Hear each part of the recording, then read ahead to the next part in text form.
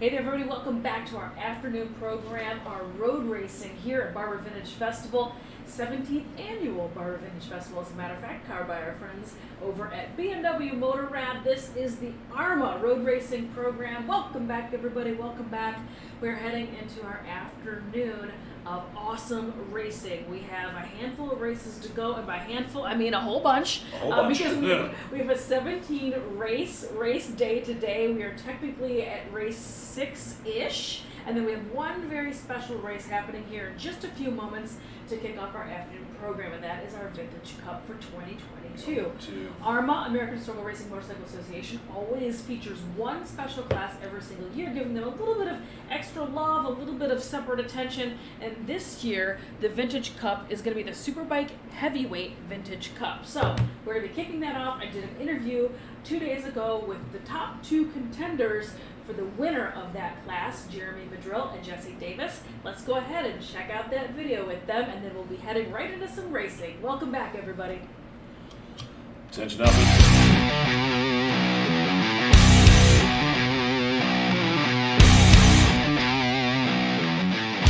Mr. Jeremy Madrill and Jesse Davis, who are currently battling neck in neck, right, guys? Yeah. For this Vintage Cup this weekend. Tell us a little bit about it. First of all, what is the Vintage Cup class this year? The Vintage Cup class is Vintage Superbike Heavyweight. And what are you campaigning? What are you riding? KZ 650. Okay, and what are you on? I'm on a Yamaha XV920R. Excellent. And I know right now, Jeremy, I believe you're in 1? I am in first place. Okay, and you're right behind Jesse in 2. Right there, and it's super close. And you were saying if you end up with a pair of second places, Yeah, it'll be the final countdown, I guess. It'll be down to like a tiebreaker. exactly, yeah. Okay, and then how does the tiebreaker get decided? So AHRMA does a tiebreaker based on first, if you tie in points, they count how many wins you have, how many second places you have, how many third places you have, and so on. So we will have the same amount of points. If I can get 2 second place finishes this weekend, we will have the same amount of points, we will have the same amount of first places, we will have the same amount of second places. Neither of us will have any third places. So then it will come down to our head-to-head battles on the racetrack, whether if I beat him more or if he's beaten me more times. In this case, I think I have more head-to-head wins. So if this all works out, that's the way that I could win the championship. Right on. But if anything happens, anything goes wrong, and I don't finish where I have to finish, Yeah. So you guys are he's in the driver's seat. clearly very evenly matched in this class, Yeah. it sounds like. Somewhat, yeah. How fun is it to go out there and bang bars with each other? There's got to be a lot of trust going on out there for some close racing. I've seen some pretty epic battles between you guys. Yeah, I mean it's a lot of fun for sure. Yeah, and having a blast out there, so it's a good time. And Right we don't on. hate each other in real life, so it just makes it. No. We just screw around and have fun. We just need the third stooge because that's how we act pretty much. Totally. Just Yeah, we're make missing, fun of each other. We're and- missing Curly. Oh, Yeah. well, alrighty then. So if anybody out there that's watching the broadcast wants to jump in and be Curly to these two up here to be the third of the Three Stooges, feel free to go ahead, jump on in the comments and let us know. Guys, have an awesome race this weekend. We will be broadcasting it Saturday and Sunday, obviously, and we're all going to be looking forward to it this year's Vintage Cup. Right on. It's been an epic battle, and we're looking forward to more out of you guys. How stoked are you to be at Barber, by the way, this weekend? It's beautiful. I mean, the weather's awesome. Everything here is super cool. The museum, the track, it's just awesome to end it here and just. Yeah, we love coming here. It's a great track for vintage bikes. It's always manicured and just pristine. And again, we got great weather this year, and so we can't ask for a better finale. You hear that, race fans? As stoked as I am about you guys watching at home, you got to put this on your bucket list. If you've never been here, you need to come here. This place is sure. epic. Awesome. Awesome. Thanks, guys. Have a great race, Cool. and we'll Thank see you. you later. Right on.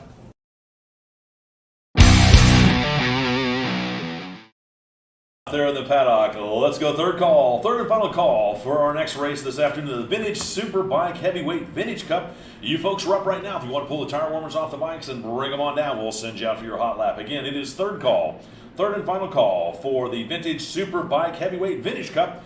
You folks are up right now. Bring them on up. We'll send you out for your 8-lap race. Again, it is third and final call for the Vintage Superbike Heavyweight Vintage Cup. You folks are up right now. Come on up. Third call for Vintage Superbike Heavyweight Vintage Cup. Well, first of all, welcome back to You the put the cat show. there, how you doing, Secondly, buddy? Greg That's all right, it's Tomlinson, okay. It's all right. GT is here, so you know I can't stop him from getting on the microphone and camera because Not for this race. Yeah, there's no stopping him for sure. I love Stephen Pettinger jumped in here and called Jesse and Jeremy a couple of hooligans. You're absolutely right; those two are definitely a couple of hooligans. And welcome to our afternoon program. I've got the schedule on the feed right now because I know a lot of you have asked about it. This is our Vintage Cup race. This is our very first race going into the afternoon show. And then we start at race 6 all the way through race 17 races today. So we've got a whole bunch more racing going on. And Greg Tomlinson has joined us. Hi. Greg, what do you think about this Vintage Cup? I absolutely love it. Yes. These are some of the fastest bikes that we have in our vintage classes, and this being a dedicated vintage organization, it's really fun that not only do we have some of our fastest bikes with some of the more competent and fastest riders, this is the season ender for our road race program. So I'm sorry, Jackie, for barging. It's great to hang out with you and Jay. You're not sorry. I couldn't. Sorry, not sorry.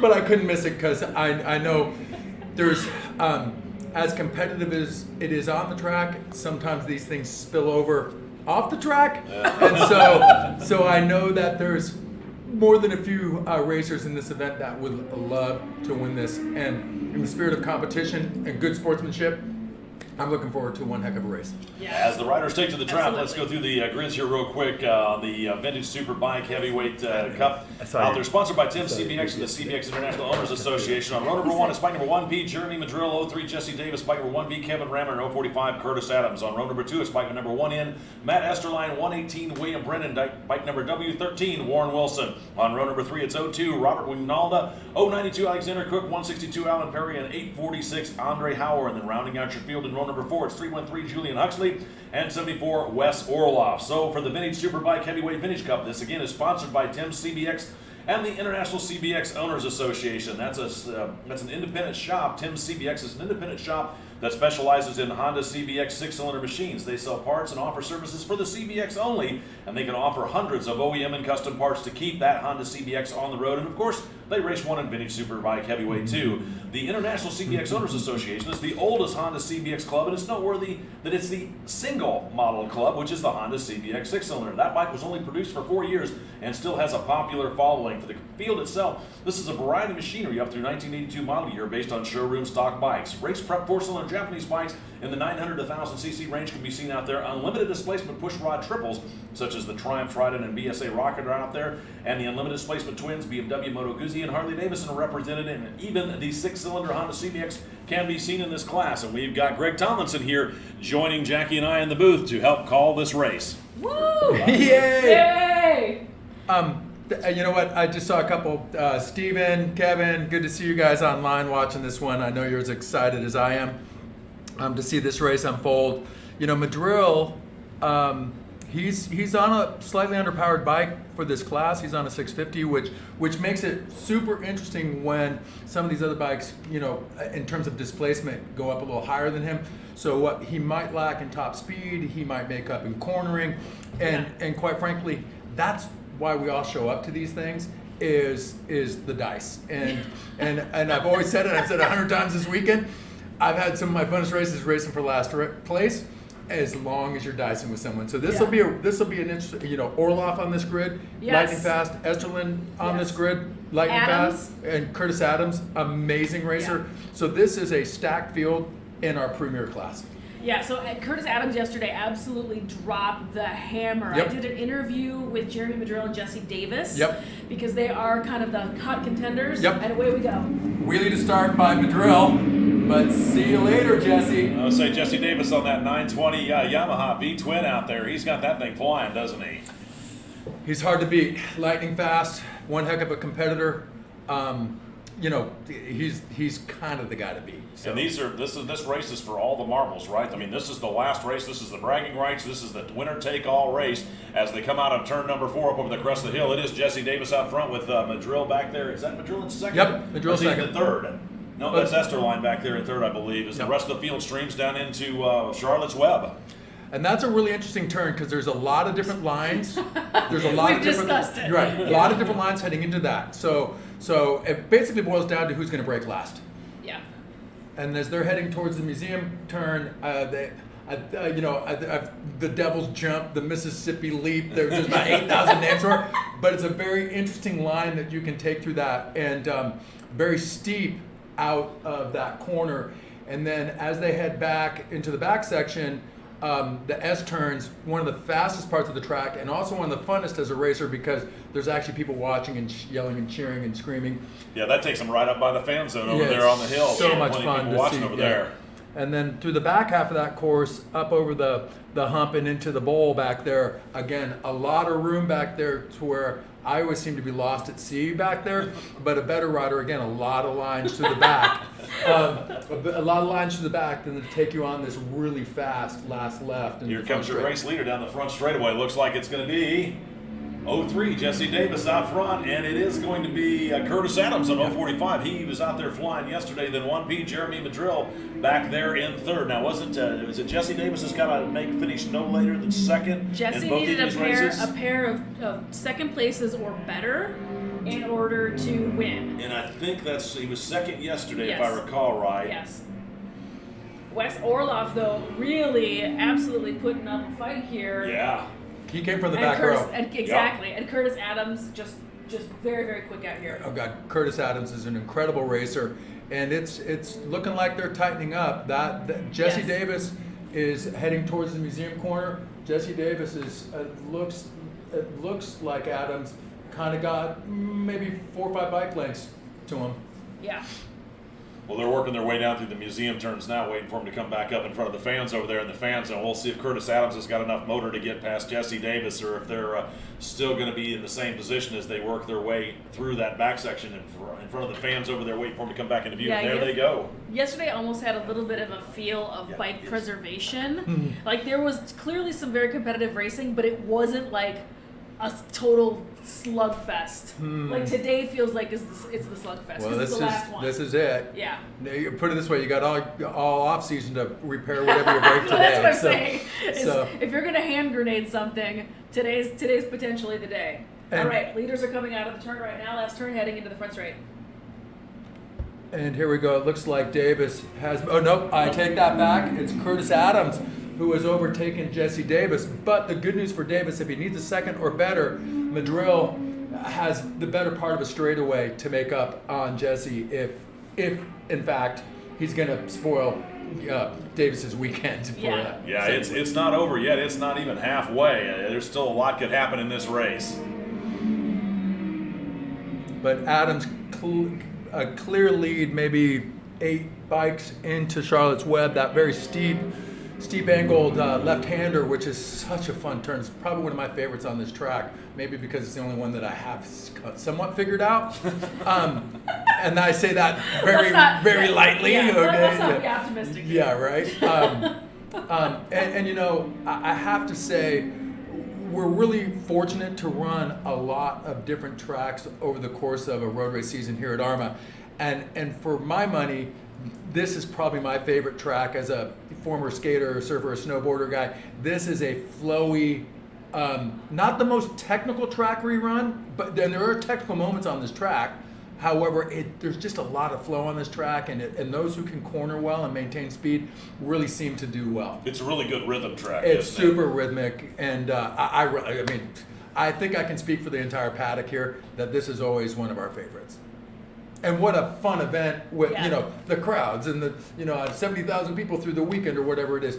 It's just so much fun, the show, and being part of the show.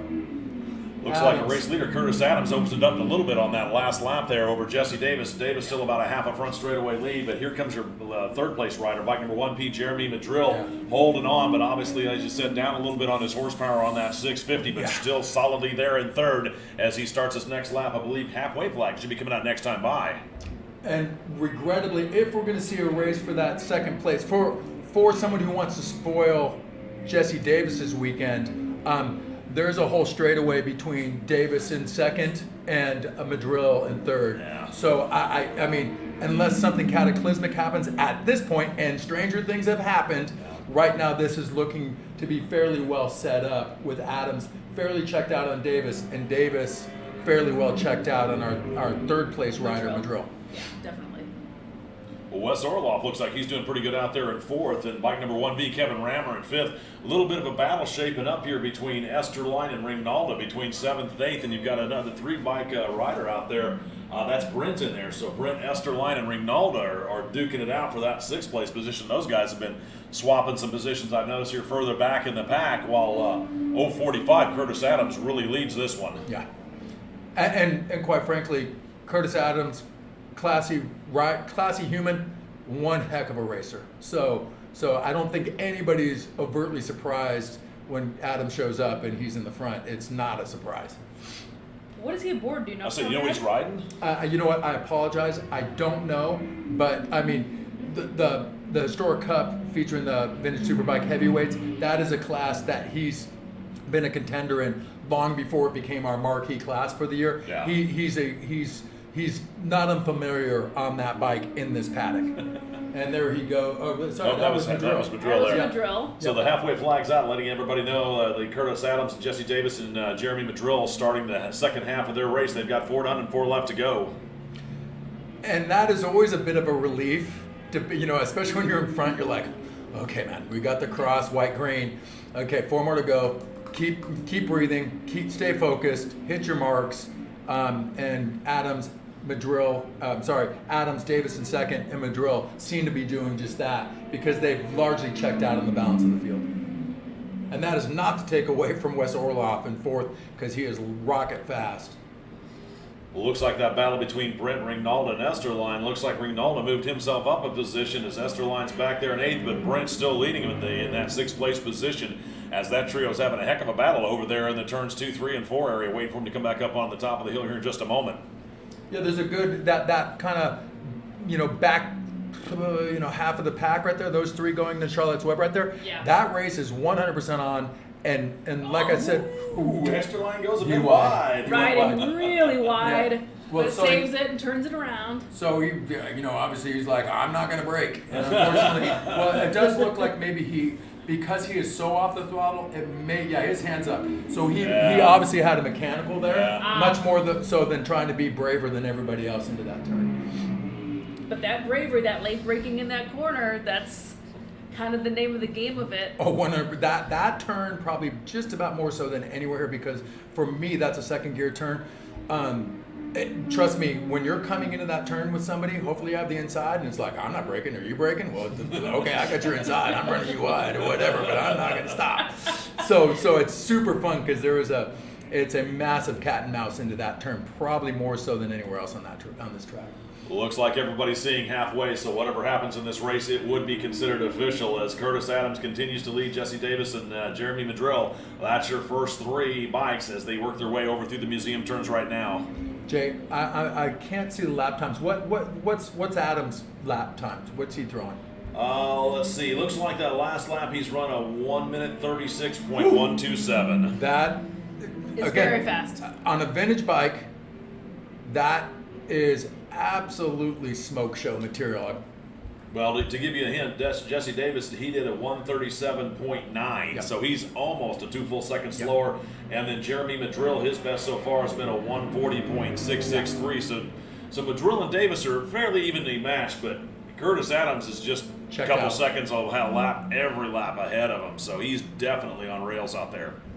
Yeah, and without having total knowledge of what some of our more modern bikes are doing, those guys are completely respectable in some of our more modern class bikes. Race leader. Yep. And that one, so right there, Curtis Adams. heading into turn 1, which is a real fast left-hander, and then you go into turn 2, which is a fun, sweepy Never ending right. Yeah, and it's so much fun. You're on the gas. You want to be on the gas as early as humanly possible. Coming out of that turn, up over the hill, which is a blind right-hander, down this front straight, or the middle straight, I should say, into that hard-braking left that we know as Charlotte's Web. A lot of fun in this front section.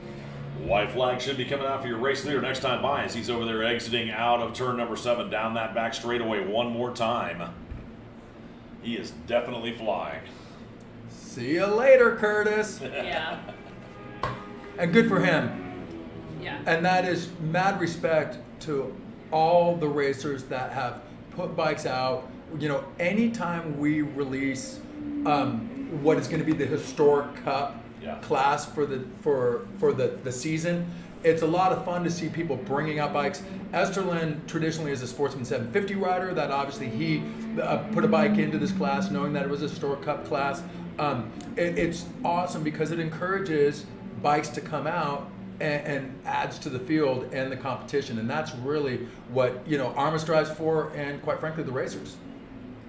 Yeah, it's cool that I love that we pay this special attention to the Vintage Cup classes also, and it's a standalone race. Yep. Yeah. And I love that. It's not 3 or 4 different classes all bundled together and making Nope. a race. Even though that's cool, and I love watching that too, is all the attention is just on this one moment, this one race. Yep. White flag out for your race leader, bike number 045, Curtis Adams, as he starts his final lap here. Let's go first call. First call for race number 6. Next Gen behind him. Superbike 2, Battle of the Twins 1, and Sound of Singles 1. You folks will be up after this one. Remember, it's a 4-lap race. We tried to get race number 6 in before lunch. Wasn't able to do it. We're going to bring you guys back up. Race number 6, we're going to conclude your race here after this one. It's first call for race number 6. Next Gen Superbike 2, Battle of Twins 1, and Sound of Singles 1. Remember, you guys have got a 4-lap race. Again, first call for race number 6, first call.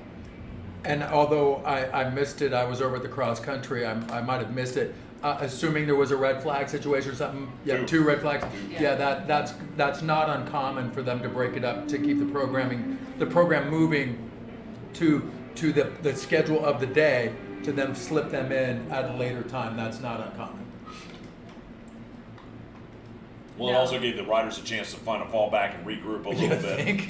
Kind of calm down because everybody gets keyed up, right? Oh, the one thing as a racer you don't want to see is a red flag, and certainly you don't want to see 2. Yeah.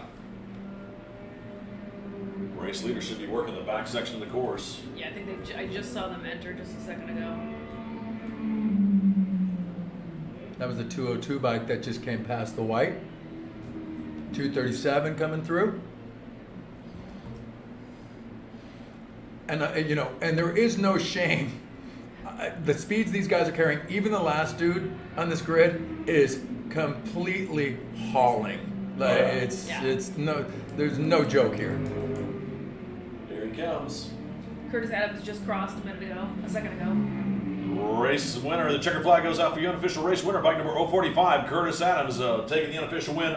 03, Jesse Davis taking the unofficial second out there. And then I believe it's going to be bike number 1P, Jeremy Madrill, taking the third. So I believe, again, 03, Jesse Davis is considered and being crowned the Vintage Cup Championship for the season. I believe he had to take 2 seconds yesterday and today to make sure that he sewed it up. So congratulations to Jesse Davis. And that is... We'll say it here. That is unofficial. That's what I said. Unofficial. But congratulations to Davis. If in fact it all goes to plan, good for him. And coming into these races, and I've had a couple of years where it being our season ender, and when you come into these races and you need 2 results, good on him, because there's some sleepless nights in that, between not only racing skill but mechanically. What can go wrong will. And so good for Davis. Attention in the paddock. Let's go second call. Second call for race number 6. Next Gen Superbike 2. Battle of the Twins 1 and Sound of Singles 1. You folks will be up here in just a moment for your conclusion of your race. Remember, this is going to be a 4-lap race for you folks. It's second call. Second call for race number 6. Next Gen Superbike 2. Battle of the Twins 1 and Sound of Singles 1. You folks are up in just a moment. Second call. Second call for race number 6. A 4-lap race. Second call, race 6. And when do they, or have they announced next year's 23 Vintage Cup? I believe, I'm not sure if it's official. It is, I believe it's out there. I'm not going to comment on it because I don't want to misspeak. Yeah. And again, usually by the end of this weekend, next year's schedule is announced as well. There's a board meeting tomorrow on behalf of our group, and usually, so soon. Usually you'll know at that meeting. Trust me, everybody is in the pitch talking about it, okay? And it's not my place to make any announcements on the club's behalf, except that I believe it is out there in the ether for those of you very who want to diplomatic really of you, look JT. into it. I was hoping for the scoop from Nah, you, but I'm clearly not. you're not going to give me the scoop. I don't want to misspeak because I've already probably put my foot in my mouth 10 times on this webcast. You're fine. No. You're always amazing on the You're broadcast. also going out over the paddock too, so that's open. Yeah, There we go. You're always amazing on the broadcast, friend. So, but again, as we're winding down, they're doing their cool down lap, if you will. This next race being a 4-lapper on some really fast bikes, if you blink, you're going to miss it. So stay tuned for the next one coming up because it's a quick 4 laps. Okay, so this is our redo of race 6, Next Gen Superbike 2. Oh gosh, it's so bright in here. Next Gen Superbike 2, Battle of Twins 1, and then Sound of Singles 1, if I'm reading that correctly. Here we go. Anyway, I can help. We got a pick Thank up? you. Yeah, that might be, it could be Esterlin. I think it was Esterlin who put up his arm. Oh, So yeah. that might be a pickup for Esterlin, which I'll tell you, Oh, there he is he's down there in the front straight away. I see him. He's He's up waiting. against the wall. Yeah, he's waiting. Yep, and to be honest with you, depending on where you end up, if you can get off the track safely behind a wall, get your machine and yourself on the other side of the wall, there has been instances where, regrettably, you're going to wait a while, depending on how the schedule goes. And in this case, I think they're going to be quickly to, there's the truck. Yep. They're Oh, already, it's Wes Orloff. oh, is it? 74. Oh, What a pity. Yeah. Now, Wes, for what it's worth, one of the and he's fine, by the way. Anybody that's Yeah, he's upright. He's He's fine. upright. He's kind of mechanical. He's pushing his bike in the trailer himself, which is always good to see. Not as good as finishing the race, but at least he's under his own power.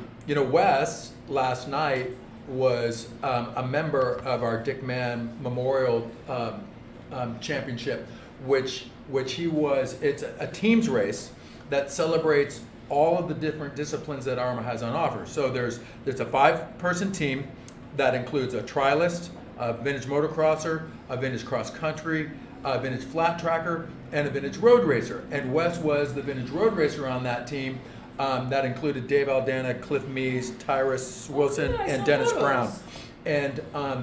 And so congratulations to Wes in winning the Dick Mann Challenge trophy. Attention out there in the paddock. Let's go third call. Third and final call for race number 6. Next Gen Superbike 2, Battle of Twins 1, and Sound of Singles 1. If you folks want to bring them on back up, we'll send you out for the remaining 4 laps of race number 6. Again, it is third call. Third and final call for race number 6. Next Gen Superbike, Battle of the Twins 1, and Sound of Singles 1. Bring them on up. We'll send you out here for your hot lap here on your 4-lap conclusion of this race number 6. Third call for race number 6. Third call. So the 4-lap sprint that's going to happen here in a second. And that'll be fun. This is a fast class and a shortened race, and so like I said before, if you blink, you're going to miss it because the lap times here are going to be pretty quick. But you were talking about the Dick Mann Championship. What a hero! Yeah, the race within a race Yep. that you've been kind of Yep. championing, and Yep. it's an unofficial. No, it's official. They all got their trophies, and okay. and it's a perpetual trophy. There's one main perpetual trophy that goes to the team, and then each individual racer got theirs for their leg of that team. And we awarded 2021 last night. The reason being we have not awarded 2022 is because there is one more race to go for that conclusion. My team, Team Lost Boys, are currently the leaders. And it's funny because at the risk of, for what it's worth, Just say it. Dick Mann, I think like most people in this paddock, if not all, he's our North Star. He was one of the founding members of this club, and his racing prowess in the glory days of the AMA is it's just known. So really, it's really a tribute to that kind of Grand National Champion that back in the day, to get to a Grand National Champion, you had to ride all forms of racing, short track, TTs, road race, et cetera, et cetera. And so the spirit of that award is significant. And so this year when they announced it, I put my name in the hat. And on my team, the teams are all picked at random. Okay, so you don't know who you're going to align with. Well, anyways, I put my name in the hat, and the gal Debbie Poole, one of our former trustees who organized it, I've won a few championships road racing, so I thought that might be my gimme. And she's like, "Do you mind if you race cross country?" And I'm like, for my money, cross country might be the funnest discipline in AHRMA. So I'm on my team as a cross country and Team Lost Boys. I've done my share. I've won both my races. So I've added 40 points to our tally, and I'm pretty proud of that. Woohoo! Okay, we got some grid now. Yeah, please go. As the riders take to the track out there for race number 6, row number 1, it's bike number 14, Brian Laraber, bike number 020, Jeff Nelson, 784, Christopher Akaiden, and bike number 1Y, Jim Barker. And row number 2 at 68R, Craig Grantham, and bike number 29J, Scott Rothermel. Row number 3 at 67M, Mark Perrone, 021, Eric Wazell, 898, Jared Sadaka, and bike number 326, Sean Castle. Row number 4, it's 57A, Robert Schautel, 48J, James Brown, and 69, Ben Baker. Row number 5, it's 198, Dylan Connor, 61, Paul Germain, and 640, Jay Letts, and then 477, Amat Akaden. Row number 4, it's bike number 4, Anthony Bann, and 12X, Ricky Orlando. For the Battle of the Twins 1, it's 03, Jesse Davis, 553, Paul Canale, 15X, Tony Preston, 46, Bob Robbins. Row number 9, it's 2A, Mark 10, 576, Christian Jensen, and bike number 19, Nate Kern. Row number 10, it's bike number 37X, Stefano Mesa, 181, Randy Sullinger, 901, Sean Weiss, and bike number 15R, J.M. Padron. For the Sound of Singles 1 out there, row number 12, it's 1F, Kevin Grimmel, 184, Troy Hogues, 275, Mike Robinson Jr., and bike number M3, Mike Robinson. Row number 13 is 729, Jonathan Costello, 57, Kevin Brown, and bike number 19T, Paul Tuckley. And then rounding out your field at row number 14 is 647, John Waverka. That's your field here for the abbreviated 4-lap race for race number 6. And I swear I saw Mark Morrow out there. Oh, well, yeah, but I don't think it was. I could have swore I saw him out there going into Charlotte's Web, and I'm like, no, that's not Mark. One of my favorite people in a paddock. I wish he was Yeah. up. But He's fantastic. this grid features the chairman of our trustees, Brian Laraber, our executive director, Craig Grantham, Stefano Mesa, who probably doesn't need a lot of introductions to race fans. He's a Moto America level rider. And here we go. Here's the start. Looks like Craig Grantham from that second row hits the jump on the field down into turn number 1. Wait for them to clear. Then it's going to be Battle of the Twins 1 and Sound of Singles 1 coming up right now as the second wave cleanly away while the Next Gen Superbike 2 riders try to get going. Wow. And was that Bob Robbins on 46? Laid out one beautiful wheelie, I think, from the front row. I'm not sure if that's the fastest way to launch, but that was a lot of fun to watch. That was some good style points right there. If it's judged, he's the winner.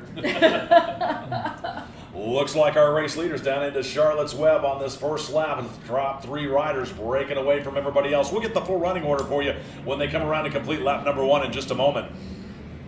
Yeah, this field is stacked with some very fast riders and some interesting mixed machinery. And then note that Jesse Davis, who just came second in our last race, is back-to-back in this one. So that can be a blessing or a curse in the sense that he's hot and tired maybe, or dude, I just got off, I'm still in it. Only 4 laps, so right. It's probably going to be the latter, that he's still stoked and he's still got a little bit of gas left in the tank. Yep. If they had to go a full 8 laps, his tongue might be hanging out by the end of it. But right now, with 4 laps with this one, they'll probably get it through it without any problems. Keep our fingers crossed, knock on wood. Yeah, all that. Yeah. But I'll tell you what, once that green flag waves, as a racer, as tired as you are, it's amazing how that seems to go away. Energized you Turn get. up.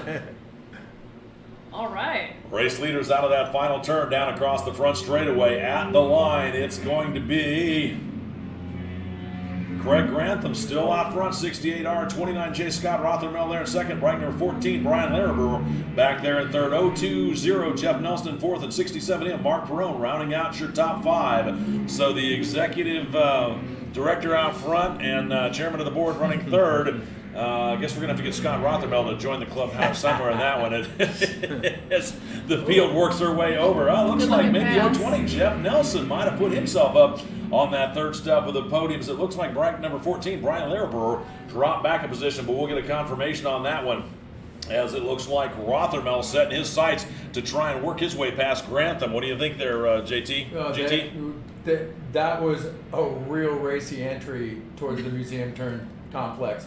It didn't look like there was an overtake, because that's a pretty moderately hard on the brakes right-hander to go to the Alabama roller coaster.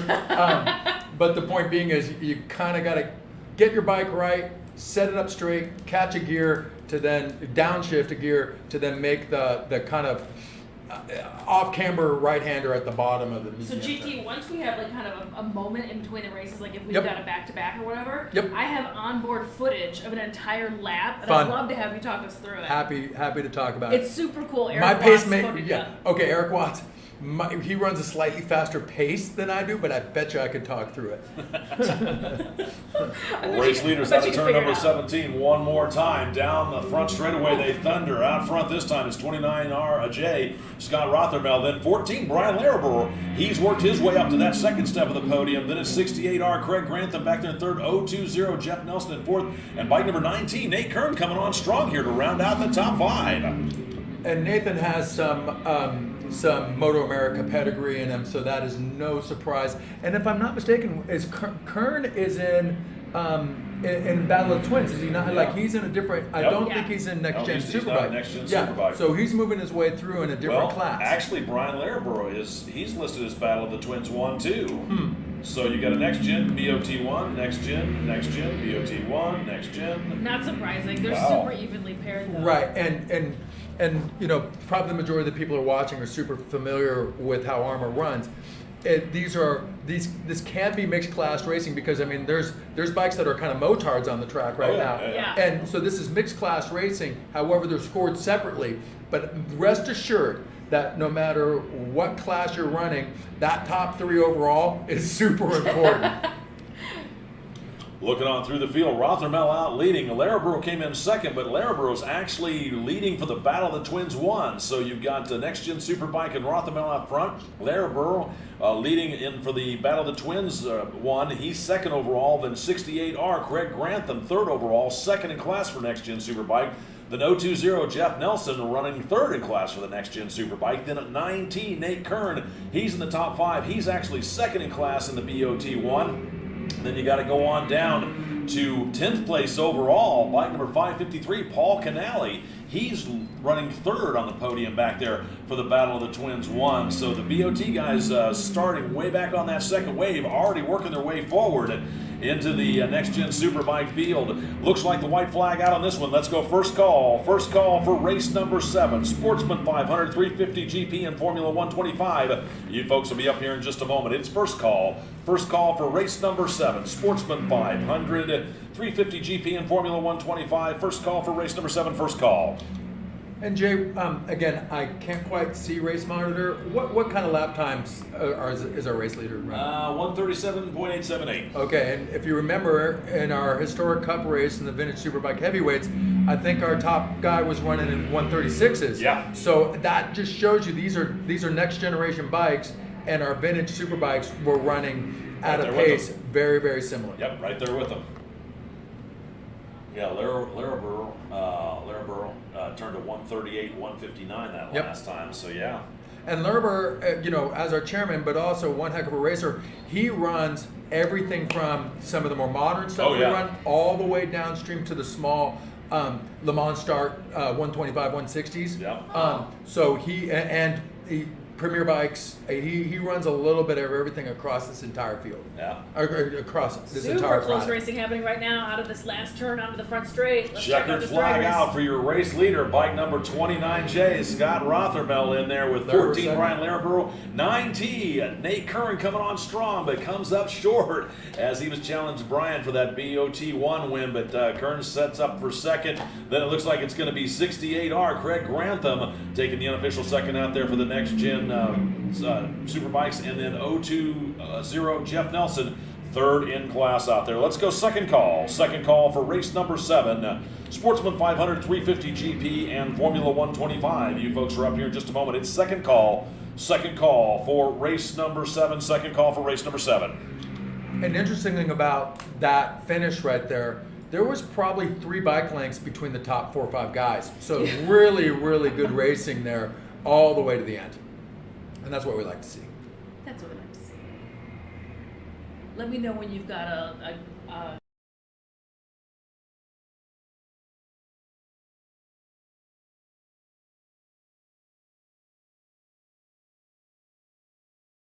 disappointing thing.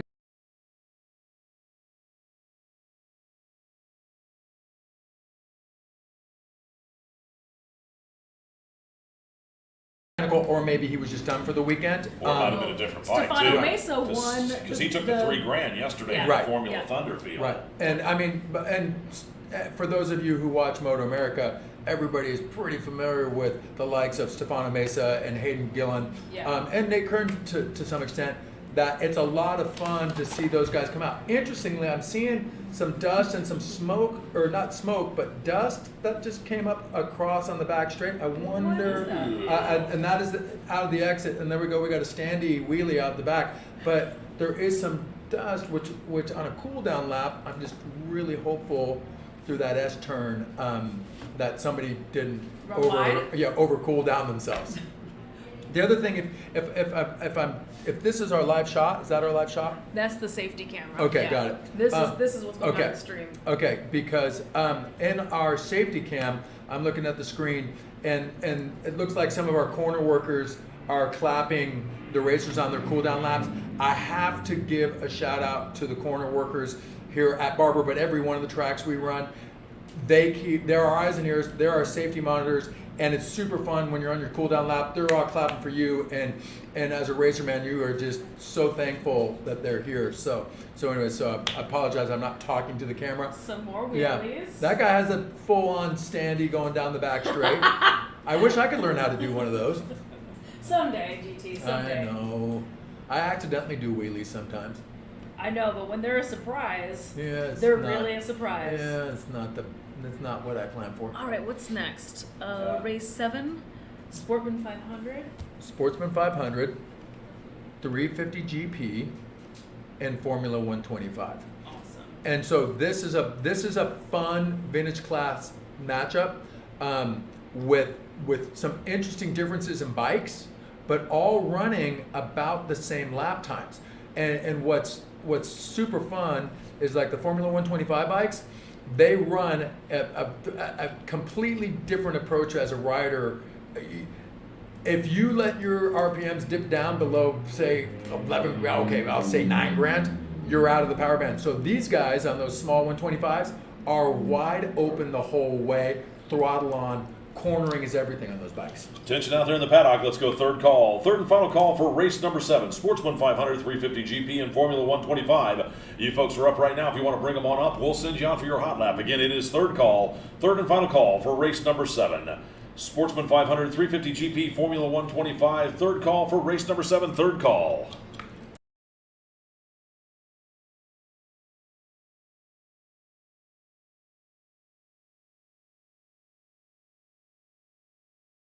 Be fun. Cool. All right, so we're heading into race number 7. Yes, Sportsman 500, 350 GP, and Formula 125. You know, in the Sportsman 500 class is again one of the more traditional, like it's a long-standing class that over the years has had very deep grids, largely dominated by 350 Hondas. And I'll tell you, for any person that may be interested in coming to race, a 350 Honda, you can run Sportsman 350 and Sportsman 500. They're very reliable. Parts are super available. It's not like drain your bank account to get those to go fast. And they're a lot of fun to ride. Oh, good. As the riders take to the track for their warm-up lap out there, here's how they're going to grid out. For the Sportsman 500, sponsored by Niche Cycle Supply. Row number 1, it's 1P Eric Cook, 69M David Miller, 334 Scott Turner, 270 Rob Hall. Row number 2, it's bike number 30, Graham Carlton, and 32X David Feldpeld, and 78 Peter Pinello. Row number 3, it's D33 Herman Narcicos, 86 Ian Obler-Holzer, 66D Eric Green, and bike number, well, we don't have a bike number, but Blake Parr's out there in that third wave, and then 647 John Waverka. For the 350 GP, presented by NYC Norton, back on row number 6, 122 Alex McLean, bike number 7 David Roper, 87 Eric Watson, 309 Tim Joyce. Row number 7, it's Z7 Jerry Dukin, 37 Jim Jowers, and 54 Jason Roberts. Row number 8, it's bike number 9A, John Sneed, 80R, Helmet Niederer, 350 Doug Bowie, and bike number 120, Michael Edwards. And then in row number 9, it's 317 Tim O'Donnell for that field. For the 125 class, on row number 11, it's 220 Tim Terrell, 13K Rod Skaggs, 215 Stuart Sanders, and bike number 17G Randy Newt. Row number 12, it's 805 Grayson Rogers, 7021 Bob Lewin, and 050 Zika Pires. Row number 13, it's 899 Clifton Ginger, 97R Ken DeBebelak, and bike number 14K Ken Newt, and 7F Mark Morrison. Then rounding out your field on row number 14 at 777 Robert Himmelman, 417 Michael Perry, and 338 Andy Feinling. So for the Sportsman 500, sponsored by Niche Cycle. Niche Cycle offering the largest Mikuni inventory in the nation and supplying a vast selection of vintage street and off-road parts and accessories to the world. Niche Cycle has you completely covered from simple repairs and maintenance to major custom and restoration projects. They stock everything they sell so they can ship it to you the same day you order it, because at Niche Cycles, they understand the passion. For the Sportsman 500 class itself, this is for 1972 and earlier street bike-based four-stroke machines. Maximum of 3 cylinders are allowed. No fairings are allowed, but drum brakes are required. This class typically pits the British twins against Hondas and Ducatis and even BMWs out there. For the 350 GP field, sponsored by NYC Norton.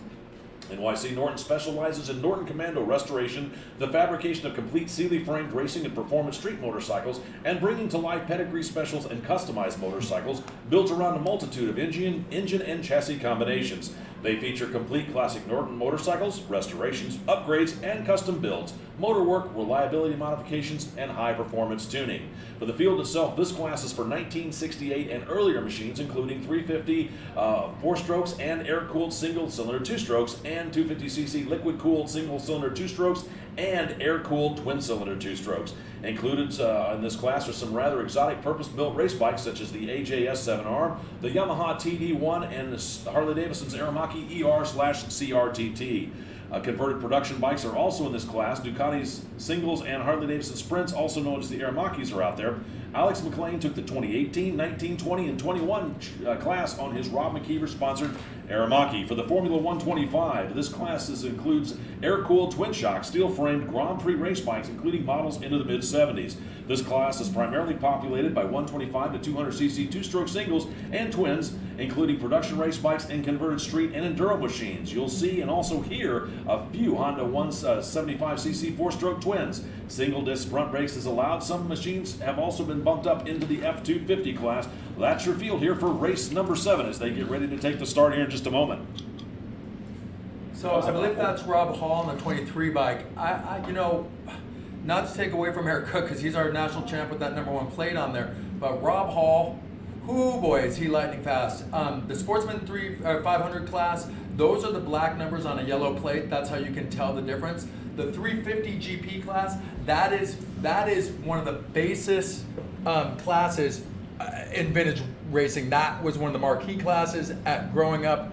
350 GP, what a lovely field. And then those Formula 125s I've already told you. And it looks like it's going to be Rob Hall with the jump. Looks like it's a green flag waves, bike number 270, Rob Hall. He's actually on bike number 23 out there, but Yeah. Rob Hall taking the lead as he leads that field down through turn number 1.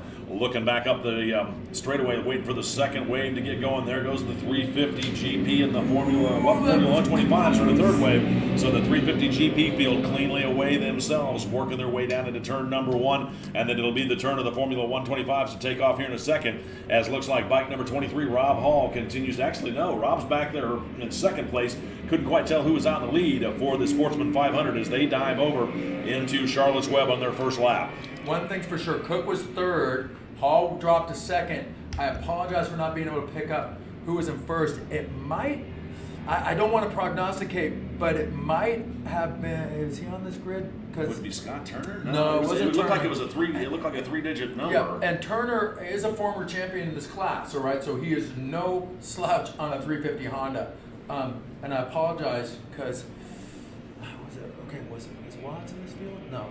I'm just trying to see who could put a wheel in on those guys. David Miller's been pretty fast himself. Yeah, I know. And Miller, and you know what? And that would be my bet, is it might be Miller who put his wheel in there. All right, race leaders are on the backside of the track right now, making their way down that back straight area to the last handful of corners. And the 125 just cleared Charlotte's Web. So, and it's always fun when you have a multi-wave start. if you're in one of those second waves, it's always fun. It's kind of it's a race within the race to try and catch the group that went in front of you in the first wave. So it'll be interesting to see how the 350 GPs do to get up into the Sportsman. Race leader out of turn number 17 onto the front straightaway at the line. Our mystery rider out there is going to be bike number 69M, David Miller out front. Good call. 270 Ron Hall there in second, and 1P Eric Cook rounding out your top three. 647 John Wavercup out there running fourth in class. He's a back-to-back, so he did a 4-lap race in the previous race. Now he's out there in this one. Then it's going to be bike number D33, Herman Narcicos, back there rounding out your top five. 30 Graham Carlton back there in sixth. Peter Pinello on bike number 78 is in seventh. Ian Oberholzer on bike number 86 is in eighth. 334 Scott Turner starting for the front row is back in ninth. And 54 Jason Roberts rounding out your top 10. It looks like Roberts leading for the 350s GP class, working his way forward. Race leaders going through Charlotte's Web right now. Somebody getting a little bit of a wide line coming through there, a little bit of a misstep. David Miller to gap Rob Hall the way he's done is super impressive, because whatever Rob Hall may lack in equipment, which is probably not much if any, he does not lack in corner speed, and so that's tip of the hat to Miller. I'm not saying he's checked out, but to put a gap on Rob Hall is no slouch, and especially Eric Cook as well, who is our current national champion. All right, race leaders at the very top of your screen, making their way towards those last handfuls of corners, while we have our mid-pack going through Charlotte Web right now. And let's go ahead and go try to track them down coming out of that last bowl before they hit the front straight. And it's fun to see John Waverka up in there, top five. He's an exceptional fabricator, mechanic, but he is 100% privateer. So again, this class can tend to be a little nuclear arms race in terms of it. And there we go. That's our race leader right there. Yep, David Miller, 69M. Hall 2. Yep. And then Eric Green. Eric Green, thank you.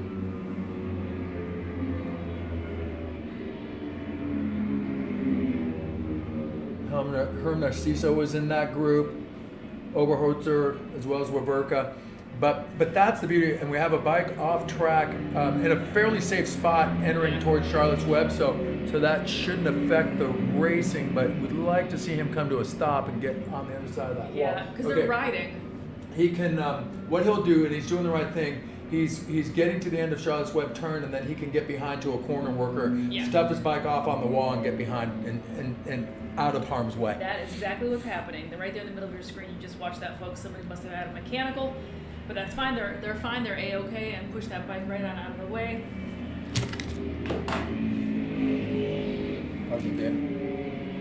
It still looks like the overall of this race is still largely dominated by the Sportsman 350, but this is an 8-lap race, and again, I would expect some of those 350 GP bikes to get up, maybe not all the way to the front, but I expect them to get up into the middle of it. Race leader right now making their way down the backside of this track. And you can tell the 350 GP bikes largely because they're fully fared, whereas the Sportsman bikes are definable because they have black numbers on yellow plates. The GP bikes are the bikes out there, in addition to the Formula 125s, but they're slightly bigger machines, but they're fully fared. All right. We have our race leader making their way down to the front straight right now. Jay, we totally missed you. That's all right. Looks like 69M David Miller still out there in the lead on this one as he starts his next lap. He's got about a half a front straightaway lead over second place rider bike number 270 Rob Hall, although Hall being on that 23 machine out there. Then it's going to be a battle between 66D Eric Green on that third step of the podium as he's got around 1P Eric Cook. So Eric Cook still back there in fourth, but definitely within striking distance is bike number 647 John Waverka. Round out your top five as halfway should be coming out next time by. Now, as always, for those of you who are watching along at home, I can only show the top 10 finishers of all classes out here on the live feed. I can't scroll, but you're more than welcome to make your way over to race-monitor.com to get the more detailed timing and scoring a little bit further down thread. Yeah, because I can see Alex McLean on the 350 GP machine, that AHRMA that he's won, I think, 4 or 5 titles on. And again, the 350 GP was one of our historic cup classes previously. Alex is making his way in traffic, just took almost 2 riders inside into Charlotte's Web. but that Sportsman 500 bike just outgassed him on the back. Interesting racing in the middle of the field with Alex McLean right in the middle of it. And there he goes. He just actually passed 2 people coming into the museum turn complex. Very fast, very talented. Oh gosh, Alex McLean. one of our fastest riders in the club. Yeah. Across multi bikes, multi classes. There's Tim Joyce. I believe he's on a 500 Triumph, entering into the Charlotte's Web. Again, when we're talking about some of the fastest road racers in our club, Tim Joyce is immediately in that conversation. He's on that 309 machine. Somebody retired over there on a Charlotte's Web. I didn't get a number on that bike because they're pushing it behind the wall. David Miller in 1, crossing start finish right now. Follow that, Rob. Halfway flags out for your race leader, bike number 69, 69M rather. David Miller working his way up into the lead on that one. He still has 270 Rob Hall right there behind him with bike number 66D, Eric Green, and 1 Paul, Eric Cook out there. 1P Eric Cook. Those guys are having a battle out there for that 3rd step of the podium as they see the halfway flags letting them know they've got 4 done and 4 left to go. Lots of time still left in this one as Cook is determined to try and put himself back up on the 3rd step of that podium as Green holds onto it, working their way out of turn number 3 up over the crest of the hill into 4 down into Charlotte's Web. Looks like Cook is now making his move down to the braking zone. Is he going to be able to make that pass stick as he's taking an inside line? They'll put 1P Eric Cook back onto that 3rd step of the podium as he puts his head down, gets a great drive out of that turn over there at Charlotte's Web with Eric Green on 66D. I'm not sure if Eric was quite expecting that move, but boy, I tell you what, Cook took off like he was fired out of a cannon out of that turn, and that caught Eric Green maybe sleeping just a little bit, so Green's got his work cut out for him, trying to reel Cook back in and having a real good battle for 3rd place out there. Yeah, that was an exceptional move, and when we're talking about that in the historic cup race, Charlotte's Web is one of the definitive passing points on this track because there are so many different lines you can take into it, and our number 1 plate holder seemed to have that fairly well figured out. Yeah. I think they were keeping that move as like a bit of a surprise. 100%. And like I said, that is, you just got to be brave on the brakes. I think, I may be mistaken, I thought I might have seen number 7 out there when we're talking about some of the fastest guys in our club. I thought I might have seen Dave Roper out there. Dave Roper should be out there. Yeah, and he's in the 350 GP class. So there goes Hall, and regrettably, Rob Hall is currently running 2nd, and he's got about maybe almost a half a straightaway behind our race leader. Looks like 1P Eric Cook managed to hold on to that 3rd place pass and start to stretch it out as leads as everybody's sitting halfway. So should something happen with this race, it would be considered complete.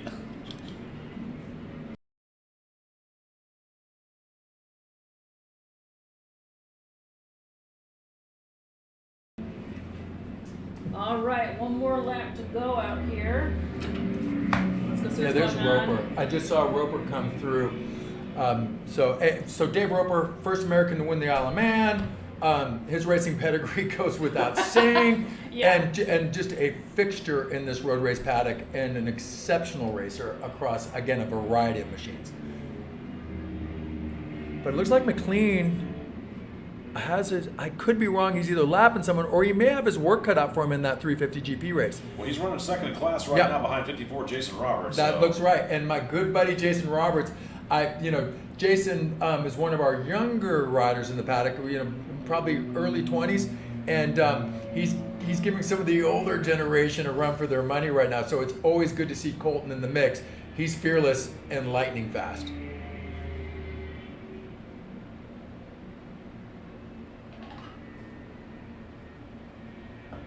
And Colton also, for what it's worth, his father Jason's out in these grids as well. So it's a lot of fun to see father and sons, which I believe the Robinsons, there's Mike Robinson Jr. and Mike Robinson Sr. are both on the course in this race, which is fun to see. I mean, one could only hope that you could have a pastime like this and share with your kids. Bike number 69M, David Miller still leading this one with 270 Rob Hall right there behind him. Then 1P Eric Cook's got himself a bit of breathing room over that challenge. At 647, John Wavercup moving forward to 4th. So 66D Eric Green, who was holding on to 3rd, slips back to round out Your top 5 as white flag should be coming out next time by for David Miller as he's showing the rest of the field the fast way around this racetrack. And you get and Waberka, his travel partner Ian Oberholzer is on the track, so I know there's some inner pit rivalry if nothing else. But good on Waberka for getting up into 4th place in that Sportsman 500 class, and I can see now McLean's making his way up, into that top 8 position. McLean overtook Roberts for that. I would suspect that would be the front run in the 350 GP class. If what Jackie just had on the screen is correct. Yeah, that was the race monitor. So. Yeah. Well, there it is, yeah. Yep, no, McLean's up to the top with the 350 GP field. Not too surprising there. And there's Dave Roper and Helmy Nieder going through Charlotte's Web again on 350 GP machines. Helmy got a good drive, but Roper had a slightly better one. But it looks like he's got about 4 or 5 bike lengths to catch up on Roper, which, Helmy riding that NYC Norton 350 GP bike. Stranger things could happen if Helmy overtakes David Roper. White flag out for your race leader, bike number 69M, David Miller, as he starts his final circuit here on the track. Looks like he's got a full front straightaway lead over second place rider, bike number 270, Rob Hall, who's definitely got a greater lead than the full front straightaway over that third place rider, bike number 1P, Eric Cook, as Eric comes across the start finish line back there solidly in third. Well, let's go first call for race number 8, Sound of Singles 3 and Next Gen Superbike Lightweight. You folks will be up here in just a moment. It's first call for race number 8, Sound of Singles 3 and Next Gen Superbike Lightweight. First call, race number 8, first call. Yeah, it looks like McLean has stretched his lead over Colton Roberts in that 350 GP class, if I'm not mistaken and if I have it correct.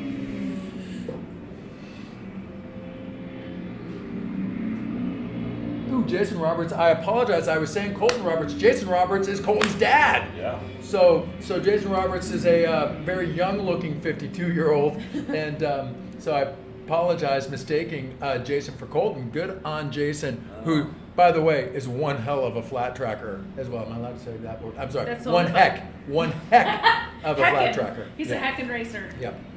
Well, I figured out why Eric Green was holding on to third and dropped back. He had a mechanic on. He's man, off the what a track pity. over there.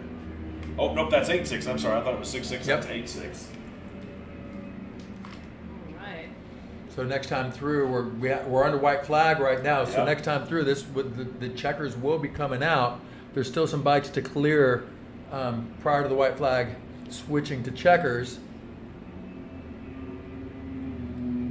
That's Tim Joyce on the number 309 bike coming Checkered through. flag out for your unofficial race winner, bike number 69M, David Miller. Then it's going to be bike number 270, Rob Hall, out of turn number 17 himself, coming across the start-finish line, taking the unofficial second out there for the Sportsman 500. In next across the line, it'll be bike number 1P, Eric Cook, as he's working his way through some of the traffic. Here he comes, Eric Cook on 1P, taking the unofficial third out there for the Sportsman 500.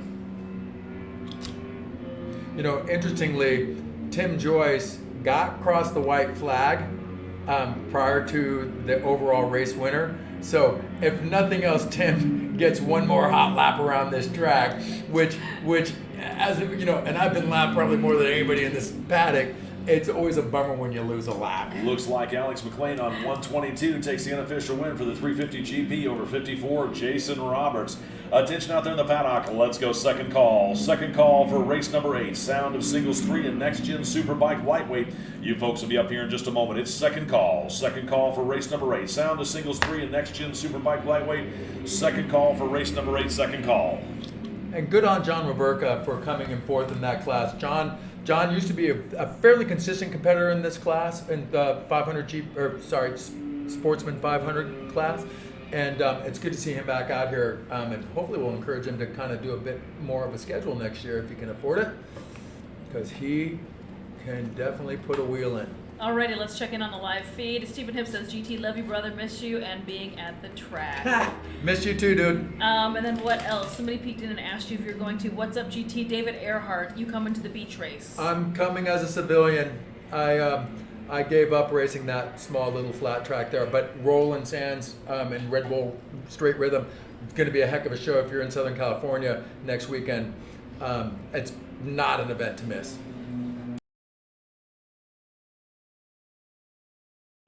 All right, so let's go ahead. While I have GT here, Let's do it. I wanted to show him this on-track video. This is fun. And have him do the commentary through it. So let's check it out. Fun. All right, so yep, I'm watching this camera. Okay, so what's neat is you can also see the live speed here. So coming down the front straight, this first turn, this left-hander right here, a very fast turn. Like every time I go through there, I'm always like, I can go twice as fast. This right-hander seems never ending, and on the exit, you just want to get on the gas as early as possible to come up over here, this blind right-hander up and over the hump. I usually catch a gear right on the backside of that, and you're hauling as fast as you can into the ever important Charlotte's Web. So this is a second gear turn for me, and again, lots of lines in this turn, lots of passing opportunities, and wow, is this Eric Watts we're riding with? Yeah. Oh boy, nice carrying speed through that turn. Now we're coming into the museum turn complex. Under the bridge, there's a weird doll hanging from this bridge that you might want to pick up, and it's super weird. But you want to get your bike straight up after that right-hander. You want to be straight up over the Alabama jump into this off-camber right-hander, and this is one of the fastest parts of the track right here. This series of S-turns, man, you can really screw it on and screw it up if you don't get your line correct here. There's a fair amount of width on that exit there, and always one of those ones for me anyways that I could carry more speed. Now here goes Eric overtaking another rider into this left-right combo, which goes lined up over this hill into the back bowl. Now this back bowl, again, your survival instincts tell you to roll off, and you have to roll on because there is a lot of area back here, and again, a lot of different lines here to pass, inside, outside. You can see someone going off the track. That's how you get off the track safely. And then this last left-hander is a fast one. You are driving as hard as you can, and then you're catching gears, and hopefully you're going to take that checker flag at 90 miles per hour and then some, and boom, that is a lap at Barber Motorsports Park, which is one of the most funnest tracks we do all year. I've been waiting for you to come up here and commentary that to me, because I know I've been around this track once, a handful of times. Sure. As a passenger on a sidecar. Yep. So I'm familiar with it, but I mean, not as familiar as you, obviously. I was like, I want somebody to be able to like talk through this track with me. So thank you so much. That was awesome. This track is one of our family's favorite tracks because it is so flowy. There is a mix. It's not the most technical track we run, but it's certainly probably the flowiest track we run. And in terms of carrying corner speed, and as long as you hit your marks, it's a favorite. Attention out there in the paddock. Let's go third and final call for race number 8. Sound of Singles 3 and Next Gen Superbike Lightweight. You folks are up right now. If you want to bring them on up, we'll send you out for your hot lap again. It's third and final call. Race number 8. Sound of Singles 3 and Next Gen Superbike Lightweight. Third call for race number 8. Did you out here, buddy? Yeah, I got to go look at the trailer. I apologize. Thanks for coming by. Good to see you again. Thank you, buddy. Be careful on the way home. I will. Safe travels. Alrighty, our guest commentator up here, Mr. GT, Greg Tomlinson. Always a hoot to stop by and say hey. It is. It's great to see him again. So let's go ahead and get these guys down and pull up our next graphic. So knowledgeable on this track and the racers. That's great. Plus, he's Yes. I think he's part of the club establishment, isn't he? How do Buddy, you- I thought you were talking about. Did he use a representative for the West Coast? I thought I was talking about that there. Possibly. Anyway, possibly. That's great. All right, what's next here? Next 8 is Sound of Singles 3 and Next Gen Superbike Lightweight. So that'll be a pretty good race out here too. A little bit of the smaller bikes, but the Next Gen Superbikes Lightweight, those guys are fast. Yeah, those guys are fast, and these are some pretty evenly matched bikes. Now, Starpoli's in this one along with Yasso, so these guys will be And flying. Ralph Starpoli Yep. is in this one. So do you think we're going to have a Starpoli problem today? Maybe, I don't know. He did pretty good yesterday. No, I mean, that's As the what he's a problem as for the the other racers take ones. to the track out here for their warm-up lap, here's how they're going to grid up. For the Sound of Singles 3, presented by Rising Sun Cycles on row number 1, bike number 80L, Ralph Starpoli, 3Z Dave Frick, bike number 12, Adrian Yasso, and 329, Matthew Crabtree. Row number 2, it's 242, Michael DeRoche, 711, 1, Eric Lukehart, and 923, Colleen Ermsum. Row number 3, it's bike number 6, Bill Dorn, 968, Jim Masters, 141, Larry Watts, and 241, Sharad Sandbag. Then row number 4, it's 390, Benjamin Zawacki, bike number 28, Rob Bagley, and 632, Dwayne Hickson. Row number 5, it's 781, Paul Nelson, 13K, Rod Skaggs, X48, Paul Kohler, and 313, Julian Huxley. Row number 6, it's 317, Tim O'Donnell, 771, Ray Hoffman, and 271, David Vaughn. Then rounding out this field on row number 7, it's 99Q, Patrick Hirschfield. For the Next Gen Superbike Lightweight, presented by Pool Professors of Tallahassee and Brian Wells. Back on row number 9, it's 1S, Harry Vanderlinde, and 949, Keith Powell, 700, Cameron Crockett, and 62X, Robert Himmelman. Row number 10, it's 83, Beast, then Blay, 321, William Haggerty, and 181, Randy Sullinger. Row number 11, it's 560X, Scott Wilson, 92R, William Brian Wells, then 224X, Bill Howard, then bike number Andrew Malk, I believe it's on 95. Row number 12 is 902 Caleb French, 91 Sean Smith, and bike number 220 Sean Gilmore, and then row number 13, 43 Jerry Nichols Sr. out there. That's your field here for race number 8, Sound of Singles 3 and the Next Gen Superbike. For the Sound of Singles 3, as we said, this is sponsored by Rising Sun Cycles. RS Cycles is a veteran and family-owned small business that is dedicated to supporting GP bike racing in the U.S. They supply racing bikes, parts, advice, and sponsorship for racers and track day riders on Honda RS 125 250s, the NSFR 250R, Moriwaki's MD 250H models, and the Yamaha TZ 125s and 250 GP bikes. They stock thousands of OEM parts and have started sourcing replacement parts as those parts become unavailable from the manufacturers. While they mainly focus on GP bikes, they can also get lots of gear and other supplies that racers will be needed by AHRMA racers. So feel free to contact them at rscycles.com. For the field itself, this is open to small bore production singles such as the new KTM 390 RC and the Duke, plus purpose-built machines with Grand Prix race chassis. GP-style bikes can use any one of a variety of air or water-cooled 2-stroke or 4-stroke engines. Liquid-cooled 2 or 4 strokes can displace up to 250 cc's. Air-cooled 2 strokes to 350 cc's, and air-cooled 4 strokes up to 350 cc's. For the Next Gen Superbike Lightweight, this field is sponsored by Pool Professor of Tallahassee and Brian Wells. Pool Professor of Tallahassee is a swimming pool service, repair, remodel, and installation company in Tallahassee, Florida. They're pleased to be sponsoring the Next Gen Lightweight class and look forward to supporting the growing AHRMA for years to come. This class was new in 2018 to showcase what was raced in the 80s through the early 90s. Eligible machines in this class can be from any market in the world. Period, OEM, and race team paint schemes are strongly encouraged. Bikes that you might see on the grid out there would be the Momoda YB7400, the Honda Hawks and 500 Interceptors, Suzuki's GS500 Twins, Yamaha's FZ600s, the first gens, and Yamaha FZR 400s, and the Yamaha RZ350s. That's your field here as the bikes take to the grid, waiting for the green flag to send them down the front straightaway in just a moment. Woo! What you looking at? One of our lead bikes has like the Valentino Rossi kind of replica, the go. Oh yeah, that's Starpoli. That's how I tell who he is. Of course it is. Yeah, that's Ralph Starpoli. Lights out at bike number 12. Adrian Yasso gets a good jump, but here comes bike number 80L. Ralph Starpoli trying to work the outside as he sweeps around. So Ralph Starpoli leads bike number 12, Adrian Yasso, and the rest of the field as they work their way through turn 1 over to turn number 2. Looking back up to the grids here, the Next Gen Superbike Lightweights cleanly away themselves. It looks like bike number 700, Cameron Crockett, getting a good jump over bike number 1S, Harry Vanderlinde, to lead that field over into turn 1. Meanwhile, Starpoli, Yasso, and the rest of the field file down into the turn 5 break area. On this opening lap, I believe that third place might be Frick. Can't quite tell from this vantage point, although it could be 329 Matthew Crabtree. He's a pretty fast rider, usually up front himself, starting up there in that front row. Again, we'll get the full running order when they come around to complete lap number 1 here in just a moment.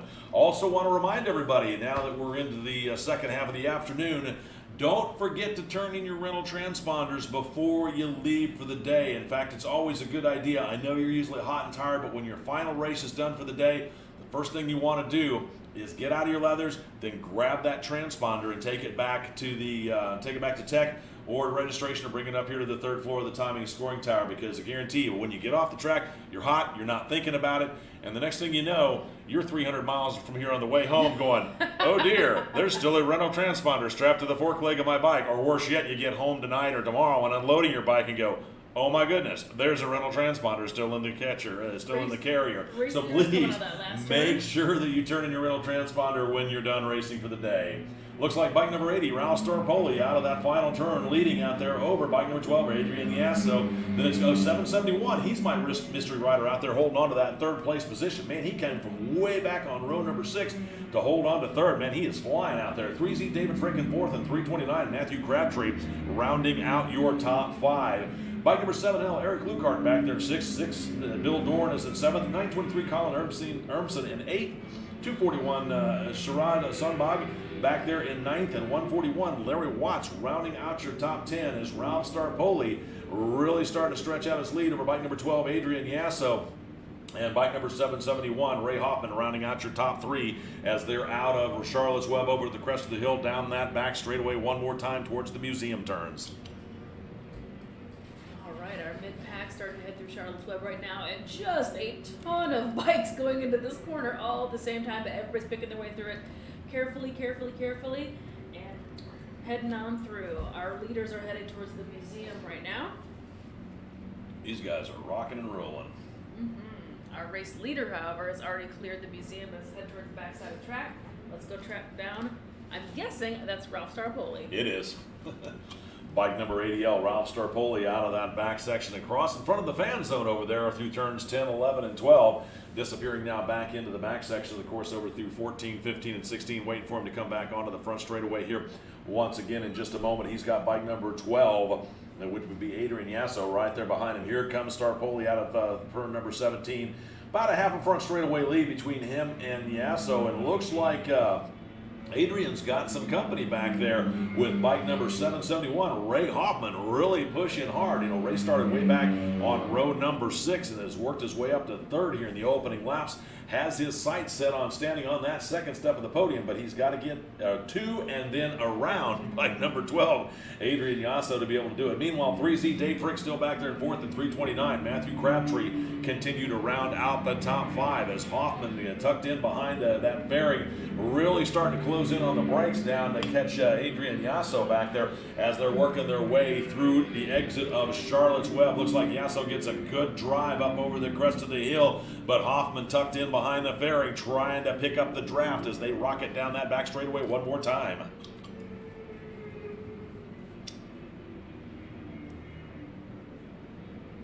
That was really cool to have GT give us commentary on that lap. That's what I was waiting for. I was like, I know he's gonna have some funny insights, you know. He's a good sport. We always enjoy having GT stop by. All right, let's go track down race leader at the very top of your screen right now on the live feed. That is our race leaders making their way towards the last handful of turns, that big bowl, right before they hit this front straight again.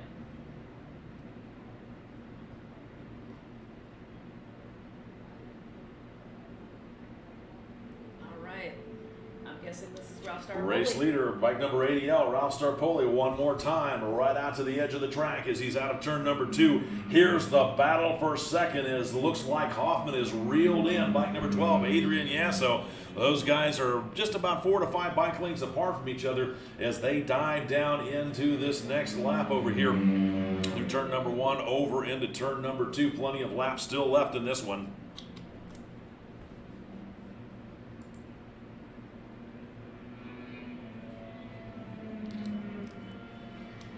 Then next across the line is 3Z David Frick back there in fourth, and 329 Matthew Crabtree rounding out your top 5 as Hoffman once again right on the tail section of Yasso down into Charlotte's Web, but Adrian opens up the throttle and gaps out instantly 6 to 8 bike lengths over Hoffman. So it looks like Yasso's got a little bit more horsepower, but Hoffman's keeping it honest, trying to run as much corner speed as he can, on these little bikes.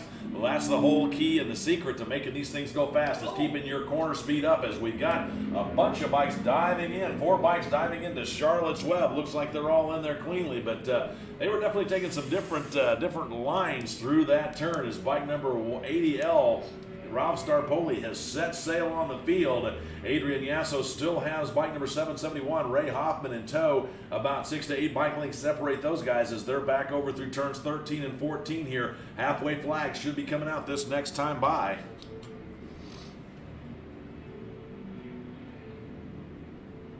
Got some more bikes piling into Charlotte's Web there.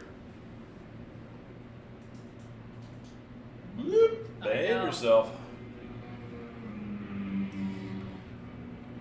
Halfway flags out for your race leader, bike number 80L, Ralph Starpoli, bike number 12, Adrian Yasso. Looks like he's got a little bit of breathing room on that time. Not sure if Ray Hoffman had a bit of a moment back there or maybe just getting a little bit fatigued as Hoffman was a good 10 to 12 bike lengths behind him at that last lap. Meanwhile, 3Z David Frick still leads Matthew Crabtree. That's 4th and 5th as they see the halfway flags, letting them know they've got 4 done and 4 left to go. Looks like our race leaders are going to start encountering some lap traffic as Yasso sees the halfway flags and starts to turn it up as he's got a pretty good gap now over Ray Hoffman, who came Hoffman coming from all the way on that row number 6, working his way forward. Bike number 6, Bill Doran, still back there in the 6th place position. 83, Sven Blay back in 7th. Looks like Sven is leading for the next gen Superbike lightweight field. He's got 949. Keith Powell right behind him. Then 241, Sharad Sandbach back there in 9th. And then looks like bike number 1, Harry Vanderlyn, and rounded out the top 10. Harry holding on to that 2nd position for the next gen Superbike lightweight as Ralph Starpoli having to work his way around some of the back markers as he gets around him cleanly. Then Yasso's going to encounter him, and it looks like bike number 771, Ray Hoffman, continues to hold on to that 3rd position, but continues to drop back just a little bit with Adrian Yasso up there in 2nd.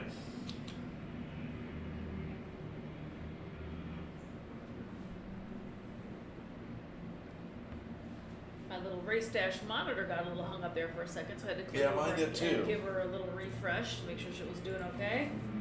As always, for all of the more detailed timing and scoring, you can head out there on the live feed to race-monitor.com. Uh-oh. Ralph Starpoli just crossing start Where's finish. Ray? I wonder if Ray's got a problem with his bike. Ray Hoffman? Yeah. Oh yeah, not yet. He does. Yeah. He does.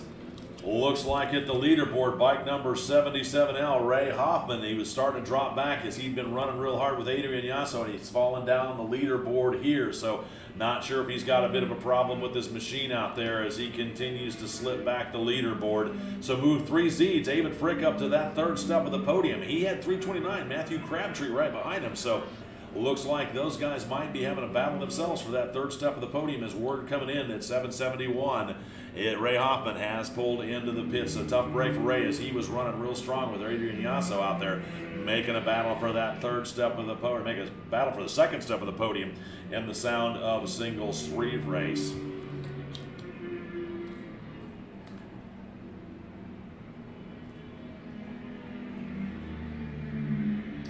Ralph Starpoli having a real yacht rock moment out here with Come Sail Away because he's just been doing some smooth sailing out here from start to finish. That was terrible. Making it look real easy. That's right. Terrible. Sail You away. didn't go there, did Sail you? away. Who is Styx? I don't know those guys. Uh-huh. Hey, look, I just report it as I see it. Ralph Starpoli crossing start finish right now. Bike number 80L, Ralph Starpoli, making it look easy as he continues to pick his way through the lap traffic. And then it's bike number 12, Adrian Yasso, has been able to keep him in sight and quite a distance back to our 3rd place battle between Frick and Matthew Crabtree as Starpoli out of the turn number 4 up over the crest of the hill, while 3rd place, Frick just crossing the line. He has 329, Matthew Crabtree right there behind him. White flag should be coming out next time by for Ralph Starpoli as he once again continues to pick his way through the lap traffic. Not an issue for him, and it's going to be bike number 12, Adrian Yasso's turn to catch that pack himself, as it looks like he's going to get by him cleanly on the straightaway between turns 7 and 8. Yeah, starting to run into a little bit of traffic. There was a real wide line taken on that last ride through Charlotte's Web there, that last little pack that came through here. I don't know if that was intentional or not. They're fine. Just was looking a little wide out there.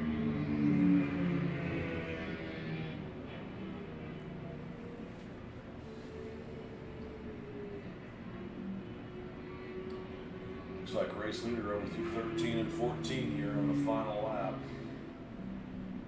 Or next to the final lap.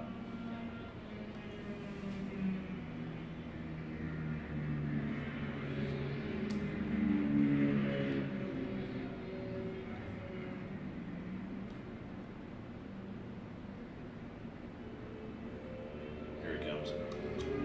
Bike number 80L, Ralph Starpoli around more of the back markers as he sees the white flag, letting him know he's on his final lap. Looks like bike number 12, Adrian Yasso, still about a half a front straightaway lead behind him, holding on to that second place position as he starts his final lap, working his way through traffic himself as more of the lapped riders make their way across the start-finish line. Starpoli gingerly picking his way around the pack out of turn number 4 up over the crest of the hill down into Charlotte's Web as 3Z David Frick across the line. And Matthew Crabtree, not 15 bike lengths adrift. Not sure if Crabtree's going to be able to reel in Frick on this last lap as those guys see the white flag. Starpoli out of Charlotte's Web over the crest of the hill on 7 and down that back straightaway they go. Attention in the paddock. Attention to the paddock. Let's go first call. First call for race number 9. Formula 750, 350 Sportsman, Vintage Superbike Lightweight, and Classic 60s. You folks are up here in just a moment. It's first call. First call for race number 9. Formula 750, Sportsman 350, Vintage Superbike Lightweight, and Classic 60s. You guys are up in just a moment. It's first call. First call for race number 9.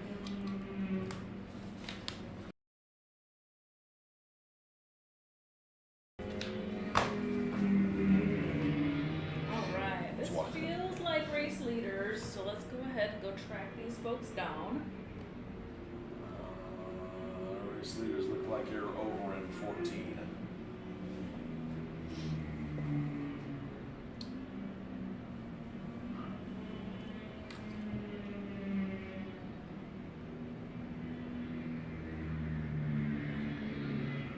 Here he comes. Race leader, bike number 80L, Ralph Starpoli, down the front straightaway, taking the checkered flag and the unofficial win out there. And it looks like it's going to be bike number 12, Adrian Yasso, taking the unofficial second out there for the Sound of Singles 3. As again, lapped riders continue to stream on by, waiting for bike number 3Z, David Frick, to come into view. As Starpoli got out front in the opening laps on this one and never looked back as he's working his way on the cool down lap. At the line for that third place position, it is going to be 3Z, David Frink, and bike number 329, Matthew Crabtree, just a few bike lengths behind him, taking that fourth place position. Then it looks like it's going to be bike number 83B, Sven Blay, taking the unofficial win out there for the lightweight novice riders. It's great that he worked his way forward. Looks like bike number 1S, Harry Vanderlyn, in second in class for the lightweight, the next gen bikes. And then, oh, I'm sorry, it's Keith Powell, 949, Keith Powell getting around Vanderlyn. And so put Powell up onto that second step of the podium unofficially, and then Vanderlyn rounding out your top 3. With the checkered flag out on this one, let's go second call. Second call for race number 9, Formula 750, Sportsman 350, Vintage Superbike Lightweight, and Classic 60s. You folks are up right now, in just a moment rather. Second call for race number 9, second call. We got back-to-backs on this one, so if you got to take a quick break, go for it. All right, I just lost the camera. I know it's been working fine all day long. All righty, friends. So with that, I'm going to go on ahead and attempt to go fix that camera. I'm not sure if I'm going to go do it or not. It is very far away. I want to thank some of our awesome sponsors, though. So hang tough. We'll be right back. I just want to give a little bit of love to our sponsors.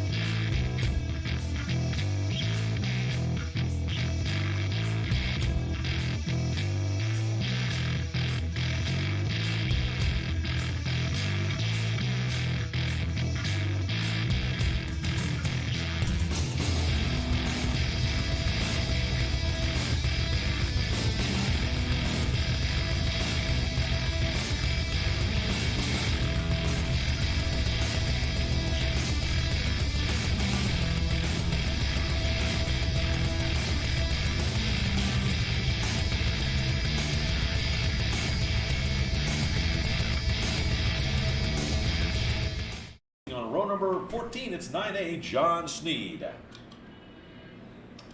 For the Formula 750, sponsored by NYC Norton. NYC Norton specializes in Norton Commando restorations, the fabrication of complete Sealy-framed racing and performance street motorcycles, and bringing to life pedigree specials and customized motorcycles built around a multitude of engine and chassis combinations. They feature complete classic Norton motorcycles, restorations, upgrade, and custom builds, motor work, reliability modifications, and high-performance tuning. This class is for 1972 and earlier 600 through 750cc four-stroke machines up to 4 cylinders. Must be representative of race bikes of the era with fairings and lower clip-on style handlebars. Disc brakes and upgraded aftermarket frames are allowed. BSA, Triumph, Norton, Honda, Yamaha, Ducati, and BMW are all represented in this field. For the Sportsman 350, sponsored by Town Racing with over 30 years of experience, Town Racing's Gary Swan is the go-to guy for British and Honda twin race bikes for both dirt track and road racing. Services include engine building, race prep, fabrication, and more. Products available from Town include race quality pistons, ignitions, bodywork, bike stands, and more. Visit them in the pits. Look for bike number 59. For the field itself, this is for 1972 and earlier street bike-based four-stroke machines. No fairings are allowed, but drum brakes are required. This is usually dominated by the overhead cam Honda CB350 field. For the Vintage Superbike Lightweight, sponsored by 51% Racing. Enjoying racing and enjoying AHRMA and the members that make it so much is what 51% Racing is all about. For the class itself, a variety of machinery up through 1982 model years based on showroom stock bikes. Overhead cam singles, including Yamaha TT500s and Honda Ascots are out there. Overhead cam twins to 470cc's and pushrod twins to 650cc's are allowed. Four-cylinder bikes, including Honda CB350 400s, up to a maximum 400cc displacement are also allowed. The Classic 60s, sponsored by N-Cubed Racing. This is 50 and 60 eras Grand Prix and Clubman style racers. 350cc/500cc four-stroke overhead valve and overhead cam engines are out there, and 750cc side valve machines similar to the 500 GP and the 500 Premier class, but in a more original trim. Maximum of 4-speed gearboxes allowed. Norton Manx Alex McLean has been the National and Dixie Cup champion in the past 7 seasons, as it looks like the Formula 750 field thunders down that front straightaway towards turn number 1 in the opening turns of lap number 9. Race number 9.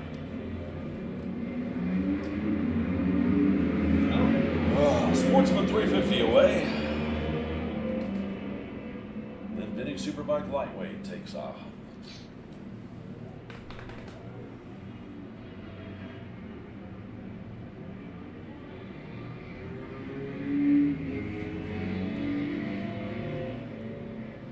And the third wave for the Vintage Superbike Lightweights and the Classic 60s away cleanly themselves as the Formula 750 field gets up to speed, working their way out of the back area over towards turns number 8 and 9 in the museum right now.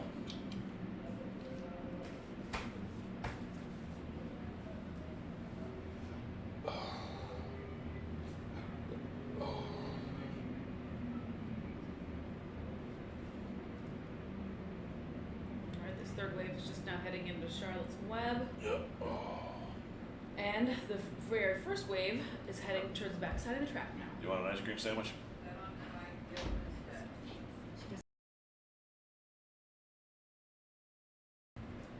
All right, let's go track down our current race leaders. They're heading around those back, that big back right-hander before this quick left, and then they head back out here on this front straight. Race leaders out of turn number 17 onto the front straightaway. It's going to be bike number 114, Trip Nobles, as he's got a great lead over the rest of the field. Then next across the line, it's going to be 17, Kenny Cummings, and bike number 1D, Mark Morrow, rounding out your top 3 for the Formula 750. 5S, Mark Morrison back there in 4th, and bike number 20, Brad Phillips, rounding out the top 5. Oh, okay. Your significant others here.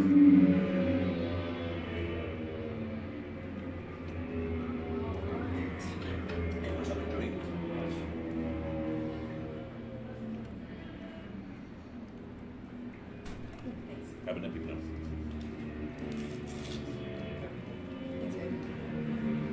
All right, let's go track down these race leaders right now. We should be near the museum. I do see some bikes up there, so that is where our current race leaders are headed. They have not started making their way back down this front straight yet. 2. Somebody's down at 2. And it looks Riders up and okay, but I don't see the number yet. The motorcycle getting pushed out of the way, out of the gravel. They're fine. They're pushing under their own power, so everybody's all right. Just getting it out of the way back there. Our race leaders are right now making their way down that back straight, coming out of the museum turn. So let's go track them down up there.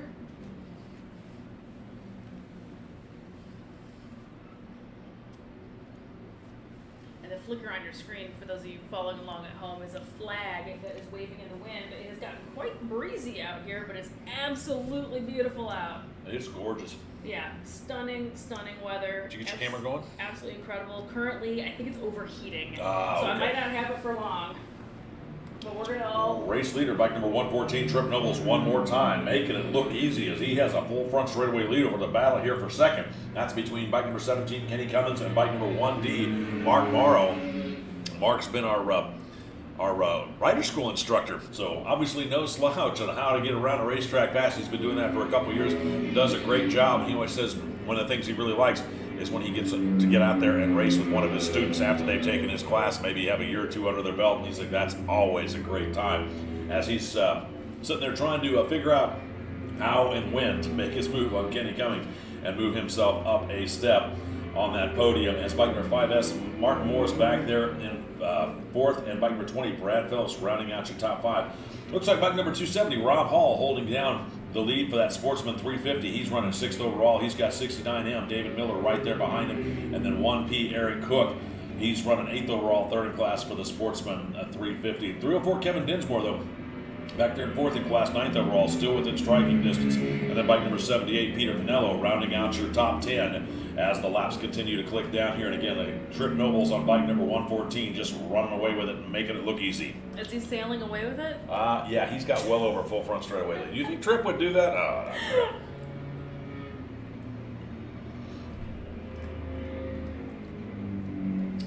Not Trip. And there he goes. Yeah, Trip Noble's very fast. Obviously, he's already over in two, and I still don't even see Cummings and Morrow come around. Oh, wait, I missed him. No. Oh, here he comes. They're somewhere in here. I was too early. That's Trip right there. There they come. Yeah. Bike number 114, again, Trip Nobles with over a full front straightaway lead. Then he's got bike number 17, Kenny Cummins, right there behind, or right in front of Mark Morrow. Morrow's still continuing to stalk Kenny Cummins for that second step of the podium, as the halfway flag should be coming out next time by. And I always track down Mark Morrow out there with those bright red leathers on. Yep. Very easy to spot him. I have a feeling he's playing a little cat and mouse with Kenny Cummings. Kenny Cummings is very, very fast. One of my good buddies, Transparency Alert. We're very good pals. I've known him for a long time. He's incredibly talented. Mark Morrow, though, has a lot of strategy going on in his racing. And I've absolutely watched him just lie in wait and then pounce in the last lap. He's very patient. He's very, very patient. patient Although Kenny got guy. a great drive out of Charlotte's Web that time, and flat took off, so he's gapped out a good 10 to 12 Kenny's bike got lengths a lot of bike. over Kenny's Morrow. NYC Norton. He builds his bikes himself. He builds race bikes for other race machines for other people. He's very, very good at it. So that bike, I'm sure, runs like a Swiss watch. Yeah. Looks like 270 Rob Hall on the Sportsman 350 really jumped up that last lap. He's got a Formula 750 between him and David Miller. Miller holding on to that Sportsman 350. And then bike number 1P, Eric Cook, running in that third position for the Sportsman 750. But first to second has an F750 between them, and second to third also has an F750 rider between them. So it looks like those guys are pretty evenly matched out there, as Trip Nobles once again making it look easy down through the back section of the course one more time. In fact, here he is on the front straightaway. Green and white flags halfway crossed for Trip Nobles as he starts the second half of his race, looking back towards turn number 17.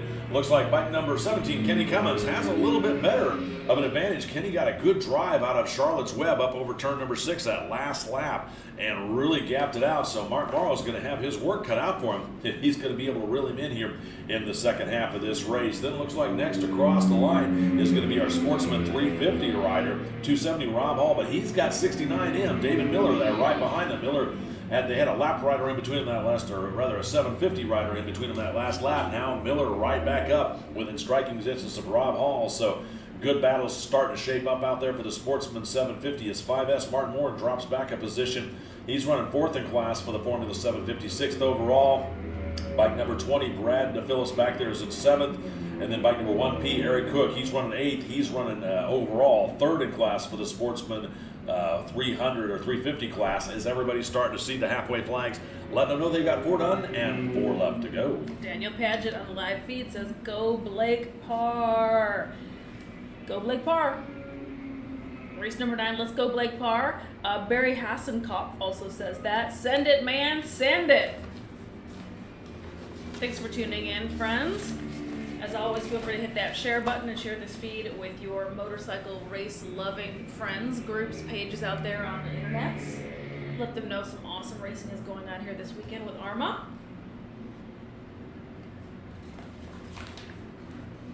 As we've got another little pack making their way across start finish right now. One of whom is Trip Nobles, who just crossed start finish right this second.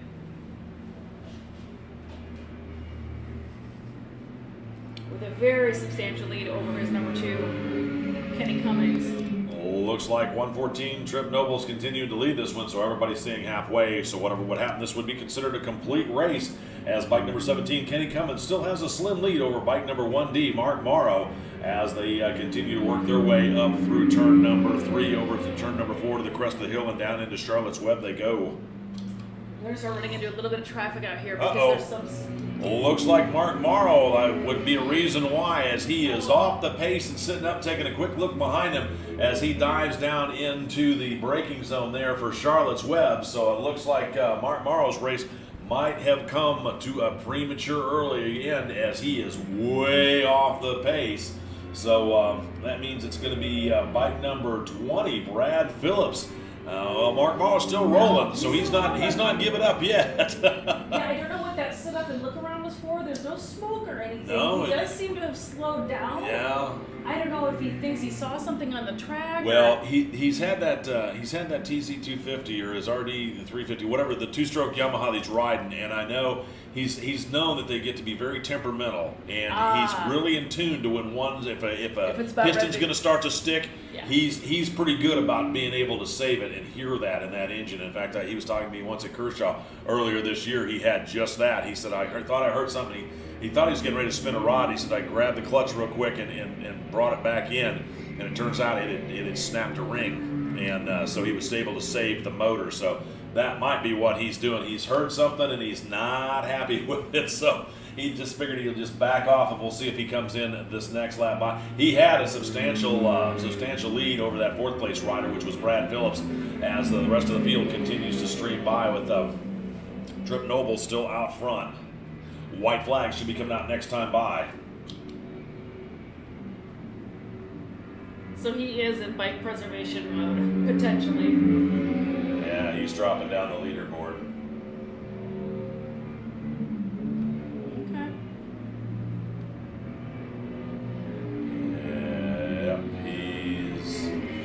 He's not in yet, but he's way down the leaderboard. Yep, one be behind the wall. Yeah, he pulled off the track. So it looks like bike number 1D, Mark Morrow, retires earlier from this race. That means bike number 20, Brad Phillips, inherits the 3rd place lead for the Formula 750, but he's got 5S Martin Morrison right there behind him. So those guys still open for grabs for that 3rd place in the Formula 750. Meanwhile, up front, big number 114, Trip Nobles, making it look easy. 270, Rob Hall, still leading for the Sportsman 350 class over bike number 69M, David Miller. Those guys are running 1st and 2nd in class, 3rd and 4th, respectively, out there on the track. And bike number 1P, Eric Cook, he's down in 7th, holding on to 3rd for the Sportsman 750. Then bike number 51P, Jim Ike, up to that top 10 position. He's leading for the Vintage Superbike lightweight field, as white flags should be coming out next time by. So as always, if you're looking for more detailed timing and scoring, make sure you make your way over to race-monitor.com. I can only show the top 10 here on the feed. Bike number 114, Trip Nobles, taking the white flag, letting him know he's on his final lap. Then it's going to be bike number 17, Kenny Cummings, across the line for the Formula 750 field as he begins his next lap. Then it should be Rob Hall and David Miller. Those guys have been duking it out for the Sportsman 350, waiting for them to come up here in just a moment.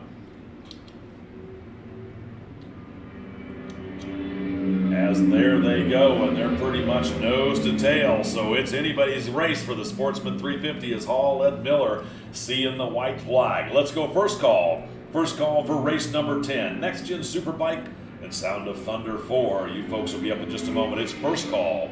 First call, race number 10, Next Gen Superbike, Sound of Thunder 4. First call for race number 10, first call. Kenny Cummings currently in second place. Oh, there goes a pass. I believe Miller just managed to get by Rob Hall on the brakes down into Charlotte's Web as they rocket out of turn number 5 up over the crest of the hill through 6 or 7 rather, and back down that straightaway. But here comes Hall working the draft and returns the favor and motors right past Miller. So Miller had the lead for about one turn, and then Rob Hall takes it right back. But I have a feeling David Miller on bike number 69M isn't done yet as they're working their way through turns number 8 and 9 over to the museum turn right now. We're going to see how that's going to shape up as these guys have been pushing each other hard for the Sportsman 350 field. Checkered flag out for your unofficial race winner, bike number 114, Trip Nobles, making it look easy out there for the Formula 750 race. And then it's going to be next across the line, looks like out of turn number 17. Bike number 17, Kenny Cummings taking the unofficial second out there for the Formula 750. Meanwhile, the battle between Rob Hall and David Miller, they're working their way through the back section of the track right now, waiting for them to come into view to see who it's going to be, as those guys have been pushing each other hard this entire race.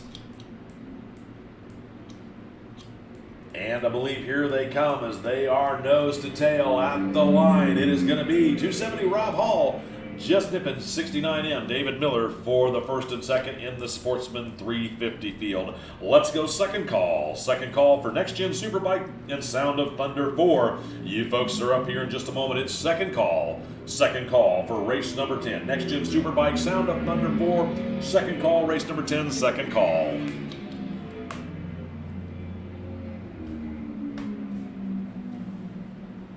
Mark Morrow, but you're right. I absolutely remember him saying either up here in the booth with us when he's been up here hanging out or helping do a little bit of commentary. I totally remember him saying that exact same story where he's like, this bike is really finicky. Yep. I can hear when she's starting to let go, and I'd rather just pull in than hand grenade and have to like completely replace the motor. Yep. So you are totally right. I'm 100% certain that's what happened.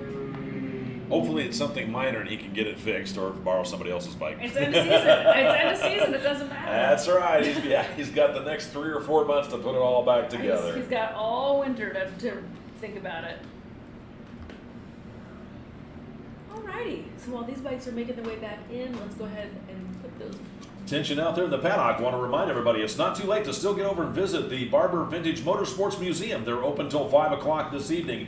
They have one of the world's greatest Lotus collections over there and the world's largest motorcycle collections, and it's all right here in Birmingham. So if you got a free moment, make your way over to that museum and check everything out and see what it's out. While you're over there, you can pick yourself up some new merchandise. They've got a store over there, plus they've got their merchandise trailer in the swap meet area too. They can fill your track and museum sportswear and souvenir needs, and they have this year's official Vintage Festival merchandise in stock. At least they did earlier today. It's not too late to get over there and see what they've got left and pick yourself up a souvenir for the 17th annual Barber Vintage Festival from this weekend. I know, I haven't made it over there for a shirt either. I don't think it's going to happen.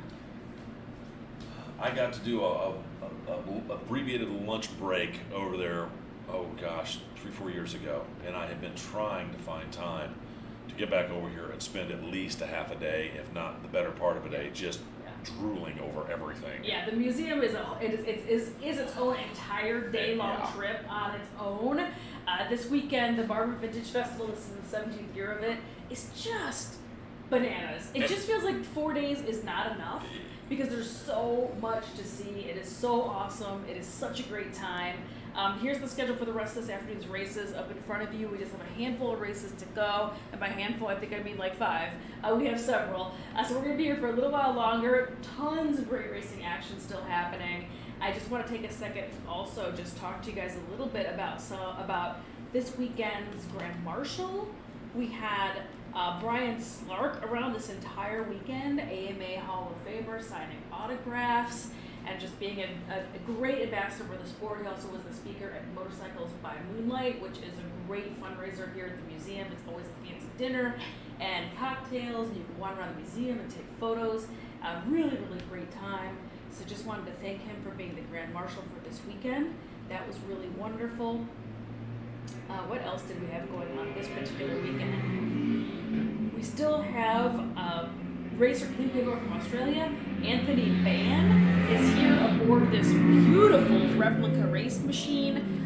He's been racing this weekend over from Australia, so it was great to have him here as part of Classic Superbike Tours, if I have that name right. I lost my paperwork. Attention out there in the paddock. Let's go third and final call for race number 10. Next Gen Superbike and Sound of Thunder 4. You folks are up right now. If you want to bring them on up, we'll send you out here in just a moment for your hot lap. Again, it is third and final call. Race number 10 at Next Gen Superbike and Sound of Thunder 4. You folks are up right now if you want to bring them on up. Third and final call for race number 10. The Next Gen Superbike presented by Appalachian Tours and Ned Heidel, and the Sound of Thunder 4 presented by Wick Wilkerson Racing. Wick Wilkerson Racing. So that's the map. So you can see there's just a ton of stuff going on here. This has been such an incredible weekend. AHRMA Road Racing, obviously out here on the live stream, showing you some of the incredible racing that goes on. But I just want to take a second to point out, we're not just road racing here. We do tons of dirt racing as well, whether it's motocross, trials, cross country, flat track. We cover all sorts of disciplines for road and dirt. If you want to come racing with us, which you should, make sure you head over to AHRMA.org. We will be releasing next year's calendar, as well as you can check out the different levels and classes that we have. Although our name is American Historical Racing Motorcycle Association, it's not just old bikes here, we do new bike stuff too. So come racing with us for 2023. As the racers take to the track for their warm-up lap for race number 10, here's how they're going to grid up. For the Next Gen Superbike presented by Appalachian Mountain Tours and Ned Heidel, on row number 1, it's bike number 1Y, Jim Barker. Bike number 14, Brian Laraber. Bike numbers 021, Eric Bozell. And bike number 730, Tom Bishop. Row number 2, it's bike number 34R, Rodney Menke. Bike number 6A, Tim Halsberg. And bike number 576, Christian Jensen. Row number 3, it's 054, Gilbert Jennings. Bike number 4, Anthony Ban. Bike number 29J, Scott Rothermel. And bike number 10P, Michael Platt. For the Sound of Thunder 4, presented by Wick Wilkerson Racing, back on row number 5, it's bike number 85, Eric Watts. 510, Noel Corwin. 4L, Drew Jancourt. Bike number 923, Colleen Ermson. Row number 6, it's 242, Michael DeRoche. 28, Ron Bagley. And 47, Sam Weidel. Row number 7, it's 18T, William Kazar. 141, Larry Watts. 15L, Scott Short. And bike number 390, Benjamin Zawacki. Then row number 8, it's bike number 511, Jean-Marc Davis. 09, Eugene Casario. And bike number 51, Nathan Guy. Row number 9, it's bike number 69F, Owen Fortich. 55C, Edward Blount. 968, Jim Masters. And 99Q, Patrick Hirschfield. Row number 10, it's G66, Mark Smithard. 88P, Jason Prang. And bike number 317, Tim O'Donnell. Then rounding out your field in row number 11, it's 42, Scott Cuban. Bike number 66, Chuck Crocco. 313, Julian Huxley. And bike number 7S, Mitch Skaggs. That's your field here for race number 10. The Next Gen Superbike and the Sound of Thunder. For the Next Gen Superbike, which of course is sponsored by Appalachian Mountain Tours and Ned Heidel, this AHRMA's mission with this class is to recreate and preserve the look and feel of this popular era of U.S. sport bike or superbike racing. Based on production machinery available on the dealer showroom floor, these motorcycles were modified within a set of rules that kept the machines looking relatively stock but allowed a dramatic increase in their performance. For the field itself, these are mid-80s to early 90s production machines taken from the showroom floor and modified into race bikes. Twin-cylinder bikes can be up to 1,000 cc's. Four-cylinder bikes are 750cc models from Honda, Kawasaki, Suzuki, and Yamaha. This is the era when riders like Fred Merkel, Bubba Schobert, and Wayne Rainey ruled in the U.S. For the Sound of Thunder 4, sponsored by Wick Wilkerson Racing, these are the smallest bikes of the Sound of Thunder classes. Comprised of single and twin-cylinder bikes, examples out there can be the KTM RC390, the Ninja 250 and 300s, Yamaha's R3 and the Honda CBR 250 and 300s. Singles under 400s and twins under 350s are also allowed up there. That's your field here for race number 10, Next Gen Superbike, presented by Appalachian Mountain Tours and Ned Heidel, and the Sound of Thunder, presented by Wick Wilkerson Racing. Jen Prang, thank you so much for the nice note. Thank you both for the live broadcast this weekend. Makes Wisconsin feel so much closer. Yep. Thank you for tuning back in, Jen. Stephen Hipp, one of our familiar names out here. Thank you for the great coverage and announcing of the races. Helped me get through not being there live. Stephen Hipp, we missed the battles of the hips. We'll see you at our next race in 2023, my Yeah. friend. Let's go trackside. Boy, Rodney Minky's got a great looking GSXR out there. It's a sort of a Kevin Schwantz replica from his days. I had an 86 blue and white GSXR 750 and I regret the day I ever sold it. I don't know what I did with it. Yeah, Rodney Minky definitely, and he's part of that classic Superbike Tours. Looks like bike number 34R, Rodney Minky getting his bike right down on that GSXR 750 in blue and white livery, down through turn number 1 to lead the field over in turn number 2. Meanwhile, the Sound of Thunder 4 bikes cleanly away themselves as they rocket down the front straightaway. What you missing? Oh, okay.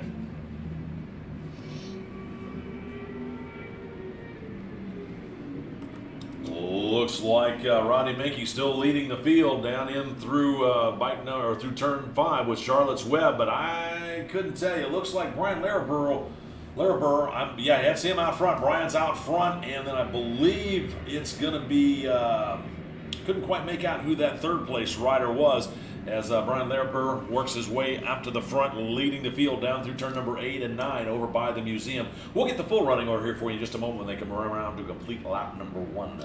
Slow down, Jay, slow down. Yeah, Rodney Minky has these beautiful replica bikes. Yeah. Just absolutely stunning. I love that style. I'm a huge fan of that when they bring these very old-timey looking bikes here. Not even old-timey, it's only 20 years to 30 years old, but still, I love that era of racing. Try more like a 34. Oh, 34, my bad. 86 was when 86 and 87. Math isn't my forte. That's all right. Talking into microphones 33, is 34. my thing, not math. Uh-oh, somebody's off on turn number 10, but looks like he's up and okay. He just ran wide. 13. He's over at 13. Race leaders I right believe now. that's one wide, Jim Barker. Race leaders across the start-finish line out front. It is bike number 14, Brian Larabur. And then it's 34, Rodney Minky. 29J, Scott Rothermel. He was my mystery rider back out there in that third place position. Then bike number 4, Anthony Van. He was in talking with us earlier this morning. He's running that fourth place position. Then bike number 10P, Michael Platt, round out your top 10. 6A, Tim Halsmer back there in 7th at 7:30. Tom Bishott's back in that 7th. 4L, Drew Jancord leading for the Sound of Thunder 4 bikes. He's up there in 8th, and he's got 87. Eric Watts right behind him. And then 510, Noel Corwin. They're 8th, 9th, and 10th overall. First, second, third in class as Jancord once again showing a fast way around on these Sound of Thunders, where bike number 14, Brian Larabur, up front leading for the next gen Superbikes. All right, race leaders making their way through to the museum right now. They just are at the very top of the screen. All this mid-pack is making their way to Charlotte's Web. Let's go check it out. There's always guaranteed interesting racing going on in Charlotte Web. GT Tomlinson, Greg Tomlinson up here earlier telling us that this is probably one of his most favorite corners here at this track.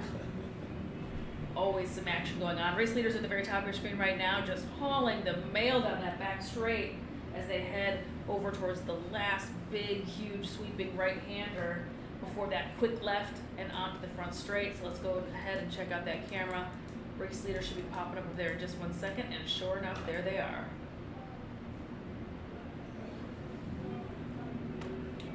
Race leader, bike number 14, Brian Larabur, once again down the front straightaway. Has about a half a front straightaway lead over 34R, Rodney Minky, and 29J, Scott Rothermel. So Minky and Rothermel definitely duking it out for that second step of the podium. Bike number 4, Anthony Van, right there behind him. And then bike number 10P, Michael Platt, rounding out your top 10. As 14, Brian Larabur holding on to the lead out of turn number 4, up over the crest of the hill, down into turn number 5, Charlotte's Web. Meanwhile, Rothermel looks up the inside of Minky down there as he thinks the better of it, drops back in line as Rodney Minky on bike number 34 leading Rothermel on 29J as they are pretty much nose to tail out of Charlotte's Web through turn number 7 and down that back straightaway they go. I kind of get the feeling that Rothermel might just kind of be stalking Minky out there as he was right there in the slipstream as they dove down through turn 8 and number 9. So, well, interesting to see what's going to happen later on in the race as we get closer to the end of this one. Meanwhile, bike number 87, Eric Watts, still running in second to 4L Drew Jancourt with 510 Noel Corwin. They've risen up to the 7th, 8th, and 9th overall position as they're continuing to march their way forward through the field.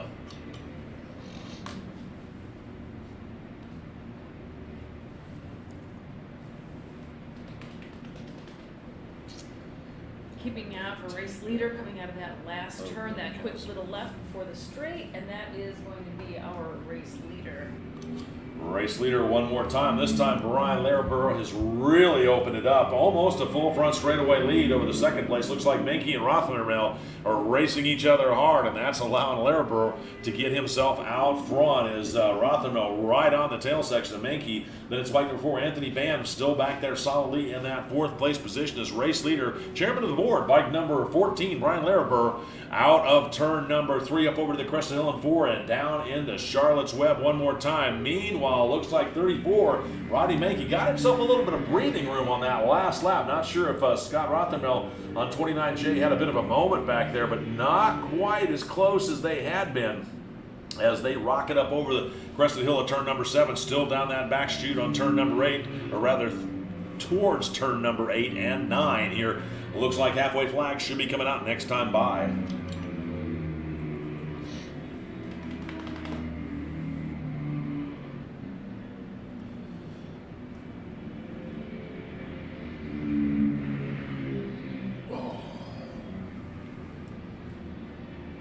Yeah, race leader really stretching this race out. They are already on the back straight, heading towards that last big bowl turn. The rest of the mid-pack is just not picking their way through Charlotte's Web, so let's go ahead and go take a little look over here. There we go.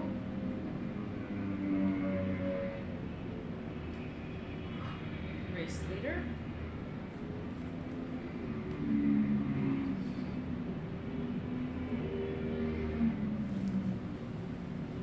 Brian Larabur, 1.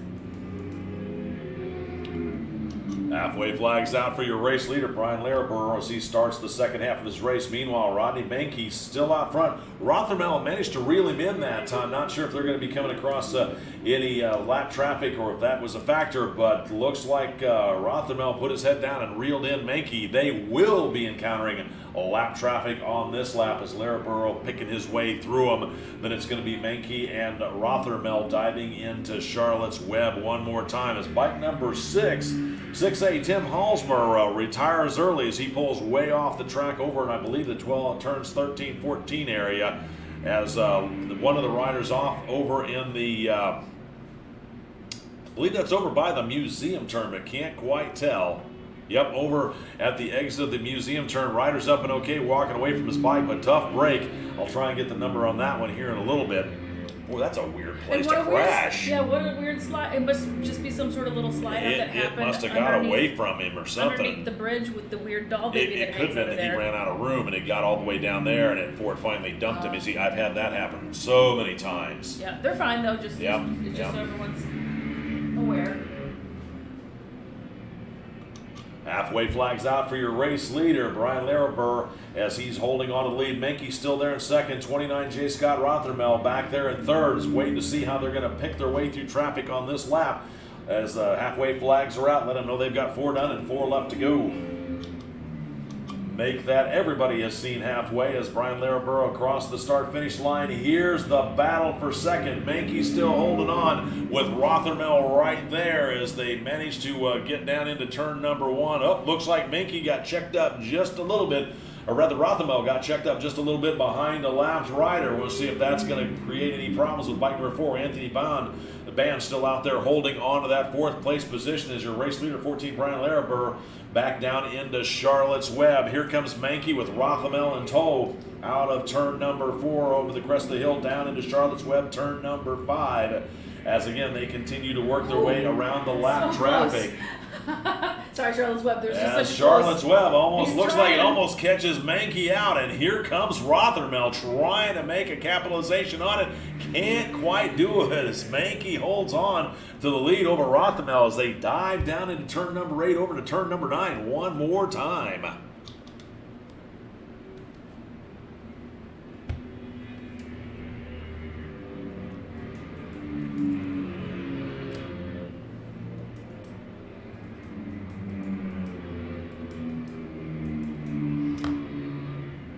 Barry Hassenkopf. I do not know when the first road race of the year in 2023 is. I don't have that calendar yet. It usually is announced in the week or two following Barber, so keep your eyes peeled on the AHRMA official Facebook page or AHRMA.org.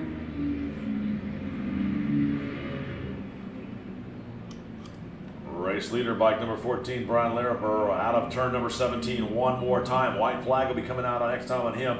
Here's the battle for second. Looks like Mankey has a little bit of breathing room on this lap as Rothermel's trying to get checked up, getting around some of the back markers. So Rothermel definitely right there. He's been watching and following Rodney Mankey this entire race, and wow, is there some traffic going to be in front of him on this next lap as Larabur working his way down into Charlotte's Web. He's going to catch a gaggle of Sound of Thunder 4 bikes, about 5 of them, as Larabur out of turn number 6 up the crest of the hill through 7 and down that back straightaway. He's got enough horsepower that he's going to get around him cleanly. But I have a feeling that Mankey actually, nope, he doesn't. He gets kind of stuck in behind him, so he's going to have to carefully pick his way through him. Mankey and Rothermel are going to catch him over in the turns 10 and 11 area over there in front of that fan zone, so they're going to get a great view of a heavy battle between second as Mankey and Rothermel trying to pick their way through the Sound of Thunder 4 bikes, waiting for Larabur to come back into view here in just a moment to see how he does. He is finally around everybody, working their way up through turn number 12 over into 13. Then it's going to be Mankey and Rothermel. They're clean, but they're going to have to come up again. Some more bikes over in the turns 14 and 15 area. We're going to see how that's going to work out. Starter has white flag in hand, waiting for the leader to come around here in just one more moment to start his final lap.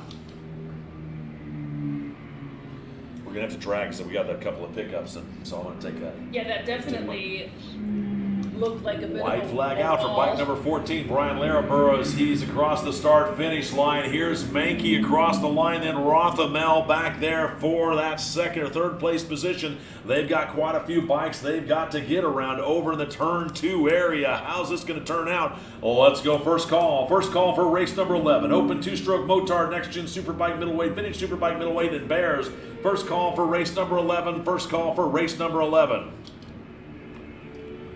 Looks like Mankey picking his way through the traffic and has got Rothermel right there behind him. Looks like the Sound of Thunder 4 bikes go a little bit wide. Oh, Rothermel gets checked up and has to go wide. And that gives Mankey the breathing room he was looking for. Rothermel down and behind the ferry trying to pick it up, but looks like Mankey used that traffic to his advantage. Holds about 14 bike lengths over Rothermel as they dive down into turn number 8 one more time.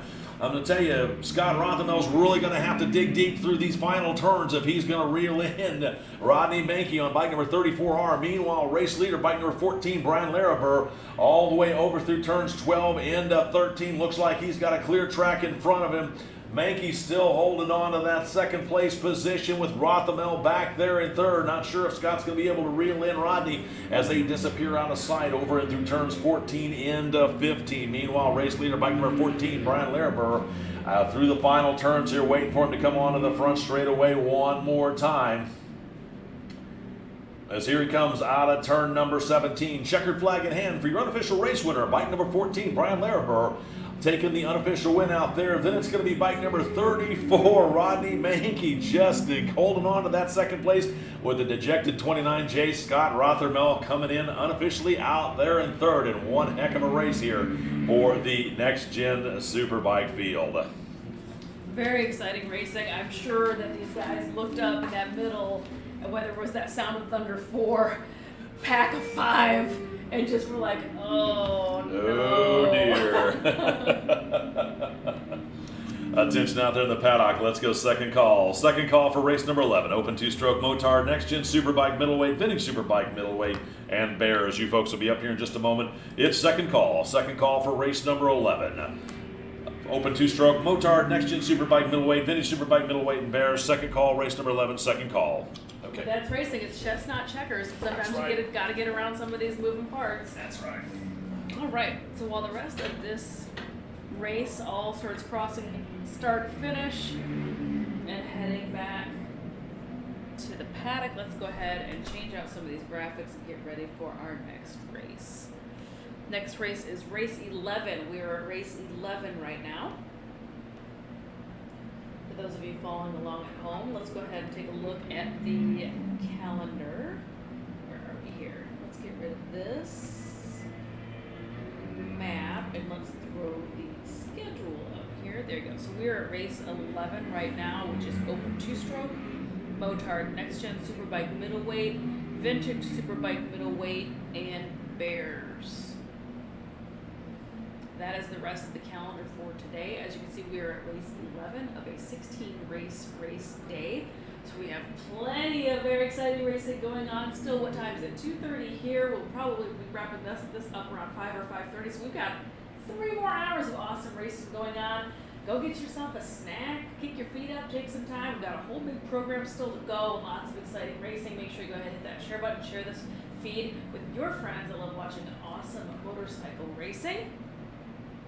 And if you'd like to learn how you can come racing with us, which you should, we have a heck of a good time every single weekend, make your way over to www.AHRMA.org. We are also one of the few race clubs that also has a racing school in place. So if you would like to just start racing, come start racing with us. Come attend one of our race weekends where you can take the school, graduate, and race all on the same weekend at several of our tracks. We will be putting up the full 2023 calendar and making the announcements for 2023 Vintage Cup in the next week or two following this weekend's event. All that information can be found on our social media pages, whether that is the AHRMA official page on Facebook or, again, that www.arma.org page. Let's go trackside and change out some of these graphics. I just lost that camera again. I think it is overheating, unfortunately. Sitting out in the sun for 9 hours. I think she's cooked a little bit. Let's go ahead and get those graphics up for race number 11.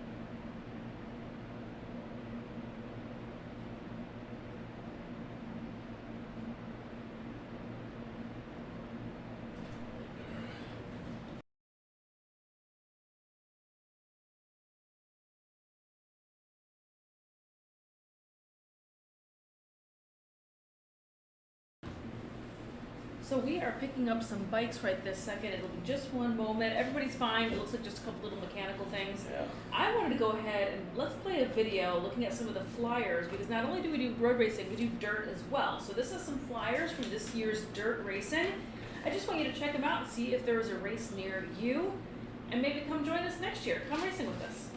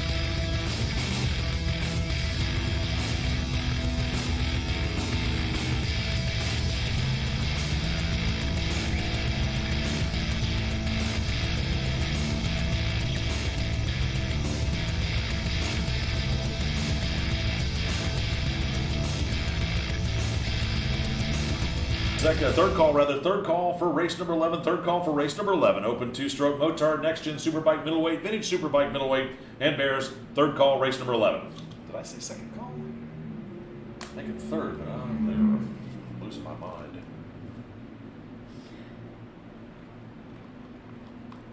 Not to jinx it, but everybody behaves themselves. So yeah, We'll get done at 5:30. I know. I just put some flyers up. Hopefully you caught them. Just wanted to remind everybody that we are not just road racing, although we're live streaming road racing this weekend, obviously. We do plenty of dirt track stuff also. So make sure you head over to AHRMA.org and check out that calendar as well. If you want to come race dirt with us, we'd love to see you. Come join some of our AHRMA family and experience some of this fun and excitement for yourself. As the racers take to the track, here's how they're going to grid up here for race number 11. The open two-stroke presented by Tony Dukas Racing and TDR. On run number 1, it's bike number 80L, Ralph Starpoli, 3C David Frick, 25 Frank Schoenbeck, and bike number 12, Adrian Yasso. Run number 2, it's 97L, David Rhodes, 146, Paul Stamper, and R73, Greg Levicki. Row number 3, it's 781, Paul Nelson, 491, Brian Surtees, and bike number 83B, Sven Blay. For the Motard field, presented by Underground Race Team, back on row number 5, it's 1J Paul Elledge, 21B Andrew Berkeley, 43A Steve Alexander, and 510 Noel Corwin. Row number 6, it's bike number 501 Randall Wade, 275 Mike Robinson Jr., and 94 Ryan Rader. And then row number 7 is 47X Brian Rammer. For the Next Gen Superbikers Middleweight, sponsored by Moto Madcap, on row number 9, it's bike number 700 Cameron Crockett, bike number 1S Harry Vanderlinden, 560X Scott Wilson, and 224X Bill Howard. Row number 10 is 321 William Hegarty, 43 Jerry Nichols Sr., and bike number 220 Tim Terrell.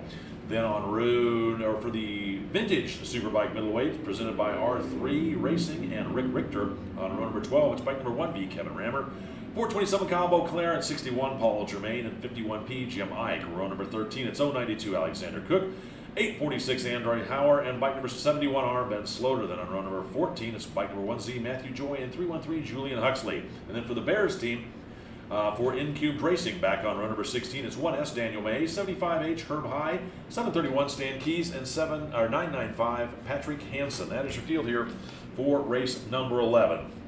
So for the open two-stroke, sponsored by TDR, since 1973, Tony Dukas Racing has specialized in high-performance two-stroke parts and services, including TDR reeds, providing the latest engine accessories and exhaust designs for Yamaha RZ350 stroker engines. A dedicated R&D combined with dyno and race testing results in the best overall performance and reliability. TDR can provide RZ-based twin engines up to 1,200 cc's and even 3 and 4 cylinder versions for racing or recreation. They also build two-stroke street bikes using current 600cc sport bike chassis fitted with RZ-style engines. Visit them on the web at tdrrz.com to learn more. The field itself is, as it says, it's open to any two-stroke motorcycle, unlimited on engine size or number of cylinders, frame types, cooling types, or model year. You'll see everything from home-built customs to purpose-built production race bikes to exotic late-model Grand Prix machines. Truly the ultimate showcase for two-stroke race bikes. For the Motard field, sponsored by 811 Underground Racing, known as Supermoto or Supermotard, competitors often race on smaller tracks that combine portions of dirt and pavement. In Motard, you'll see unlimited displacement 2 and 4 stroke singles, which are based on motocross or dual sport bikes with limited modifications for road racing. Motocross, off-road, dual sport, and Motard-specific single cylinders are allowed. 2-stroke liquids cooled up to 500 cc's, 2-stroke air-cooled unlimited, and 4-stroke liquid cooled up to 570 cc's. For the Next Gen Superbike Middleweight, this is sponsored by Moto Madcap. This middleweight class showcases what was raced in the late 80s through the early 90s. It's limited to period modifications. Some of the eligible machines you'll see out there are Ducati Passos and 750s, the Honda CBR F and F2s out there, Kawasaki GPZ 600 and the ZX 600 through E2, Suzuki's GSX-R 600 and the GSX 600, and RG500 Gammas are legal, and the Yamaha's FZR 600, FCR 400 with FZR 600 engines, and the Yamaha RZ350 are also legal in this class, For the Vintage Superbike Middleweight, sponsored by R3 and Rick Richter, R3 Racing of Hayward, Wisconsin has made it its mission to promote and support motorcycle racing in all forms. From national road racing events with AHRMA to regional ice racing events with Mura and to county fairs in northern Wisconsin, you'll find R3 Racing involved. Whether it's building a race bike or building a Eurocross track, if it's good for the sport and its competitors, they're there to help. They've made it their mission to recruit and support new racers every season. They encourage everyone to bring a friend to the track and introduce them to this incredible sport. For the field itself, a variety of machines up through 1980 Model 2 years based on showroom stock bikes. Unlimited displacement single-cylinder bikes are allowed. Push-rod twins from BSA, Triumph, Moto Guzzi, and BMW 800cc, 890cc's are allowed. Overhead cam twins like the Yamaha XS650 models up to 790cc's are allowed. Push-rod triples such as the Triumph Trident and BSA Rocket 3s up to 790cc's are allowed. Overhead cam 4-cylinder bikes, typically Japanese, are limited to 685cc's. And this is the model year cutoff for the Kawasaki GPZ 550 is 1981. And finally, for the Bears, which stands for British European American Racing Series, this is sponsored by N-Cubed Racing. These are 2-cylinder push-rod machines built up through 1968, competing under Formula 750 specifications.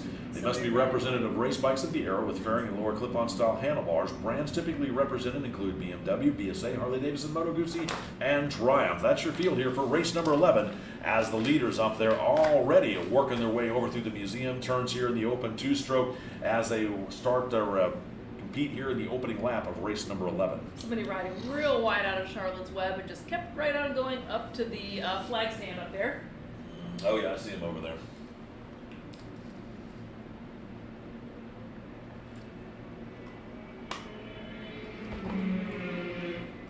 Race leaders across the start-finish line. It's bike number 80L, Ralph Starpoli, with bike number R73, Greg Levicki, right there.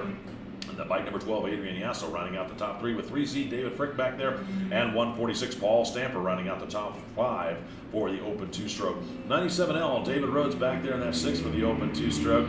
Then it's going to be bike number 25, Frank Schoenback for the two-strokes. Then 43A, Steve Alexander, leading 21B, Andrew Berkeley. Those two are running for the Motard with bike number 510, Noel Corwin, also on a Motard mount. They're running the 1st, 2nd, and 3rd, 8th, 9th, and 10th, respectively, here after lap number 1. Some great racing going on in that Charlotte's Web.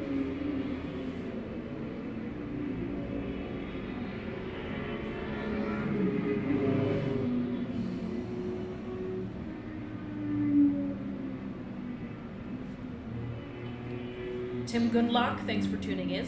And he says, thanks for the coverage. Nice job. Very welcome. Thanks for joining us. Thanks for joining us. Thanks for watching. Race leaders are at the very top of your screen right now, making their way down that very fast back straight towards the final handful of turns before they come back out here on this front straight area.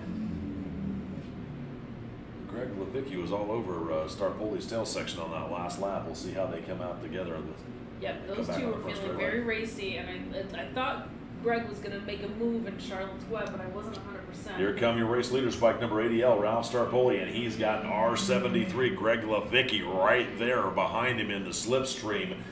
Just a couple of bike lengths adrift, and then it's bike number 12, Adrian Yasso, solidly back there at 3rd, but a good 15 bike lengths in front of Starpoli and Levicki as Levicki continues to figure out where and how he can make a move on Starpoli, although I imagine right now he's just biding his time as they're a long way from halfway. They're only working on lap number 3 as Levicki now closing on the brakes right down along the side of Starpoli. Ooh, they're side by side through the middle of Charlotte's Web, and it looks like Levicki just eases up a little bit as Starpoli moves over in front of him and thinks, I think the better of this one, we'll let Just let Ralph will lead this one for another lap or so, and we'll just kind of bide our time. I think that Levicki's out there just sort of testing the waters. What do you think? I think he's not in any big hurry. He's like, I'll take this guy when I'm ready. 8 laps is a long time, man. 8 laps is a long way to go in this one, and they're just still working. Lap number 3, they haven't even hit halfway. It'll be interesting to see what happens when the halfway flags show up here as Starpoli gets a good drive out of 10 up over through 11. Levicki drops back a little bit, but still there as they work their way over through 12 and 13. Going on down through the running order, Paul Stamper back there on 146 is the 4th, and 3Z David Fricks back there in 5th. Looks like Steve Alexander moves his way up the leaderboard, still leading for the Motards. He's 6th overall. He's got 21B Andrew Berkeley. Those guys have been racing each other hard all year on those Motard bikes. Then it looks like it's going to be 94 Ryan Rader holding on to that 3rd Motard position with bike number 510 Noel Corwin slipping back a position for the Motards off the podium back there in 4th as Starpoli and Levicki one more time across the start-finish line to begin their next lap. And then bike number 12 Adrian Yasso solidly back there in 3rd. Halfway flags will be coming out next time by, as it looks like leaders are going to have to start encountering some lap traffic as Starpoli, I think realizes that he has a little bit of company back there in the last lap, and he kicks it up a little bit, holding about a 6 to 8 bike length lead over Glevicki, but Glevicki once again closes right up on the tail section of Starpoli through Charlotte's Web, and so Glevicki once again working the draft on Starpoli as about 3 bike lengths separate those two as they dive down to the museum turn one more time. Halfway flags should be coming out next time by.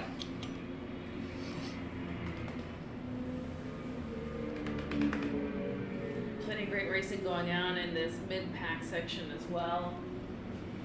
Boy, there's a great battle for the motards between Andrew Berkeley and Steve Alexander. Looks like Berkeley led that last lap, but Alexander led him through Charlotte's Web. But Berkeley trying to repass. Those guys are absolutely having a blast out there, running almost side by side here as they disappear over through turn number 8 and 9 over by the museum, back up in front of the fan zone.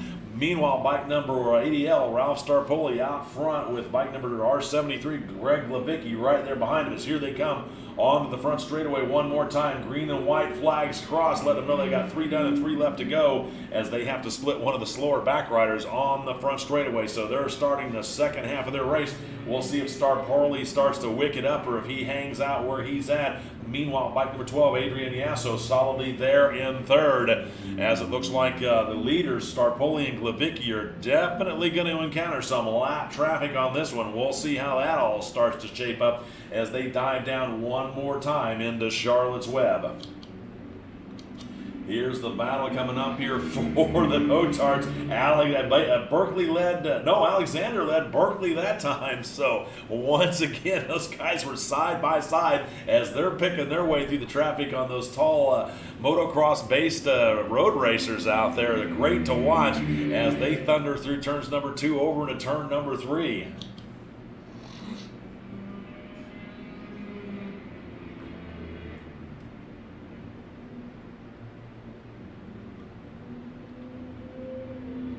Looks like race leader Starpoli has got a little bit of breathing room over himself, over Greg Glevicki, as Glevicki once again a good 10 to 12 bike lengths adrift to Starpoli, but they're going to come up on more lap traffic over through the back section over here. We'll see how that works out. Waiting for him to come into view. Like I said, halfway flags out for everybody. They come back around. Everybody's seeing halfway. Whatever happens, it would be considered a complete race. As here they come down the front straightaway. It is Starpoli with Glevicki back there, as Starpoli's going to have to work his way through some traffic. Glevicki's not quite within striking distance, but still right there, about 6 to 8 bike lengths adrift of Starpoli as they dive down in through turn number 1 over into turn number 2. He's going to have to wait and see how it's going to work out, if Starpoli's going to be able to use that traffic to his advantage. As there he comes, Starpoli working the outside down into turn number 5. Charlotte's Web, Glevicki takes an inside line, but he's got a couple of slower riders in front of him, as it looks like he takes a great line up the inside, so not much of an issue on that one. Starpoli, I'm sure, was hoping for a little bit more breathing room, but he does pull out down that back straightaway one more time. Glevicki is really good in that corner. I've been watching the last several laps, and this is when he really closes it up. Is right there is kind of his move. You know, he got checked up a little bit on that time, but it'll be interesting to see. Like I said, white flags coming up here in a couple laps. But still navigated it so brilliantly on the inside. And if Greg can get a clean track and maybe get just a break on Starpoli, look out. Race leaders are on the back side of the track now. Again, we are officially intermingling all of the classes. They're all over the place, spread out. The race leaders are absolutely having to fight through traffic. Here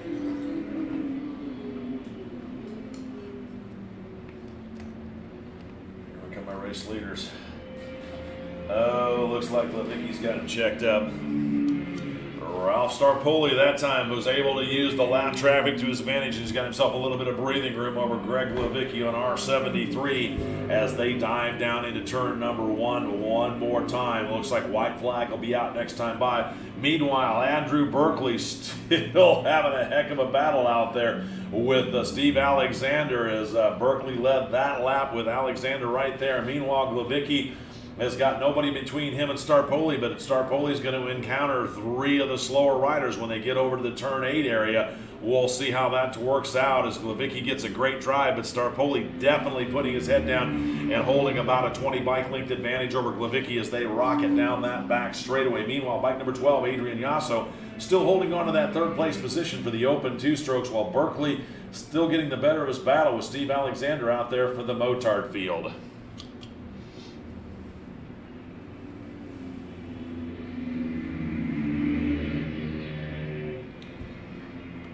Looks like Noel Corwin on 5'10" and 94. Ryan Rader also having an epic battle out there for the Motards as they're duking it out for 3rd. Corwin held it that last lap, and we'll have to wait and see what's going to happen when the white flag comes out here in just a moment, or more importantly, the checkered flag in 2 laps to see who's going to stand on that 3rd step for the Motard field.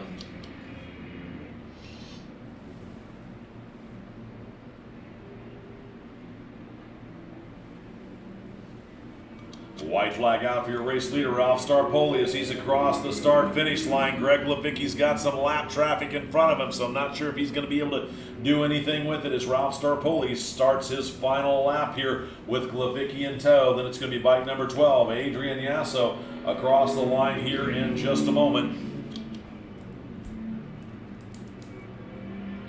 As Adrian Yasso holding on to 3rd for the open 2 strokes, gets around some of the back markers, then looking back, who's it going to be for the Super Motard riders? It's Berkeley and Alexander duking it out on the back section right now.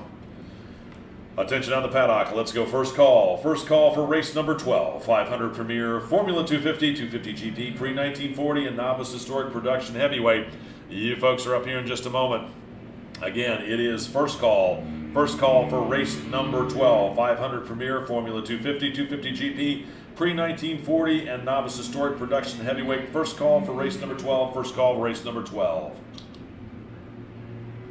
Looks like bike number 21B, Andrew Berkeley, has retired early as he's dropping down the leaderboard. I saw him on the TV over. It looks like he stopped over in turn number 16, went through the gravel traps and pulled into the pits. A tough break for bike number 21B, Andrew Berkeley.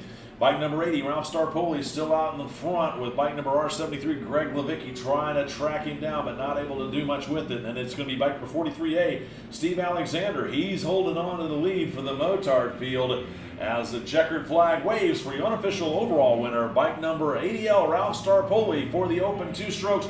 Then it looks like it's going to be R73, Greg Levicki, holding on unofficially 2nd out there for the open 2-stroke field. Great race from those It two. was. Very It really exciting. was. Here comes your 3rd place bike for the open 2 strokes. Looks like it's going to be bike number 12, Adrian Yasso, taking the unofficial 3rd out there. Then it's going to be bike number 43A, Stephen Alexander, taking the unofficial win out there for the Motards. Attention to the paddock, let's go second call. Second call, race number 12, 500 Premier Formula 250, 250 GP, pre-40, and Novice Historic Production Heavyweight. Again, second call for race number 12, 500 Premier Formula 250, 250 GP, pre-1940 and Novice Historic Production Heavyweight. Second call, race number 12.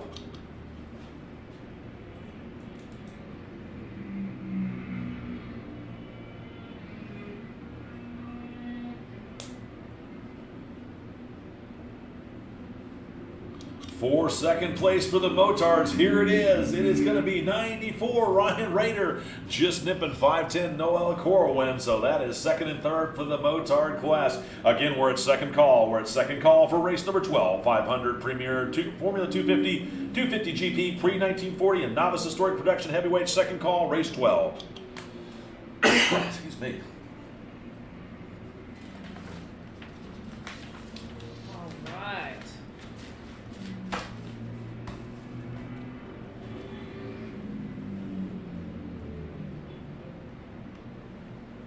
Oh, and one of the Motard bikes just wheeling off the back straight. They love doing that. I love the Motard Oh, racers. yeah. There's always some celebratory wheelies happening. I am here for it. I love it. They're pumped. It's been perfect weather. Boy, It's been it has a been. great weekend. The swap meet has been awesome. There's been tons of great vendors, lots of great parties. It's just been an altogether wonderful weekend. We had an Oktoberfest party in the road racing paddock. You didn't make it over to the Motorcycles by Moonlight, man, this year, I did you? not Yeah. this year. No, I was having a little camera trouble, so I was here till very late the other night. I think if I come next year, it'll be my third year of Treat doing this. yourself. I think I'm going to have Yeah. to do that. It's a fundraiser for the museum, those of you who are following along at home. Yeah. Again, thanks for tuning in. We are chatting about the Motorcycles by Moonlight dinner, which happens on Friday night here during Barber Vintage Festival. It always has a guest speaker. The guest speaker is traditionally the Grand Marshal of the weekend. And they just trade war stories, and it's just really a great, cool thing. It's a sit-down, lovely catered dinner. The food actually is really quite good. And it's just a really, really very special, neat thing. I've had the good fortune of going a handful of times. It is a paid, you do have to buy a ticket. It does cost money. Yeah, it is it's- a fundraiser. But it's definitely a treat yourself moment, and it's one of my most favorite things that happens during the course of the weekend. So I highly recommend it.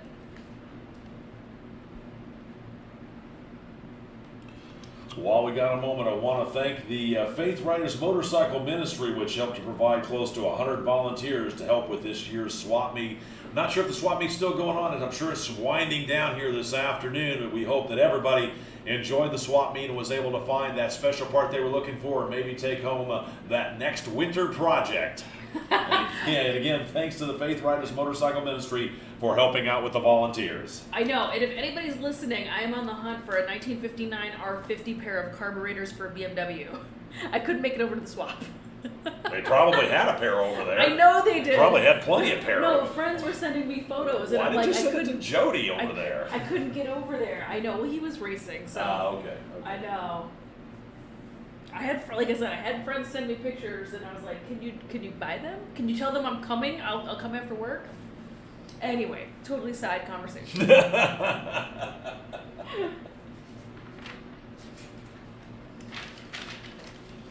Well, we got a free moment. Want to give a shout out to Law Tigers. Who's the first person you should make a call to after a motorcycle accident? 1-800-LAW TIGERS. They are motorcycle lawyers who will help you get, or will get you the help you need, because your insurance company's goal is to pay you as little as possible. Flo doesn't know he twins like the Law Tigers. Your case evaluation is free, and Law Tigers doesn't get paid until you get paid. Call 1-800-LAW TIGERS or visit them online at lawtigers.com. The Law Tigers, America's motorcycle lawyers.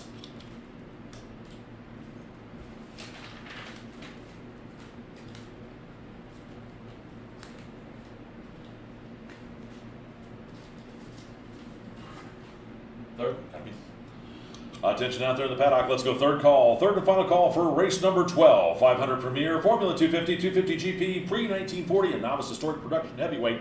You folks are up right now. Bring them on up. Again, it's third call. Third and final call for race number 12. 500 Premier, Formula 250, 250 GP, pre-1940, and novice historic production heavyweight. Third call for race number 12. Third call. Yeah, we ain't getting out of here till at least 5:30. Sure. Probably closer to 6. That's all right, though. That's all right. So, I just want to take a second to show you a video also while we were talking about all these awesome events that go on during AHRMA race weekends, Barber Vintage Festival. There's tons of stuff going on. Another jewel in our crown is being able to race at Laguna Seca. So the racing was fantastic. We also hosted a bike night, and it was so fun and beautiful. I made a little video, so let's go ahead and check it out. Just some of the awesome stuff that goes on during AHRMA race weekend. Was that the one that was down there by the wharf? Or did you do that at the track? It was at a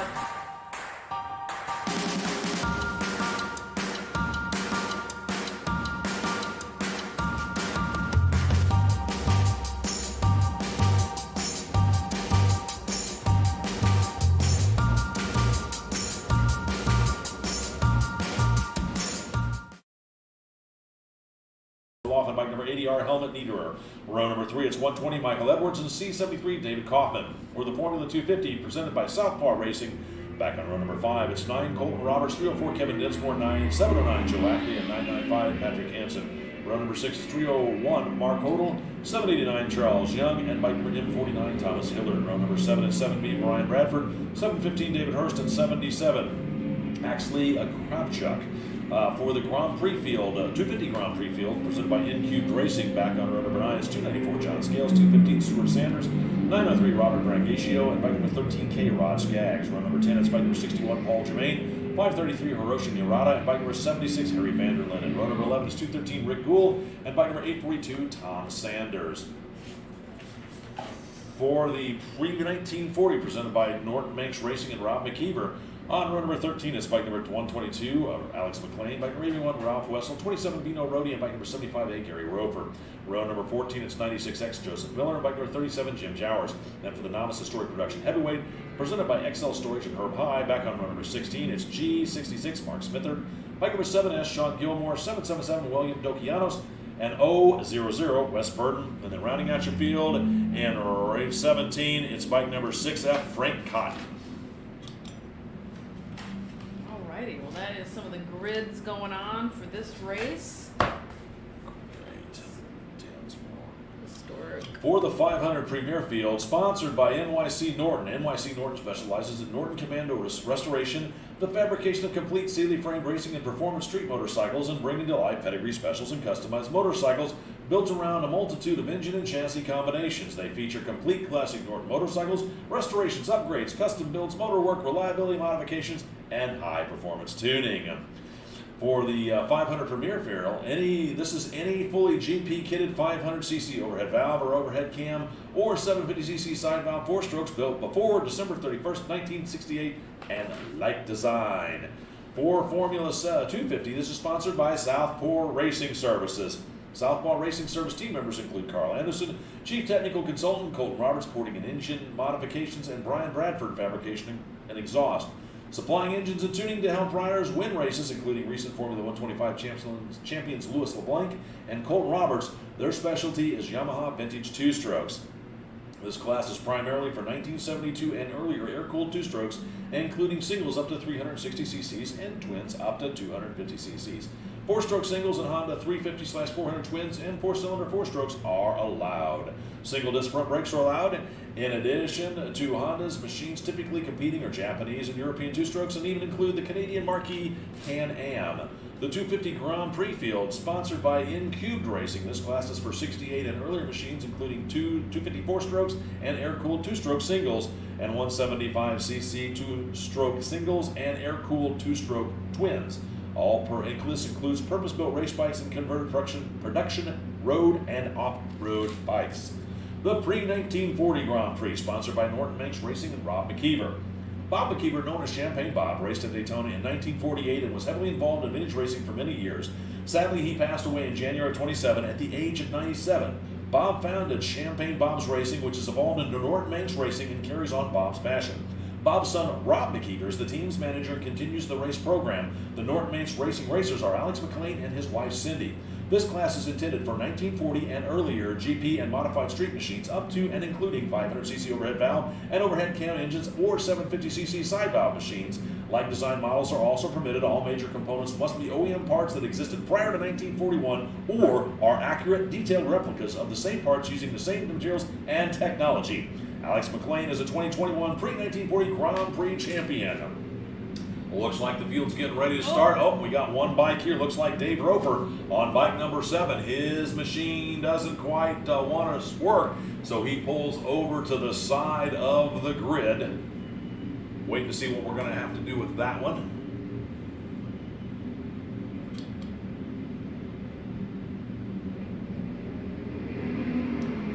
Looks like the field cleanly gets away as Dave Roper trying to figure out what's going on with that bike.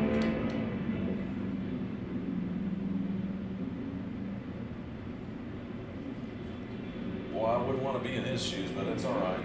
Yeah, that's a tough break. He's up against the wall, so it's pretty wide front straightaway, so I don't think he's going to have any problems, and everybody should see that he's there. Yeah, tough break. Yeah, it is. Dave's a fast rider. Brian Glavicki, great job this weekend to both of you. Thanks, Brian. We appreciate you. Yeah, that was fun, Greg. Or Brian? Brian. Brian. Okay, Brian. Looks like the third wave is away. For the Novice Historic Production Heavyweight, sponsored by XL Storage and Herb High. XL Storage in St. Petersburg, Florida is not only an extra home for your 2 or 4-wheeled toys, but it's a great community to hang out in. Ride on down and say hi to Herb, 75H, Pam, and Miss Gracie. This class is open to production street machines built up to 1978 model year as determined by the main frame and major component parts and light design. Machines must use original unmodified OEM frames, swing arm forks, and handlebar mounts. 1978 and early street machines and very close to standard production trim. Minimal modifications for this is an inexpensive entry-level class, which is why it's intended for novice riders. The heavyweight class is for 4 strokes up to 750 and 350 to 500 2 strokes. That's your field here. As I'm being told, we've got a Crimson Adventure because one bike was leaking oil, so they're going to stop it. And they're going to have to stop and get this little spot cleaned up. So that's what we're being told. So it's unfortunate we have a Crimson Adventure. The good thing is nobody fell down. The bad thing is we have to clean up some oil out there so nobody does fall down. Oh yeah, I don't know where. Want to remind everybody, please don't forget to turn in your rental transponder before you leave for the weekend. Remember, when you're done racing, don't forget to turn in that rental transponder. Please don't forget to turn in that rental transponder. If you've rented a transponder and you still have racing to go, by all means, hang on to it. In fact, make sure it's on your race bike. You need it on the race bike for racing. But do not forget to turn that thing in before you leave. Seems like we always have to chase those things down. So please don't forget to turn in your rental transponder before you leave for the weekend.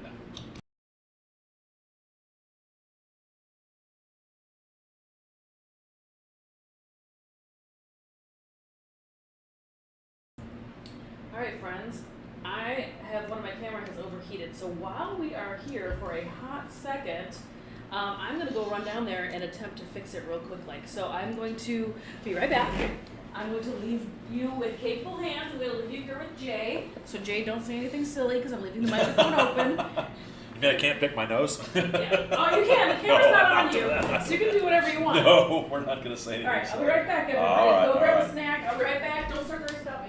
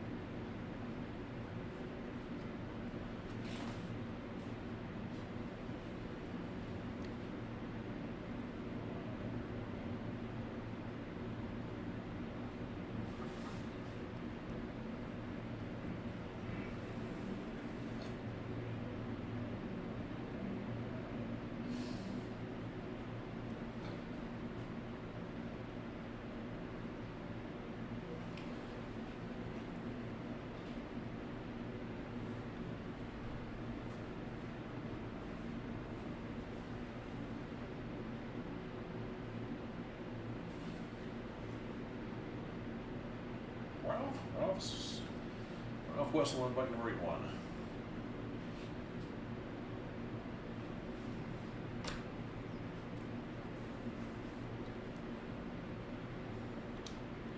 Attention out there in the paddock. If anybody had gone behind the wall for race number 12, we need to get you guys back up. We're getting ready to send you guys back out for the hot lap here for race number 12.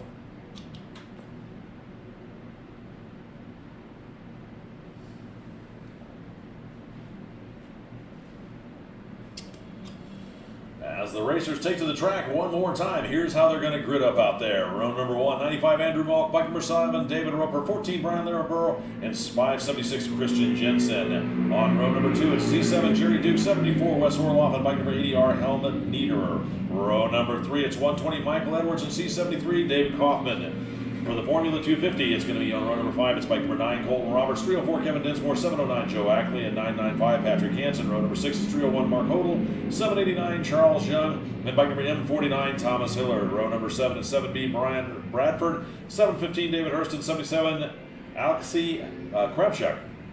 For the 250 Grand Prix field, presented by N-Cubed Racing, I'm back on row number 9. It's 294 John Scales, 215 Stuart Sanders, 903 Robert Brangatio, and bike number 13 Rod Skaggs. Row number 10 at 61, Paul Germain. 533, Hiroshima Murata. And 56, Harry Vanderlyn. And then row number 11 is 213, Rick Gould. And 842, Tom Sanders. For the pre-1940 field, back on row number 13, bike number 122, Alex McLean. 81, Ralph Wessel. 27, Bino Rodi. And 57A, Gary Roper. Row number 14 is bike number 96X, Joseph Miller. And 37, Jim Jowers. For Novice Historic Production Heavyweight, back on row number 16, it's G66, Mark Smithard. 7S, Sean Gilmore. 777, William Dokianos. And 000, Wes Burton. And then on row number 17 at 6F, Frank Cotton. That's your field here for race number 12.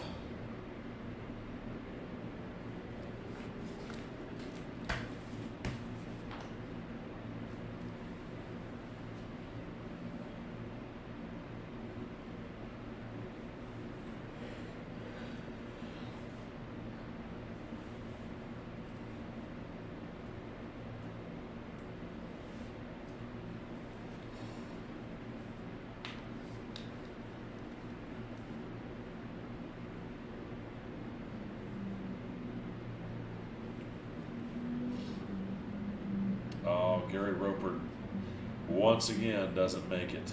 He got it started, but looks like he's over between 7 and 8.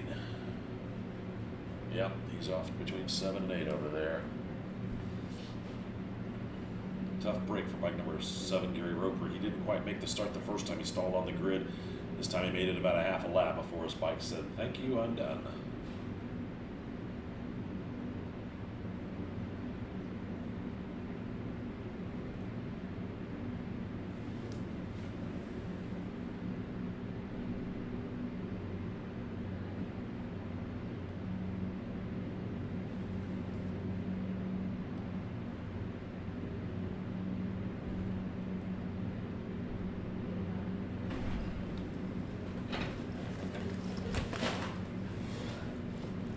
All right.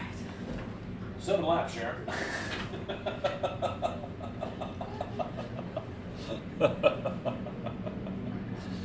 Poor Gary Roper got his bike fired up and then it conked out on him over in turn number 7, between 7 and 8. Oh no! On the warm-up lap. During the warm-up lap. He got the warm-up Oh. lap. I thought he was going to have some redemption and it didn't last. Tough break. Man, the rope.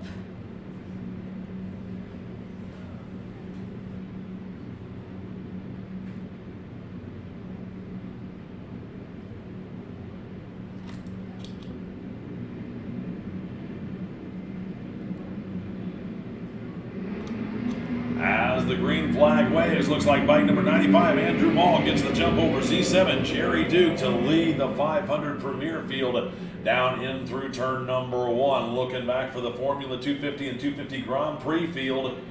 Here they go as the green flag waves. And it's bike number 709. Joe Ackley got a pretty good wheelie out of his bike, but number 9, Colton Roberts, leads them down in through turn number 1. Then looking back for that third wave for the pre-1940 and the Prodi heavyweights back there. Now it's production heavyweights. And there goes the flag as they come ripping down the front straightaway. Looks like it's going to be 7S. Sean Gilmer getting the jump over, I believe it's G66 Smithard as they work their way down through turn number 1. Meanwhile, the 500 Premier class all the way over into Charlotte's Web here on the opening laps.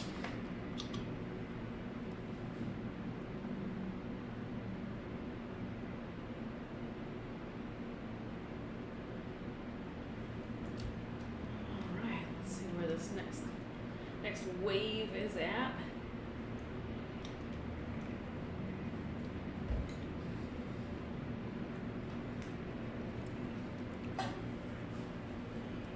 Prodi Heavy right now is at the very top of your screen.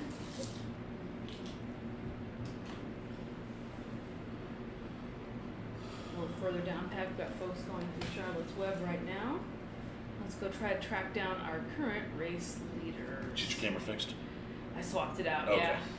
Was the other one pretty For hot? an old one. I can't tell. Okay. It's just, she's not happy. Race leaders out of turn number 17 onto the front straightaway. Can complete lap number 1. Looks like it's 74. Wes Orloff out there leading it. Couldn't quite catch that second place rider as I was looking down through the grids. And the rest of the field starting to stream by.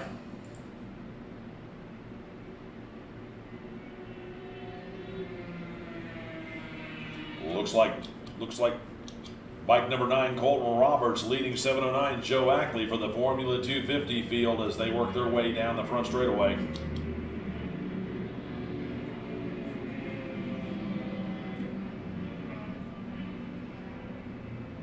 Something's messed up with race monitor. I just looked at that like, wait a minute, there's like 6 that went by, and I caught Colton Roberts because I saw him, and I know he got the lead for the 250 in that second wave, so we are missing the entire first wave one. There it goes. There it goes. 74. Out front end for the race leaders in the 500 Premier class at 74, Wes Orloff leading bike number 95, Andrew Malkin. Z7, Jerry Duke. That's your top 3 for them. Then bike number 14, Brian Laraber, back there in that 4th place position off the podium. Then bike number 80, Helmut Niederer, round out your top 5. Then for the Formula 250, Colton Roberts still getting the better of his battle with bike number 709, Joe Ackley. And then bike number 995, Patrick Hansen, rounding out the top 3 for that field for the Formula 250. And then for the 250 Grand Prix, 61, Paul Germain leading that one. Back there in that 9th place position as the leaders are working lap number 2 here of this 8-lap race. And somebody lost a muffler. Oh. Right over there. Well, you don't need those. Right over here somewhere. At least it's on the inside. That was just slowing him down. Yeah. And making them quiet. 74, Wes Orloff across the start-finish line one more time. He still has Andrew Malk right there behind him. They got a pretty good gap out there as bike number 14, Brian Laraber, works his way up to that 3rd place step of the podium with bike number 80, Helmut Niederer right there. We're looking for Z7, Jerry Duke. Looks like he's dropping down the leaderboard, so not sure if Mr. Duke's had an issue out there or not. Looking for him right now. Probably had a mechanical. Bike number 9, Colton Roberts, still leading the Formula 250 field with bike number 709, Joe Ackley, as Brian Laraber holding on to that 3rd place position, trying to reel in Malk and Wes Orloff as they dive down into Charlotte's Web one more time.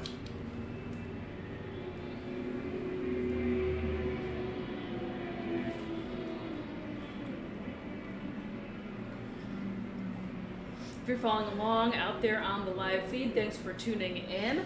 I'm showing up on the grid, or up on the screen right now, I should say, the top 10 finishers on Race Monitor. I can't show anything beyond that on my screen. It kind of upsets and disrupts my program. So, if you want to go get more details and more detailed information about timing and scoring, you can make your way over to race-monitor.com.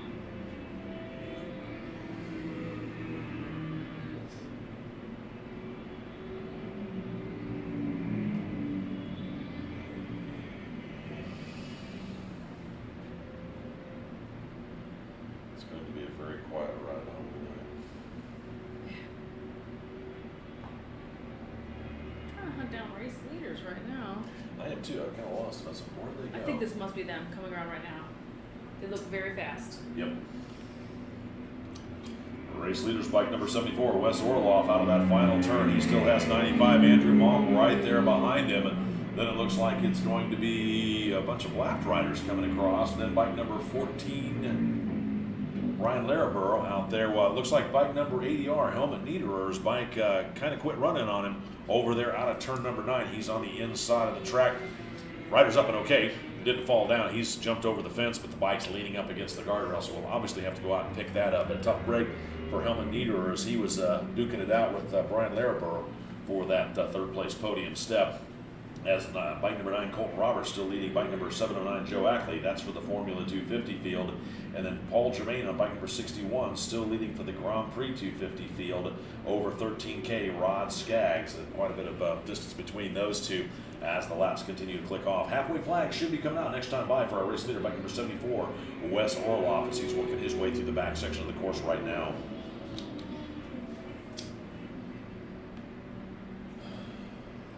All right.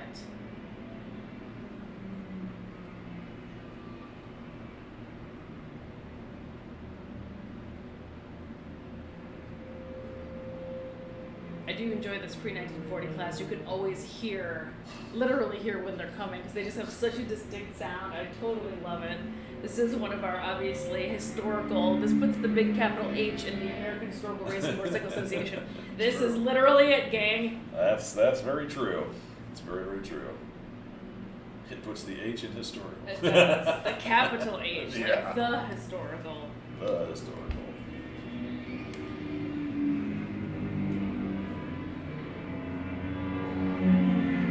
Race leader. Halfway flags out for Wes Orloff as he's starting to encounter some lap traffic. And 95, Andrew Malk making sure he's right there to possibly capitalize on it.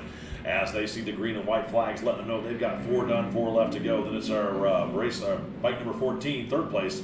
Chairman of the board, Brian Laraber, out there trucking along in third. Then it's going to be bike number 9, Colton Roberts. He's leading for the Formula 250, and he has 7:09. Joe Ackley right there behind him as they start the second half of their race. Meanwhile, 74, Wes Orloff continues to pick his way through the lap traffic, and he still has bike number 95, Andrew Malk, right there behind him. So Malk definitely within striking distance.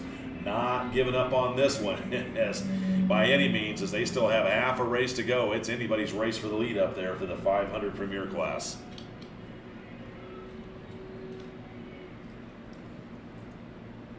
Yeah, that was a fun little trip through the middle part of the track. I saw that group of 5 come through here, and I thought perhaps it was going to get a little racy. But everybody made it through, smooth sailing. Getting a little dicey. Yep, no dicing, just racing.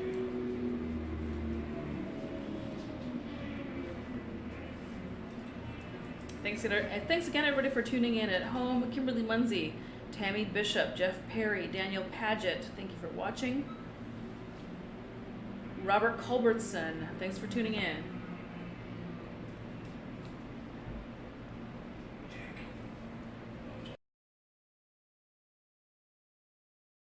Good racing. One of our AHRMA members stopping by to come say hey.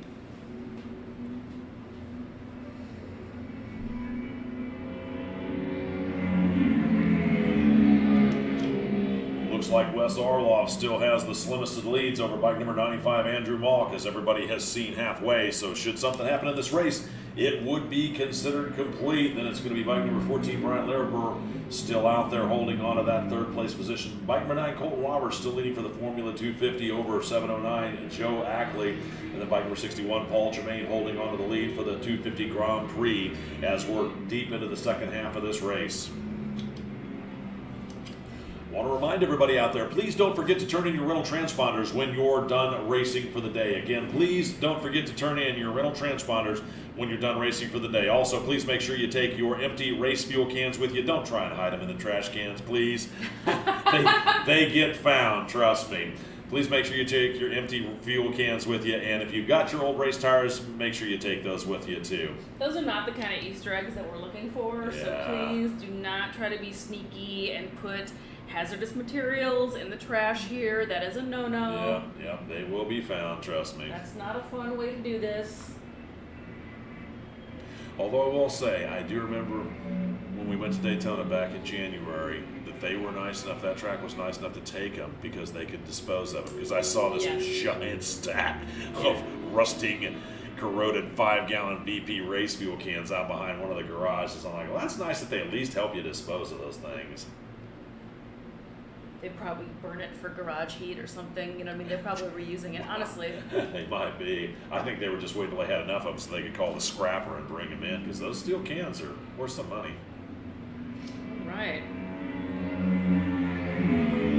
Race leader. White flag out for your race leader, Wes Orloff. Let him know he's on his final lap with bike number 95, Andrew Malk, right there behind him. So if Malk's got anything up his sleeve, he's going to have to put his cards on the table on this lap as he has been stalking Orloff this entire race. Then it's going to be 14, Brian Laraber, rounding out your top 3 as they start their next lap, their last lap here. Let's go first call. First call for race number 13, Sound of Thunder 3. Battle of the Twins 2. You folks will be up in just a moment.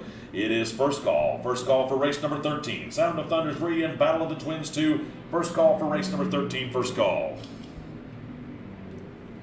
Race leaders out of Charlotte's Web on the final time. Orloff leads, but Malk about 3 bike lengths adrift, make it 4 as they rocket down that back straightaway towards turn number 8, dropping into 8 out of view. Malk is definitely pushing hard, trying to reel in Orloff as they come out of turn number 9 up the front straightaway. It looks like, couldn't tell if Warloff got around Malk or vice versa as they went by the camera over there in turn number 9 or out of 10, waiting for him to come into view. Looks like Malk might be in the lead over Warloff. As if that is true, Andrew made that move over in turn number 9. He's been stalking Orloff this whole race as they disappear out of view over the crest of the hill over in turns 14 and 15. Waiting for him to come around here in just a moment to see how this one's going to end up.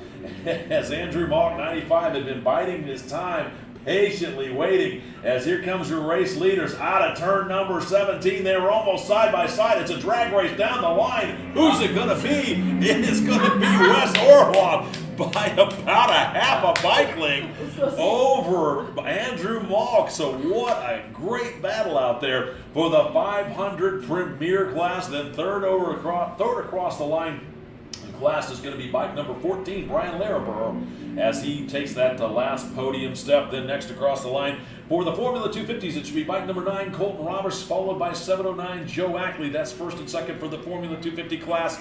Actually, another tight race as Colton Roberts just nipped Ackley. In fact, I kind of thought Ackley had the lead, but they're saying that Roberts had it on that one. That rounds out your top 5 and an exciting conclusion to race number 12. Let's go second call. Second call for race number 13, Sound of Thunder 3 and Battle of the Twins 2. You folks are up right now. It is second call. Second call, race number 13. Second call for race number 13, Sound of Thunder 3, Battle of the Twins 2. Second call for race number 13, second call.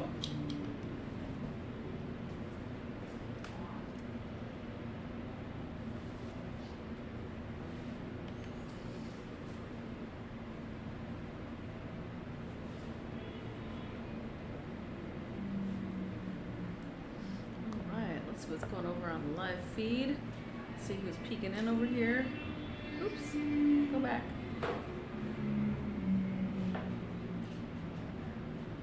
Stephen Hopkins. I actually didn't catch where the oil spill was. I ran down to the track from the third story to go change cameras. Way down there. Way down there. Jay says way down there. Way down there on the start-finish line. Okay. On the grid. It was on the grid, so that's why. Someone's on the dirt. Someone's in the grass. Oh, that's not good. What's happening here? Someone's in the grass. 995. He ran a little wide out of turn number 17 onto the grass. grass. They pulled it together. All right. He pulled it together. I didn't know if there was like a short way around. I couldn't quite tell what was happening there. A little off-roading action.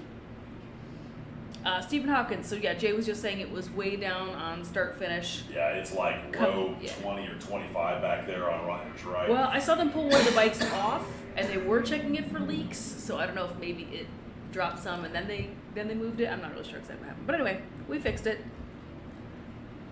And by we, I mean all of the track marshals and safety staff here. Jay and I are just sitting up here talking about it. Yeah, I didn't do diddly. I'll be honest with you.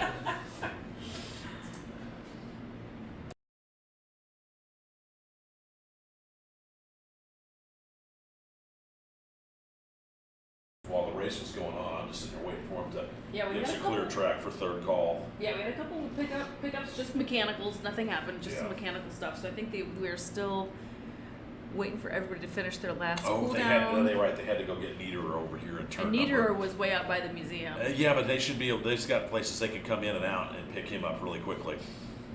So being a member of the Barber Museum, by the way, gets you this awesome access to this bridge that you can go spectate from. Very worthwhile in case you are ever thinking about coming down here to Barber to watch races. Have Very you? Yeah, cool. There's Niederer right there on the screen. Oh, he's still hanging out. Yeah, I'm surprised I've got him. So maybe you do have a little bit of time if you need to do something. Did you ever check out and see how much the memberships were? I did not. That I do not have any further information on. That is a BarberMotorsportsPark.com situation. But I do know some of the perks, and that seems pretty cool to me. Oh, yeah. So let's go ahead and check out. I showed it earlier with GT. I had Eric Watts, one of our AHRMA racers and AHRMA members, do a bit of a hot lap aboard his RC390, and that way you can see what it's like to come race here at Barber. Let's go check it out. It is excellent. Yeah, they still haven't even. They just haven't picked him up.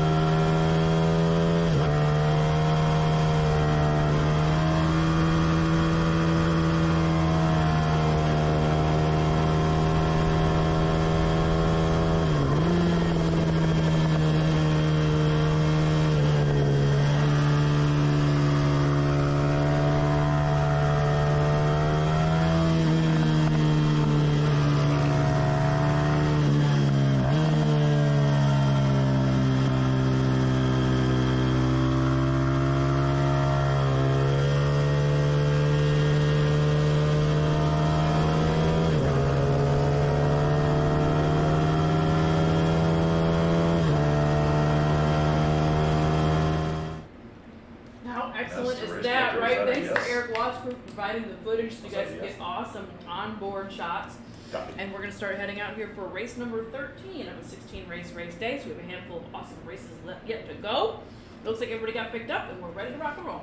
Attention out there in the paddock. Let's go third and final call for race number 13, Sound of Thunder 3 and Battle of the Twins 2. You folks are up right now. If you want to bring them on up, we'll send you out for your hot lap. Again, it's third and final call for race number 13, Sound of Thunder 3 and Battle of the Twins 2. You folks are up right now. Bring them on up. Third and final call for race number 13, Sound of Thunder 3, Battle of the Twins 2.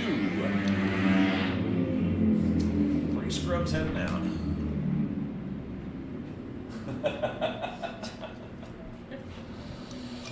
As the racers take to the track, here's how they're going to grid up. For the Sound of Thunder 3, sponsored by N-Cubed Racing and Motorcycle Supply on row number 1, it's 4L Drew Jancourt, 1F Kevin Grimmel, 553 Paul Canale, and 901 Sean Vies.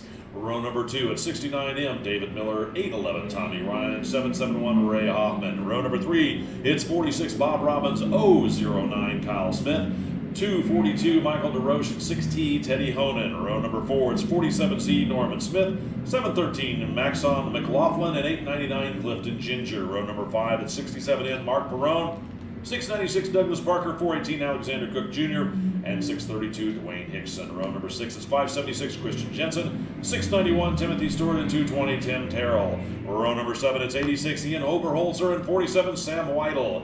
For the Battle of the Twins 2, sponsored by Moto Course Performance. Back on row number 9, it's bike number 1A Clint Austin, 15X Tony Prust, 198 Dylan Connor, and 69A Carl Estelle. Row number 10, it's 114 Trev Nobles, 69B Matthew Estelle, and 09 Eugene Casario. Row number 11, 762 Shane Quigg, 15R JM Padron, 456 Chloe Peterson, 823 Jessica Martin. In row number 12, it's 22A Mark 10, and 311 Nicole Paraso. That's your field here for race number 13. The Sound of Thunder 3, which is sponsored by Motorcycle Supply with N-Cubed Racing. When duct tape and zip ties won't do, just give them a call. Motorcycle Supply is run by experienced gray-haired riders and racers serving motorcycles with parts, accessories, and gear since 1988. Come see them in Manhattan, Kansas, the home of 1,300 miles of highway and 11 turns. Not kidding. The field itself is comprised of a variety of twin-cylinder bikes, including the Harley XR 1200. Push rod overhead valve machines up to 1,000 cc's are illegal. Overhead cam engines with up to 3 valves per cylinders and 805 cc's are legal. Single overhead cam liquid-cooled V-twins to 750 are out there, and overhead cam liquid-cooled 4-valve engines to a maximum of 650 cc's are legal. For the Battle of the Twins 2, sponsored by Moto Course Performance and Chris Boyd. South Florida's Moto Course Performance sponsors the Battle of the Twins 2 class. An experienced Ducati specialist, they can build, customize, and maintain customer street bikes at the highest level. With expertise in NCR Ducatis and AHRMA street bikes or race bikes, you're invited to visit them online at www.motocourseperformance.com. For this field, or for this race, it is the Battle of the Twins, 0 cc's to 904 cc's. It's open to all air-cooled twins up to that 904 size. The air-cooled bikes have been obsoleted by newer technology, but remain a fan favorite of builders, racers, and fans, and AHRMA has made a home for them to race at. On track, you'll see Ducatis, Moto Guzzi's, and Buells. That is how your field stacks up here. Waiting for the green flag to fly in just a moment here on race number 13. I think that's 901.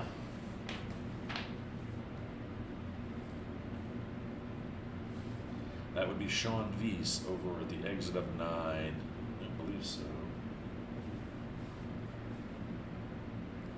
If not, you'll hear them when they come ripping at him.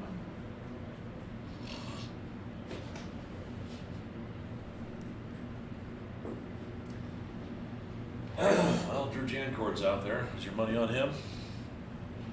I mean, he is terrifically fast, but this is a really, really rowdy, very rock Yep. and roll grid out here. 771. Ray Hoffman's over there on that row number 2 outside. He's pretty darn quick himself. We'll see.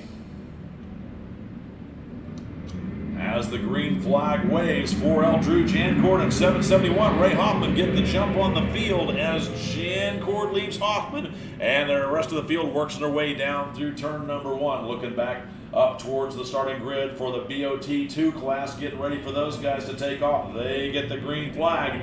Looks like it's going to be bike number 553. Actually, I think that might have been 15X. Tony Frust, was he out there? He's on the grid. I know he had an off-track excursion yesterday. Not sure if he got his bike put back together.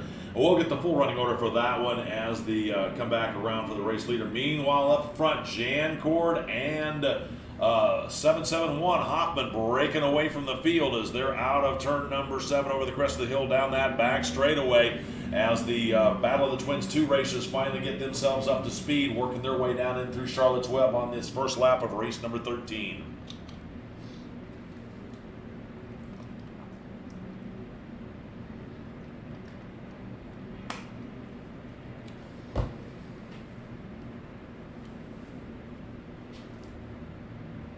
Race leader is already on that back straight. Yeah, they're flying. Looks like Jancourt and Hoffman once again flying back through turns 12, 13 over the crest of the hill, and 14 trying to check out on the field. Wait for him to lead everybody around here in just a moment.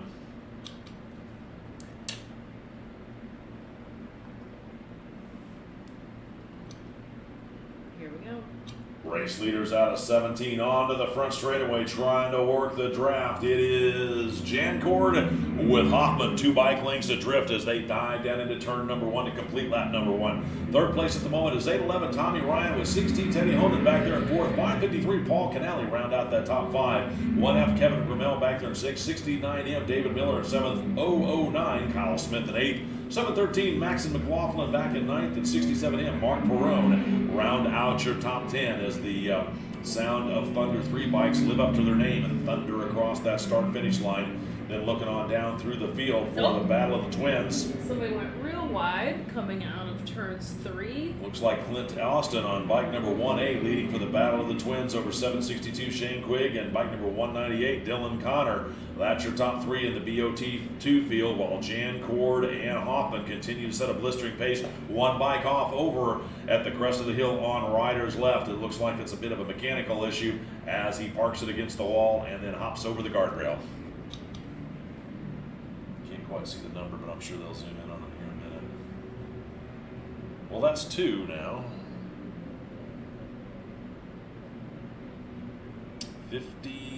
69. Oh, that's one of the Estelle boys. Can't tell if it's A or B.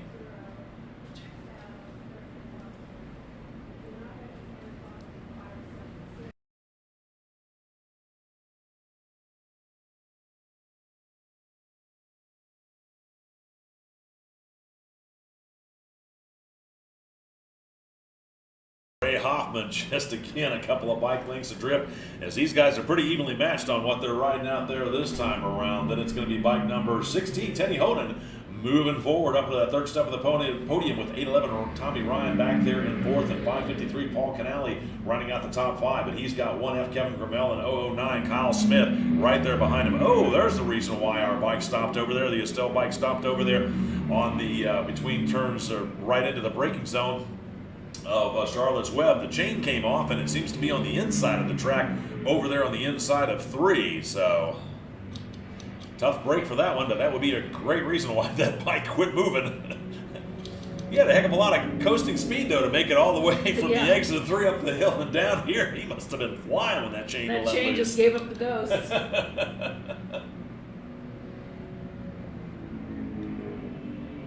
It's evidently not in a position to create any kind of problem. Looks like it was on the inside of the track. All right, race leaders are going across the top of your screen right now.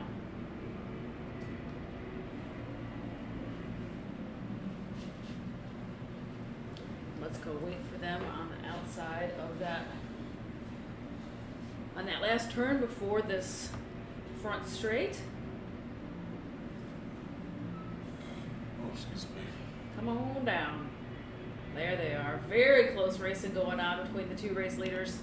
Race leaders one more time down the front straightaway as Jancord leads Hoffman by about 2 bike lengths, maybe 3. So these guys are really evenly matched. I got to believe that Hoffman's just been studying Jancord's lines, trying to figure out, okay, at when and how soon do I make that move? Because you know he's got to be thinking that.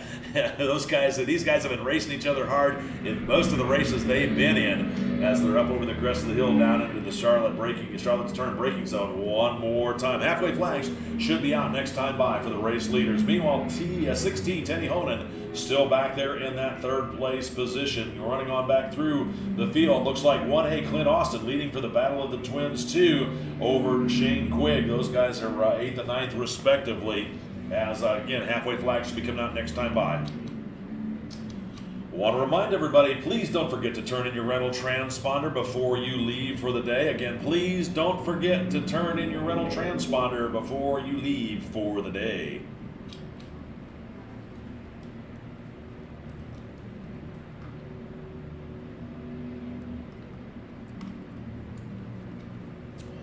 Well, there's Sean Vesey's over there by the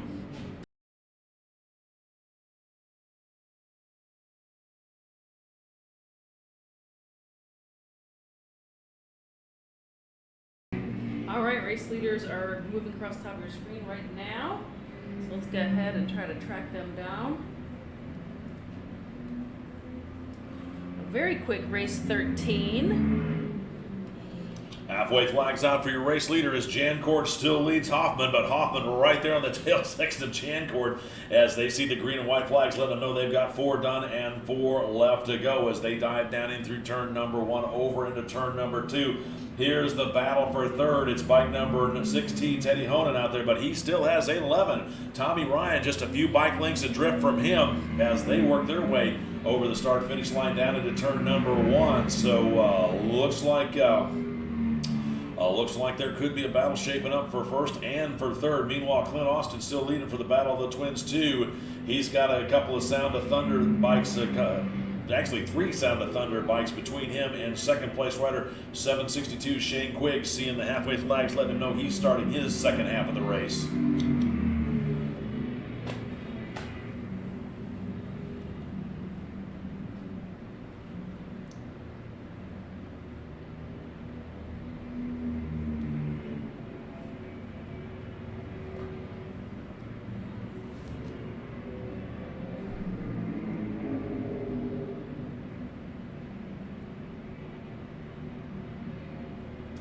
Looks like race leaders was heading back towards the museum. Looks like our vendors are starting to back up. It's about that time. All right. It's past that time for them.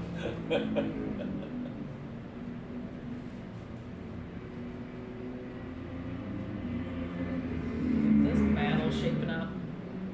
Looks like Ray Hoffman decided to make that move, and he puts himself up on the top step of the podium. Since they've seen halfway, if something should happen, this race would be considered official. So Ray Hoffman now up to the top step of the podium. It's going to be bike number 4L, Drew Jancord's turn to follow Hoffman to see how his lines work for him as Hoffman stretches out about 4 bike lengths over the, actually nope, Drew Jancord repaid the favor, so put bike number 4L, Drew Jancord back on the top step of the podium as they work their way out of turn number 5. But if, again, something should happen, Hoffman had the lead on that last lap. Teddy Honan still holding on to 3rd over 811 Tommy Ryan as they continue on their trek out around the track. Clint Austin still holding on to the lead for Battle of the Twins 2 with, it looks like, Shane Quigg back there behind him in that 2nd place.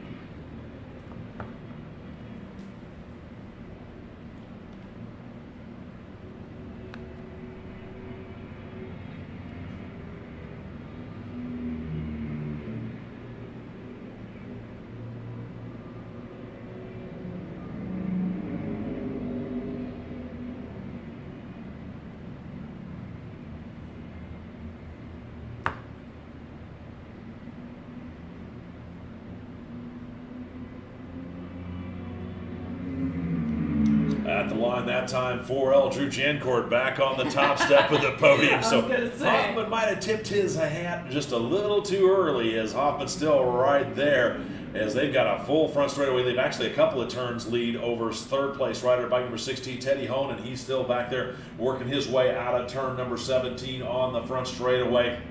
Looks like he's got a little bit of breathing room, as he's got about a half a front straightaway lead over fourth place rider. Actually, no, it's going to be bike number 1A, Clint Austin, next across the line. Then bike number 811, Tommy Ryan. So Teddy Honan on 6T, solidly there in third place. White flag should be coming out next time by.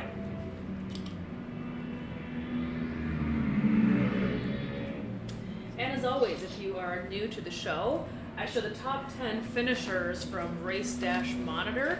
For more detailed results, you can go over to race-monitor.com. I can only show the top 10 as part of this live streaming program because I can't scroll through, so that's why you're just getting the top 10.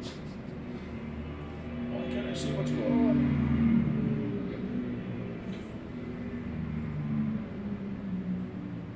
Okay, boys, play nice over there in Charlotte's Web.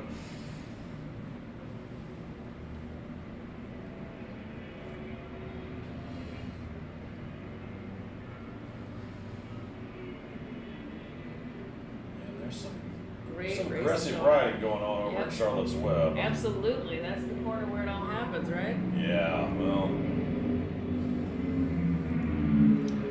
White flag out for your race leader, bike number 4L Drew Jancourt, as he has Ray Hoffman just a few bike lengths of drift as they start their final lap. Let's go first call. First call for race number 14, Next Gen Superbike 3 and Sound of Singles 2. You folks will be up here in just a moment. It's first call. First call for race number 14, Next Gen Superbike 3 and Sound of Singles 2. You'll be up in just a moment. First call for race number 14. Looks like our race leaders working their way through some lap traffic. Drew Jancourt puts a lap rider between he and Hoffman as Hoffman tries to work his way back up. That gave Jancourt the breathing room he was looking for, as Hoffman, again, I might just say, you know what, second is just good enough for me, as that duo drops over into turn number 8, over into turn number 9 here on this final lap. Meanwhile, 16 Teddy Honan still holding on to the third place position for Sound of Thunder 3, with bike number Clint Austin leading for the BOT2. He's got Shane Quigg back there second in class for him. Then I have to go way back down the list to bike number 198, Dylan Connor, to get the third place for the BOT2 bike, as Drew Jancourt on rails, leading up through turn number 13 over into 14 here, solidly in the lead as he continues to pick his way through the back markers on this final lap of race number 13.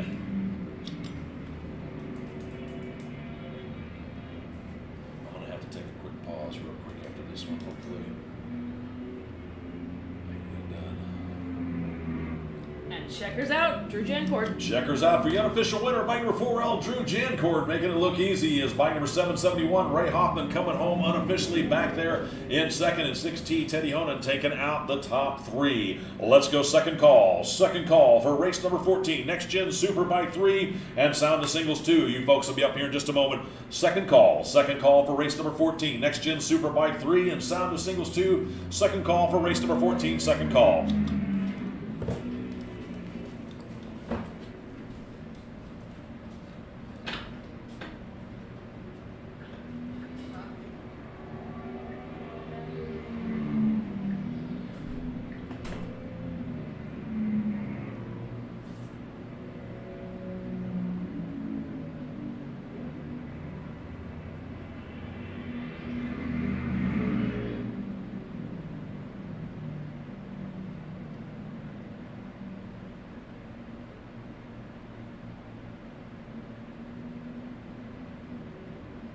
Alright, we are winding down.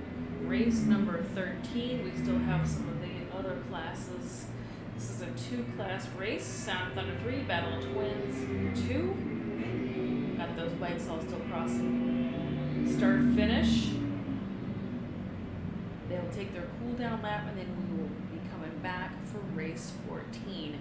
These last 3 races, it seems like we have an awful lot of kind of back-to-back racers, which is folks that have entered more than one class. So we try to give them a little bit of a moment to either change bikes, put gas in their bikes if they're campaigning and racing the same machine, maybe grab a drink of water. We try to create like 60 to 90 seconds of a little bit of a window. That way they can have the opportunity to race multiple classes and know that they're going to make it. Last thing we want to do is have folks register for classes and then not give them enough time to race all those classes, right? That's how we do here at AHRMA. We're one big family and we're all looking out for each other. So we're going to take just a second here in between this race and our next. I will, however, start getting rid of these, moving down these graphics and changing for the next graphics. Those of you who are maybe new to the program, welcome. Thanks for tuning in. And we've got an awful lot of new viewers, folks jumping on for the very first time. I see some familiar faces, some familiar last names, some family members that are watching, some folks that are not familiar with our program. This is just Jay McBacken and myself, Jackie Van Ham, holding down all of the announcing and live streaming duties. I'm running every single camera that you see, all sorts of paperwork and cameras and switchers and things and stuff. Jay McBacken is holding down all of the announcing duties. So it's just the two of us, the two people army, doing everything here. So it's also a little bit of a behind the scenes look, because you're going to hear a little bit of chatter up here. You're going to hear some radios. You're going to hear us talk about what's going on the track. It's a little bit of a behind the scenes view and all of the racing action that's going on. So thanks for tuning in, everybody. We appreciate all of the positive comments that have been coming up all weekend long. Thanks for clicking, liking, and sharing all of these videos. Now, let's head back down track side and start getting ready for race number 14 of the 16 race day. Yeah. Attention out there in the paddock as we're having to pick up some bikes. Want to remind everybody, please don't forget to turn in your rental transponder when you're done racing for the weekend. Again, please don't forget to turn in your rental transponder when you're done racing for the weekend. And also, please remember to take your empty fuel cans and your old used race tires with you if you have your old used race tires. Again, please don't leave your empty fuel cans here. Take them with you and dispose of them properly. And please don't forget to turn in your rental transponders before you leave for the weekend. Your mom don't work here. That's right. Your mama don't All right, work. race 14, next gen Superbike 3.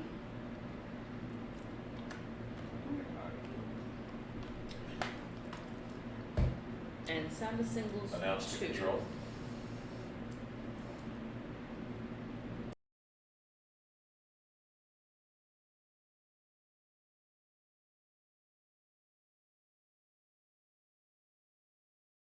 I see what's happening now. We still have a bike that we're picking up out there. Let's go see. Yeah, I missed see the truck.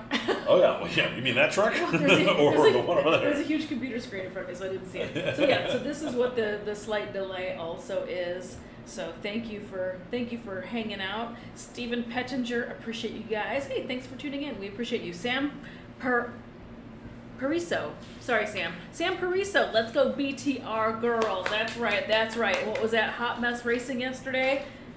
Thanks for tuning in, Sam.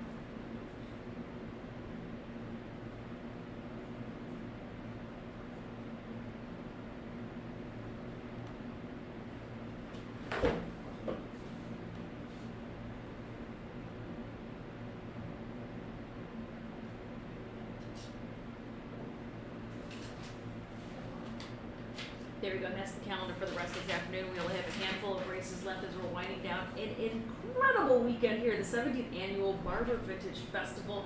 You are currently watching the AHRMA Road Racing live stream. Attention out in the paddock. Let's go third and final call for race number 14. Next Gen Superbike 3 and Sound of Singles 2. You folks are up right now if you want to bring them on up. It is third and final call for race number 14. Next Gen Superbike 3 and Sound of Singles 2. Come on up. We'll send you out for your hot lap again. It's third and final call for race number 14.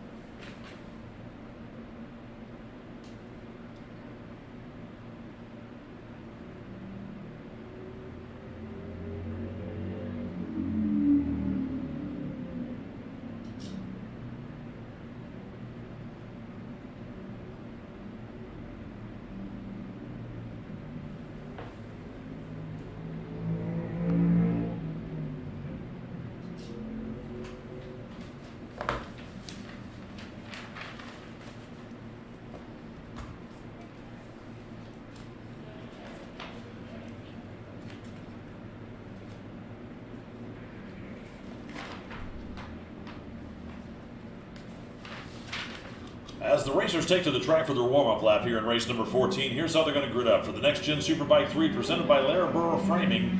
Row number 1, 020 Jeff Nelson. Bike number 14, Brian Larabur. 784 Christopher Akaiden, and bike number 57A Robert Scheidel. Row number 2, it's 29J Scott Rothamel. 901 Sean Visa. 956 Peter Evans. Row number 3, it's 68R Craig Grantham. 40X Irvin Kolek. 6E Eric Burrell.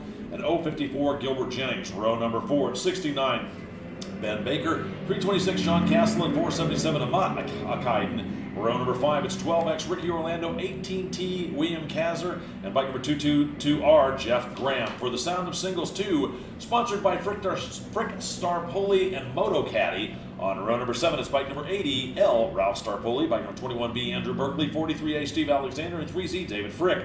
Row number 8, it's bike number 510 Noel Corwin, 329 Matthew Crabtree, and bike number 12 Adrian Yasso. And row number 9, it's 133 Paul Elledge and 241 Sharad Shanbach. That is your field here for race number 14, the Next Gen Superbike 3 and Sound of Singles 2. For the Next Gen Superbike 3, sponsored by Larabur Framing, this new class started in 22. It's for late 80s to mid 2000 U.S. Superbikes. Various twins and four-cylinder bikes from 86 to 2006 can be seen out there on the track for the Sound of Singles 2, sponsored by Frick Starpoli, also known as Moto Caddy.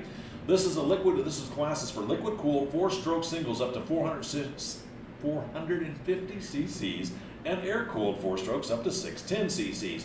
450s typically have state-of-the-art road race chassis with modern motocross-based engines. That's your field here for race number 14, Next Gen Superbike 3 and Sound of Singles 2.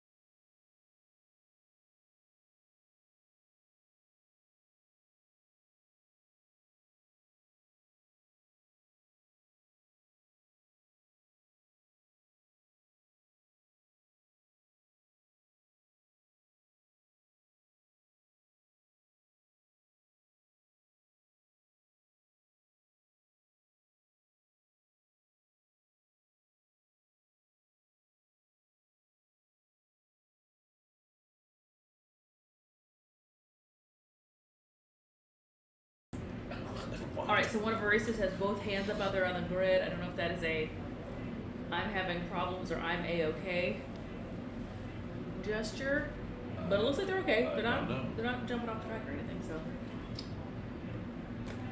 Ashley Esterline, thanks for tuning back in. Ben Mike, thanks for watching. Lloyd Scott Turner, thank you for tuning in. Celia Wren Trosper, welcome back to the show, my friend.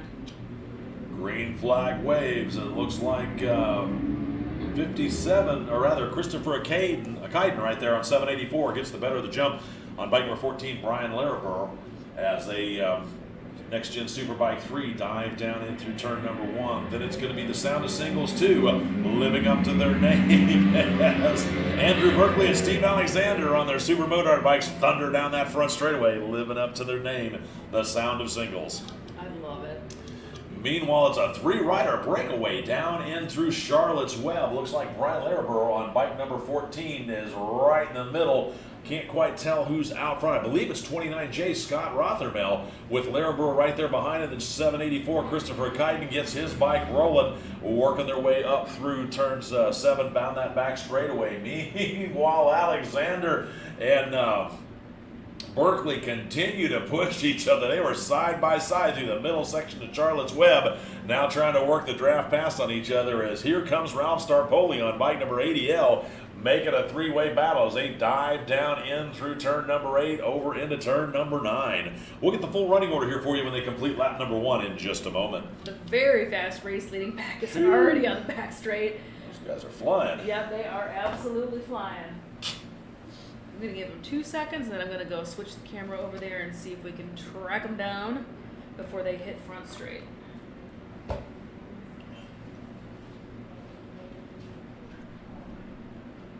There they come. Here they come. Terrible. I know.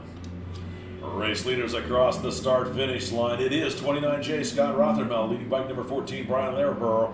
And then it's going to be 4X Urban Kolick. He was my mystery rider out there. It's 57A Robert Schall's out there. 18T William Kasner and bike number 956 Peter Evans. So evidently Mr. Kiten didn't answer the call for the start on this one. 21B Andrew Berkeley is still getting the better of his battle with Steve Alexander with bike number 12 Adrian Yasso right there behind him. So I must have missed that thought. Starpoli, evidently Ralph Starpoli decided to sit this one out as he was on the grids, but I do not see him out there on the track showing up on the oh no, there he is. I'm sorry, he's leading this one. My mistake. He's out front, so Andrew Berkeley and Alexander, those guys are duking it out for second. My apologies to Mr. Starpoli as he's leading this one, still trying to chase down the next gen Superbike 3 field. Oops.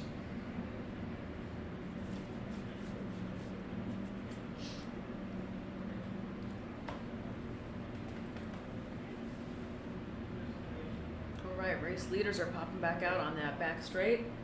You can see them at the top of your screen. Well, you did. They went by real fast. Looks like Rothermel and Laraborough are setting a blistering pace here as they're pretty much nose to tail over through turn number 14 and 15 here. And this is only the second lap of an 8-lap race. So Brian Laraborough continuing to pressure Rothermel as they work their way through 15 over into 16. Now waiting for them to come back onto the front straightaway in just a moment. Here they come. Looks like Brian's trying to work. Actually, Brian Laraborough up to the leader top step. He's got 29J Rothermel right there behind him. Rothermel was looking at possibly making a draft pass, but thought the better of it, dropped back in line. Meanwhile, 4X Irv Kolick back there in that third place position. So Scott Rothermel, having led early on this one, might be content just to sit back and study Mr. Laraborough's lines as they work their way out of turn number 3 over the crest of the hill and 4. And there goes Rothermel diving down on the brakes down the inside as he takes the inside line away from Laraborough. So Brian now back there in second place. As Scott Rothermel gets a great drive out of 7 to lead Brian Laraborough down that back straightaway. Meanwhile, Urban Kolick back there in third. A good battle between 18T William Kasner and 57A Robert Schottel. Those guys are duking it out for fourth as they work their way through Charlotte's Web here, coming up on halfway in just a little bit. Want to remind everybody, don't forget to turn in your rental transponders before you leave for the day. There's only just a few more races left, so I can guarantee you the majority of the people are done racing for the weekend. So please make sure you turn in your rental transponders as quickly as possible when you're done racing. That way you don't have to worry about it. It's one less thing to worry about as you're packing up, you know. You got to get out of your leathers, you got to get your equipment stowed, you got to get the bike packed up, you got to tear down your pits. It's going to be real easy to forget that rental transponder. So make sure you do that first thing. Get off the bike, put it on the stand. When you're done racing, grab that rental transponder, bring it back, send somebody with it back, but get that thing back to us ASAP. That way you don't have to worry about forgetting it.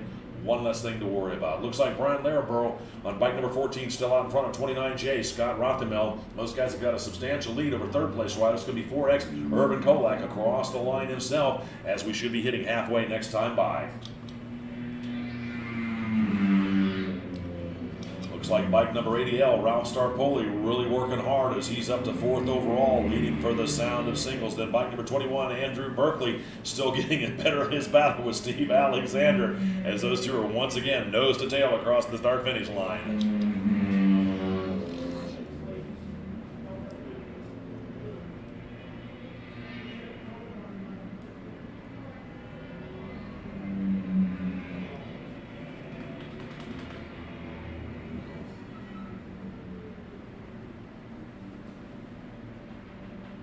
Adrian Yasso's right there to join them with the battle.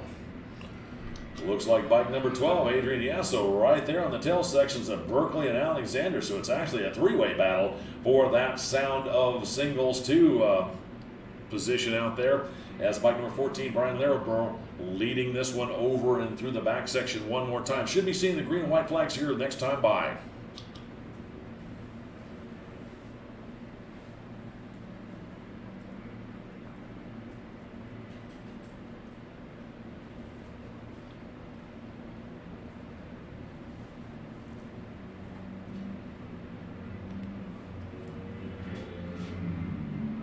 Brian Laraborough won. Not sure if Mr. Rothermel out there might have had a bit of an issue, or maybe his tires are going away because he had dropped back substantially on that lap. So bike number 14, Brian Laraborough, seeing the halfway flags, letting him know he's got 4 done, 4 left to go. Rothermel still solidly there in second, but definitely off the pace and several bike lengths adrift of Laraborough. Then 4X Urban Kolek rounding out your top 3. As the rest of the field sees the halfway flags come by. Starpoli up there leading, but bike number 21B, Andrew Berkeley, 43A, Stephen Alexander. And then it looks like 18T William Kasner is out there. It looks like bike number 12, Adrian Giasso, might have dropped back just a little bit on that last lap. So Berkeley and Alexander still duking it out for second place in the Sound of Singles 2 as the rest of the field continues to see halfway. This great battle coming I in know, man. Charlotte Web happening right now. Oh, that's Kasner back there in that. I was thinking that was Yasso there in that On the motard? GP. No, but Oh. the GP bike behind the motards. I was thinking that was Yasso, but it's not. It's Kasner. 18T William Kasner.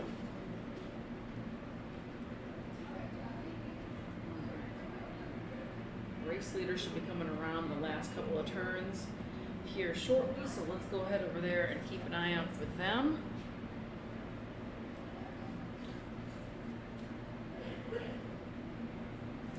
Here it comes. Race leader, bike number 14, Brian Laraborough, across the start-finish line, having seen halfway and starting the second half of his race. Everybody's seen halfway, so should something happen, it would be considered a complete race.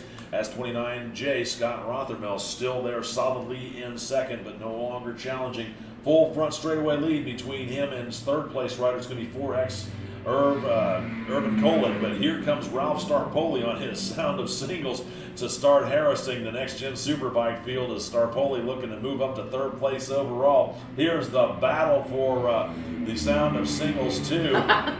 All at the same time. Actually, no, that last lap, that is Adrian Yasso on that GP bike out there. So it is still a three-way battle between Berkeley, Alexander, and Yasso, as it's anybody's race out there for that second step on the podium for the Sound of Singles 2. So I thought that was him, but when I looked at the leaderboard, it said Kasner was in between those two that last lap, and it's not there. There's second, third, and fourth right there. Yep. Wow, these guys are going after it. Probably one of the better races today, a three-way battle for that second step on the podium. You know that Yasso's You can just, throw a blanket over him. Yasso's just back there biding his time as he's trying to figure out how to get around those big motard bikes. They sit so tall, he can go right under their elbows. Of course, those motard bikes are so narrow, the first thing they'll drag on them is a handlebar. All right, that looks like race leader across the top of your screen.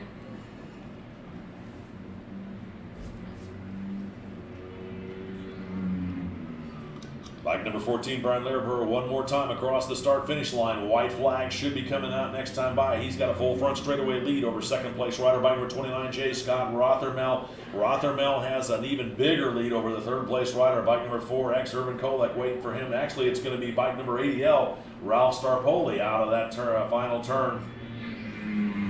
He's leading for the Sound of Singles 3, then 4X, Urban Kolek, rounding out your top 3 for the next-gen superbikes. All right, I'm setting up for this 3-pack. That's the battle you're going to have to watch.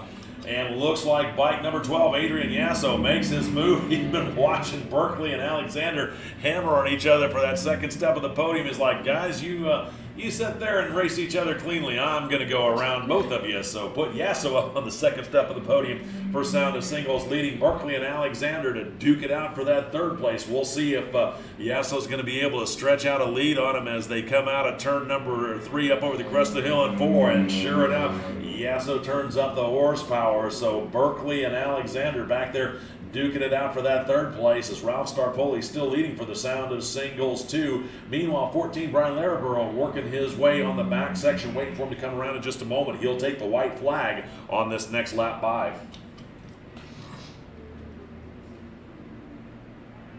All right, that great mid-pack three-peat race that's happening is very exciting. I'll keep an eye out for that. Our race leader is due here on this start-finish here. In Race leader will out of turn number 17. It's bike number 14, Brian Laraborough, seeing the white flag for starting his last lap. He's got 17 more turns before he can taste victory. Then it's going to be bike number 29J, Scott Rothermel. He's starting his final lap too with the white flag out on this one. Let's go first call. First call for race number 15, the Thruxton Cup Challenge, Formula 500, Sportsman 750, and the Phillips Island Challenge. You folks will be up here in just a moment. Again, it's first call. First call for race number 15, Thruxton Cup Challenge, Formula 500, Sportsman 750, and Phillips Island Challenge. First call for race number 15. At the line on this last time by, looks like bike number 12, Adrian Yasso, holding on to a solid second for Sound of Singles. Berkeley and Alexander still duking it out for that third place step of the Sound of Singles on the final race of the season for Sound of Singles 2. This is for the bragging rights of who's going to end up on the podium and who isn't, as Alexander and Berkeley once again pushing each other hard over in the final turns of this race.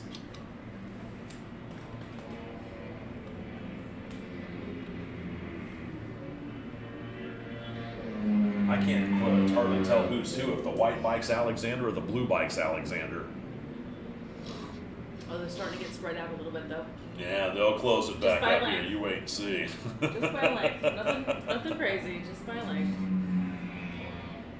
They'll close it back up. Checkered flag out for your unofficial race winner, bike number 14, Brian Learburl, taking it home in the Next Gen Superbike 3 as he takes an unofficial win out there. Then it looks like it's going to be bike number 29J, Scott Rothermel, taking the unofficial second out there in class. Let's go second call. Second call for race number 15, Thruxton Cup Challenge, Formula 500, Sportsman 750, and Phillips Island Challenge. You folks will be up here in just a moment. It's second call. Second call for race number 15, Thruxton Cup Challenge, Formula 500, Sportsman 750, and Phillips Island Challenge. Second call for race number 15, second call. Looking back up towards turn number 17. Next rider should be bike number 80L, Ralph Starpoli, as he's out of the final turn here down the front straightaway. Actually, it's going to be 4X, Irvin Kolek. Then it's going to be, I'm sorry, Starpoli already went by. I missed him while I was giving the calls. Irvin Kolek takes an unofficial third for the Next Gen Superbike 12. Adrian Yasso takes the second, and the battle for Berkeley v. Alexander. Where are they? They just passed. No, you Oh, missed they it. passed. I missed it. I missed it again. They were right on top of each other. It Oh was man, so I missed close. it again. 21B, Andrew Berkeley once again gets bragging rights to stand on the podium with 43A. Steve Alexander back there in fourth for the Sound of Singles 2. Well, you'll have to watch the. I'm watching broadcast. the screen instead of where I need to be looking. You'll have to watch the broadcast I later. know. Watch the live action. Quit watching your screen, Jay, and watch the live action. Once again, want to remind everybody, please don't forget to turn in your rental transponders.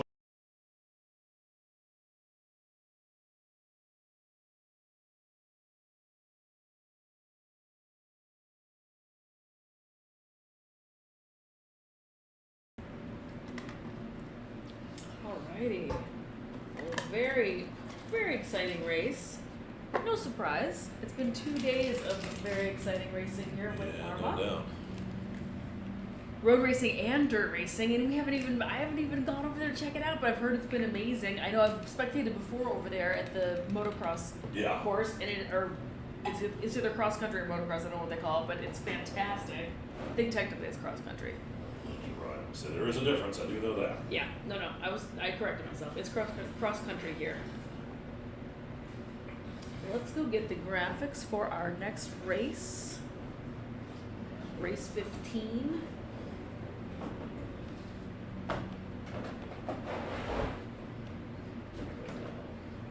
Thruxton Cup Challenge, Formula 500, Sportsman 750, and Phillip Island Challenge.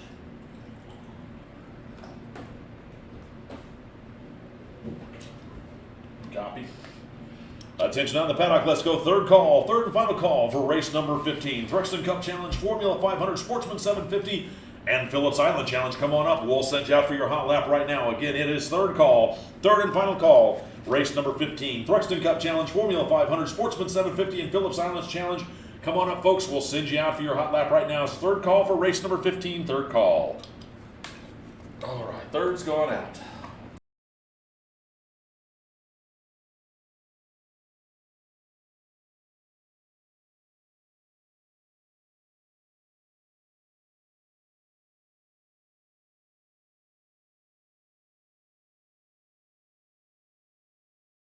Williams.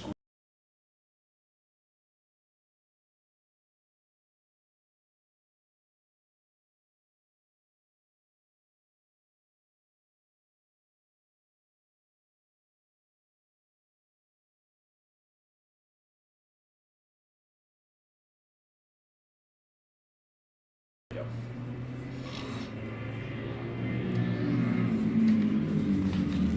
As the riders take to the track for their warm-up lap, here's how they're going to grid up out here for race number 15. The Formula 500 out on row number 1, bike number 1D, Mark Morrow, 77C, Dan Sokolich, 304, Kevin Dinsmore, 709, Joe Ackley. Row number 2, it's 808, Michael Wilson, 730, Tom Bishop, and 662, Marco Williams. Row number 3, it's 5S, Martin Morrison, 309, Tim Joyce, 129, R. Ray Hickman, and 77, Alex Shea Krapchuk. For the Thruxton Cup Challenge, sponsored by the NOLA Riding Academy. On row number 5, it's 1A, Clint Austin, 099, Dale Dutch Vandenberg Jr., 76X, Patrick McGraw, and 553, Paul Canale. Row number 6 and 69A, Carl Estelle, and 69B, Matthew Estelle, and 33T, Suros Terrian.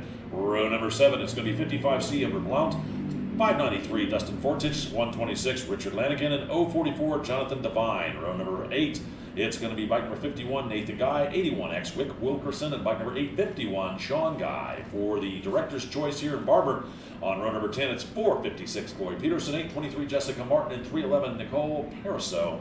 Then for the Sportsman field, sponsored by MAP Cycle Enterprises, on row number 12, it's bike number 1N, Matt Esterline, 84, Jeff Hargis, 700, Cameron Crockett, and 839, Michael Dixon. Row number 13 is 451, Brady and Gleese, 24, Grant Spence, and 92, Steve Enter. Row number 14, it's 446, Anthony Staros, and 171, Chris Marlowe. And then for the Phillips Island Challenge, presented by Wilson 13 Race Support, on row number 16, it's W13, Warren Wilson. That is your field here for race number 15. For the Thruxton Cup Challenge, this is sponsored by NOLA Racing Academy, Clint Austin. Clint is the owner of the NOLA Riding Academy, and he won the Thruxton Cup Challenge in 2019 and 2020. His other accomplishments in 2020 also included winning the Sound of Thunder 1, Sound of Thunder 2, and Battle of the Twins 2 national championships. When not racing, Clint can be found teaching new riders to ride on both 2- and 3-wheel motorcycles in New Orleans, Louisiana, and Gulfport, Mississippi. You may also find him wrenching or selling used motorcycles. Additionally, they are an authorized AHRMA helmet dealer, so if you're in the need of a new AHRMA helmet, tell Clint you're an AHRMA racer to get a discount. The field itself is open to lightly modified Triumph Thruxtons and Harley-Davidson Sportsters. Thruxtons are limited to the air-cooled 865cc twins produced up through 2015. For the Director's Choice class, the Director's Choice class is lining up behind the Thruxton Cup Challenge and features ladies that participated in the Royal Enfield's road racing build, train, and ride program this season. BTR is the first all-women initiative teaching women to build and race their own motorcycles. It highlights women in motorcycle culture in North America through a unique format that brings together riders from different backgrounds to compete in several different tracks events. Thank you, Chloe Peterson, Kayla Thiesler, and Hannah Stockton for representing AHRMA. And an exciting Moto America finale just last weekend, or weekend before last, here at Barber Motorsports Park. The season came to a close with Chloe third in the 2022 BTR Championship. On the line today is Chloe Peterson. She's been an AHRMA member for 2 years and was no stranger to the box in the BTR season this year. She's a 31-year-old graphic designer and artist currently living in Steger, Illinois. Chloe's track riding days go back to 2015, but she only started racing last year, and also as a monkey or a sidecar pilot in the AHRMA road racing circuit. Chloe is AHRMA family, and AHRMA wants everyone in the paddock this weekend to know how proud we are of her accomplishments in the BTR this year. Jessica Martin is a 38-year-old from Savannah, Georgia. She's a self-taught motorcycle enthusiast who bought her first motorcycle at 18 years old and hasn't stopped riding since. Her love of two wheels is rivaled only by her love of the sky. She not only works as a materials manager for an aviation company, but can be found flying a plane, skydiving, or hang gliding when she's not twisting the throttle. Nicole Pariseau is now hailing from Carrollton, Ohio. Didn't grow up around motorcycles, but her passion began, as so many do, as a passenger. In 2019, Nicole began her racing career along with an all-ladies race team called Hot Mess Racing. For the Formula 500, sponsored by Haggerty Insurance. Haggerty is the home for all bike lovers, helping you take your passion to the next level with Haggerty Drivers Club, Motorsport Reg, vehicle values, and world-class motorcycle insurance and more. Get started today by visiting them on the web at Haggerty.com. For the Formula 500 field, this class is for 1972 and earlier 2- and 4-stroke machines up to 500 cc's based on an index of performance. This includes 2-, 3-, and 4-cylinder bikes, both purpose-built racers and converted street bikes. Machine must be representative of the era with fairings and lower clip-on style handlebars. Dual disc front brakes are allowed. As it looks like the first wave cleanly away themselves. Now the second wave takes off, waiting for the third wave to start here in just a minute. For the Sportsman 750 field, this is sponsored by MAP Cycle Enterprises and Mario Perna. For the class itself is for 72 and earlier street bikes based on 4-stroke machines. A new addition to the class for 2015 was the single overhead cam Honda CB754 is ready to take on the class dominating twins, the Yamaha XS650. No fairings are allowed, but front disc brakes are. Japanese, British, Italian, and German bikes are seen out there on the track. And for the Phillips Island Challenge, sponsored by W13 Race Support, Wilson 13 Race Support, and suspension and services, sales, and custom builds for Olin's, Penske, and Racetech dampers, plus DynoJet Dyno Tuning in Indianapolis. You can find them on the web at www.wilson13.com. This class is designed to allow entrants of Team USA to have a place to race and exhibit the machineries in preparation for the International Challenge held annually at the Phillips Island Classic in Phillips Island, Australia. That's how it stacks up, as the race has already begun out there with the Formula 500 field just about to complete lap number 1, working their way through the back section of the track right now. Somebody having a little bit of trouble with their machine, having to bump start it a handful of times. It looked like the Formula 500 start was maybe a little ragged because I kind of saw it out of the corner of my eye. I'm like, not quite as clean as I thought it would. Race leaders should be coming around the back side of this track here in just a moment. Let's go ahead. There we go. Race leaders out of turn number 17 onto the front straightaway to lead lap number 1. It's going to be 304. Kevin Dinsmore probably got a pretty good lead over second place rider, bike number 5S, Martin Morrison. Then the rest of the field starts to work their way out of turn number 17. Third across the line is going to be 808 Michael Wilson. 33T Sarah Osterian out there, and then 129R Ray Hickman round out your top 5. 730 Tom Bishop back there in that 6th place position. 1A Clint Austin in 7th, 553 Paul Canale in 8th, 126 Richard Lanigan back in 9th, and 099 Dale Dutch Vandenberg Jr. rounding out your top 10 as they start their next lap.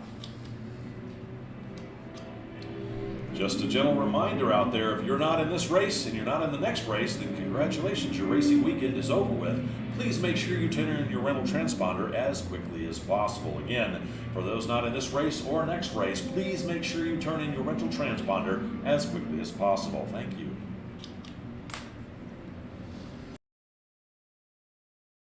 Try to be,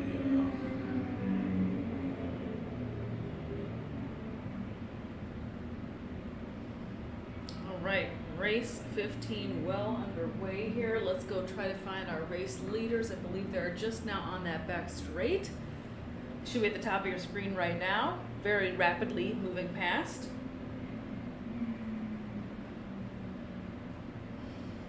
I have 1 through 10 in order of finishing, not by class, on my race monitor. For the more detailed and down pack timing and scoring, you also can head over to race-monitor.com. Race leader bike number 304, Kevin Dinsmore, one more time across the line, leading for the Formula 500 field out there. He's still being chased down by 5S Martin Morrison. Second in class for the Formula 500, then I believe it's going to be bike number 33T, Saroj Terrian.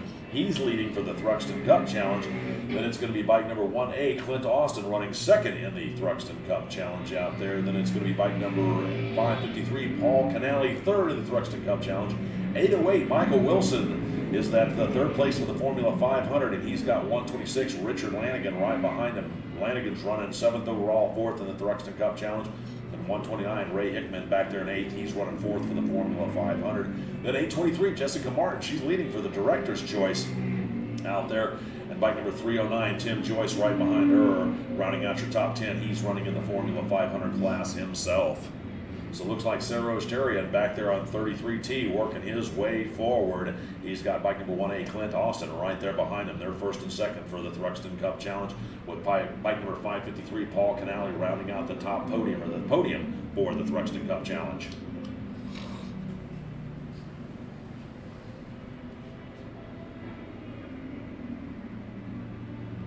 Oh, they took down the Law Tigers, blow up. Darn.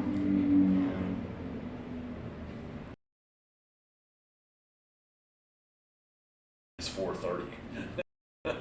All right, race leaders are quickly hustling down that back straight.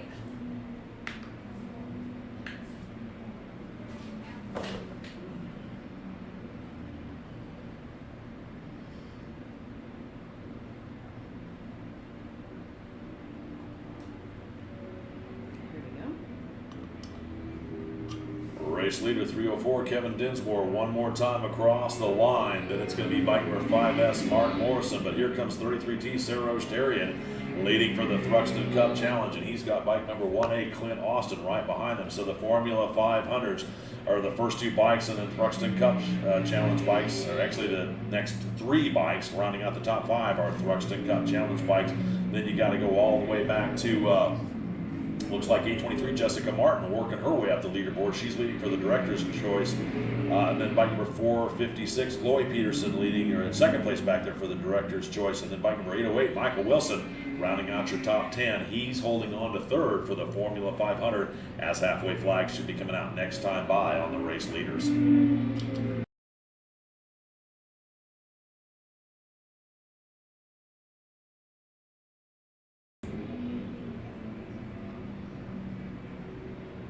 Looks like 311, Nicole Pereso rounding out the top three for the director's choice. 84, Jeff Hargis back there. He's running 14th overall. He's leading for the Sportsman 750.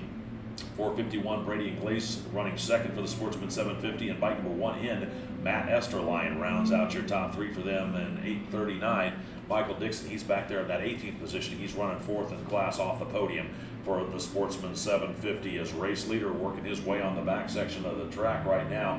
They'll be seeing green and white flags coming up here in just a moment when they make this next, or when they complete this next lap.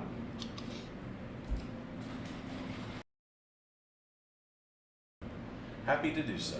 Race leader now, coming around this final turn. Is it Saroge or is it Dinsmore? Nope, it's Dinsmore. Dinsmore. There's Saroge. I'm saying he's reeling him in. White flags out for your race leader. Bike number 304, Kevin Dinsmore, leading for the Formula 500, but he's got 33T, Saroj Tarian, right there behind him. Saroj leading for the Thruxton Cup. He's got Clint Austin chasing him down. Then 5S, Martin Morrison back there in fourth. He's second in class for the Formula 500. Then it looks like it's going to be bike number 553, Paul Canale, rounding out your top five. Canale holding on to third to the Thruxton Cup Challenge as they're seeing the green and white flags out, letting them know they've got 4 done and 4 left to go.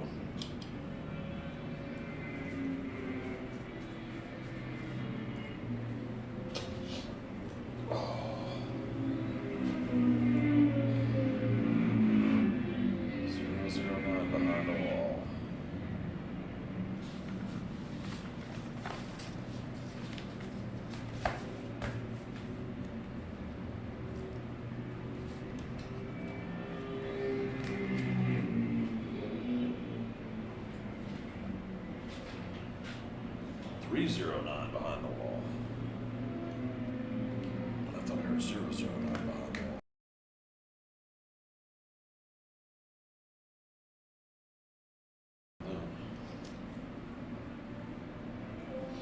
Somebody having a little mechanical out here. Pardon me? Looks like you had somebody that had a mechanical they had to pull off. Yeah. But they're fine. Yeah, oh, they're fine. Yeah, it's just go for an ounce. What you need. Race leaders. Sorotarian making a pass. Yeah, I've been pounding that since right after lunch. Shame on them.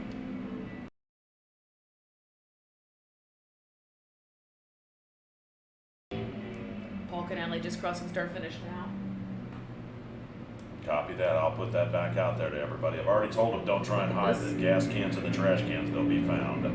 Richard Lanigan just now crossing with Jessica Martin, Dustin Fortick. Great little battle shaping up there in Charlotte Back out Webb. there again.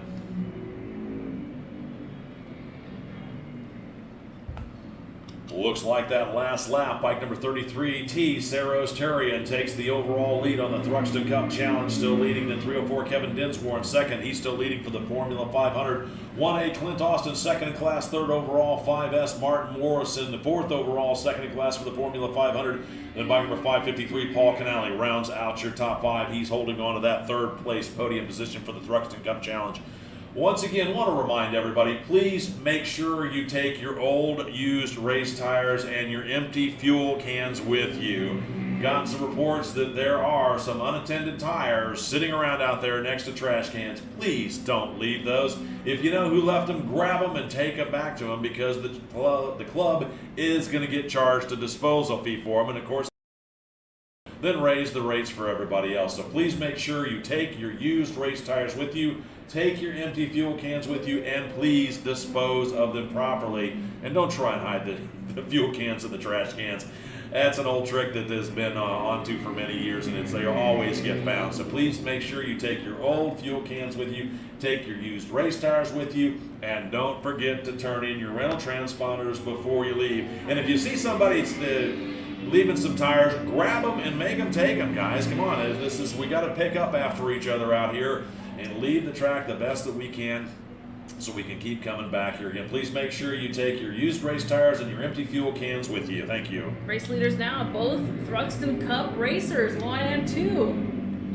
Looks like bike number 33T, Saros Terrian, and 1A, Clint Austin, running out your first two there. Thruxton Cup riders. Dinsmore's back there, still leading for the Formula 500, and he's got bike number 5S, Martin Morrison, right there behind him, and bike number 553, Paul Canale, still rounding out your top five. So Thruxton Cup, Formula 500, Thruxton Cup, Director's Choice. That'd be 823, Jessica Martin. She's running 6th overall, leading for the Director's Choice, and then bike number 593, Dustin Fortich back there, 7th overall, 4th in class off the podium is a Thruxton Cup.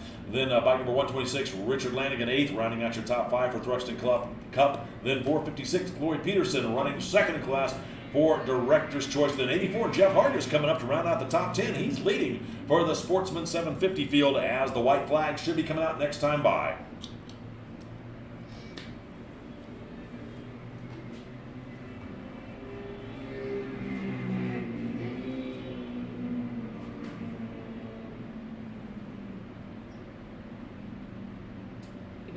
Race leaders out here.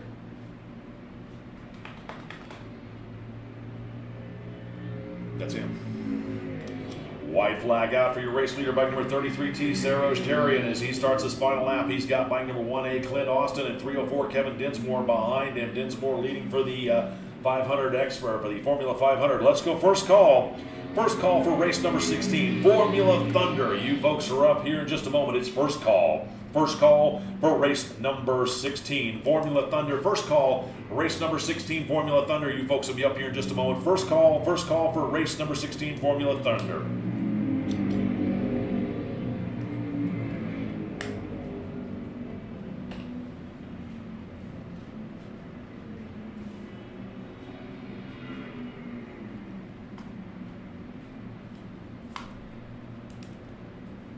Woo! A little wide on that Charlotte Webb turn. Made it stick.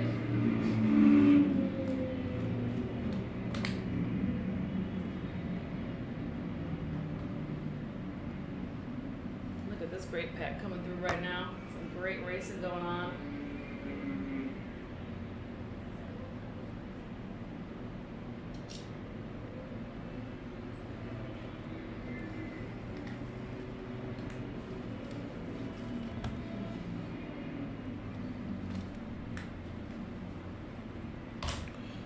Race leaders working their final lap out there, waiting for bike number 33T, Saros Terrian, to come around and take the checkered flag here in just a moment as the laps continue to dwindle, as do the races here. One more race coming up. Checkered flag out for the unofficial race winner, bike number 33T, Saros Terrian, taking the unofficial win. Then it looks like it's going to be bike number 1A, Clint Austin. He takes the unofficial second out there for Thruxton Cup. Then bike number 304, Kevin Dinsmore, taking the unofficial win out there for the Formula 500. With the checkered flag out on this one, let's go second call. Second call for race number 16, Formula Thunder. You folks are up here in just a moment. Again, second call. Second call for race number 16, Formula Thunder. Second call for race number 16. Out there on the track, bike number 553, Paul Canale takes the unofficial third out there for Thruxton Cup, while bike number 5S, Martin Morrison, taking the unofficial second for the Formula 500. Jeff Hargis, bike number 84, coming on strong here. He finished 6th overall. He's taking the unofficial win out there for the Sportsman 750. Then 823, Jessica Martin, she takes the unofficial win for the Director's Choice out there. 593, Dustin Fortich back there in 4th for Thruxton Cup. 126, Richard Lanigan back there in 5th. And bike number 456, Chloe Peterson, round out your top 10. She takes an unofficial second for the Director's Cut. Remember, it is second call for race number 16, Formula Thunder. You folks are up in just a moment. Second call for race number 16.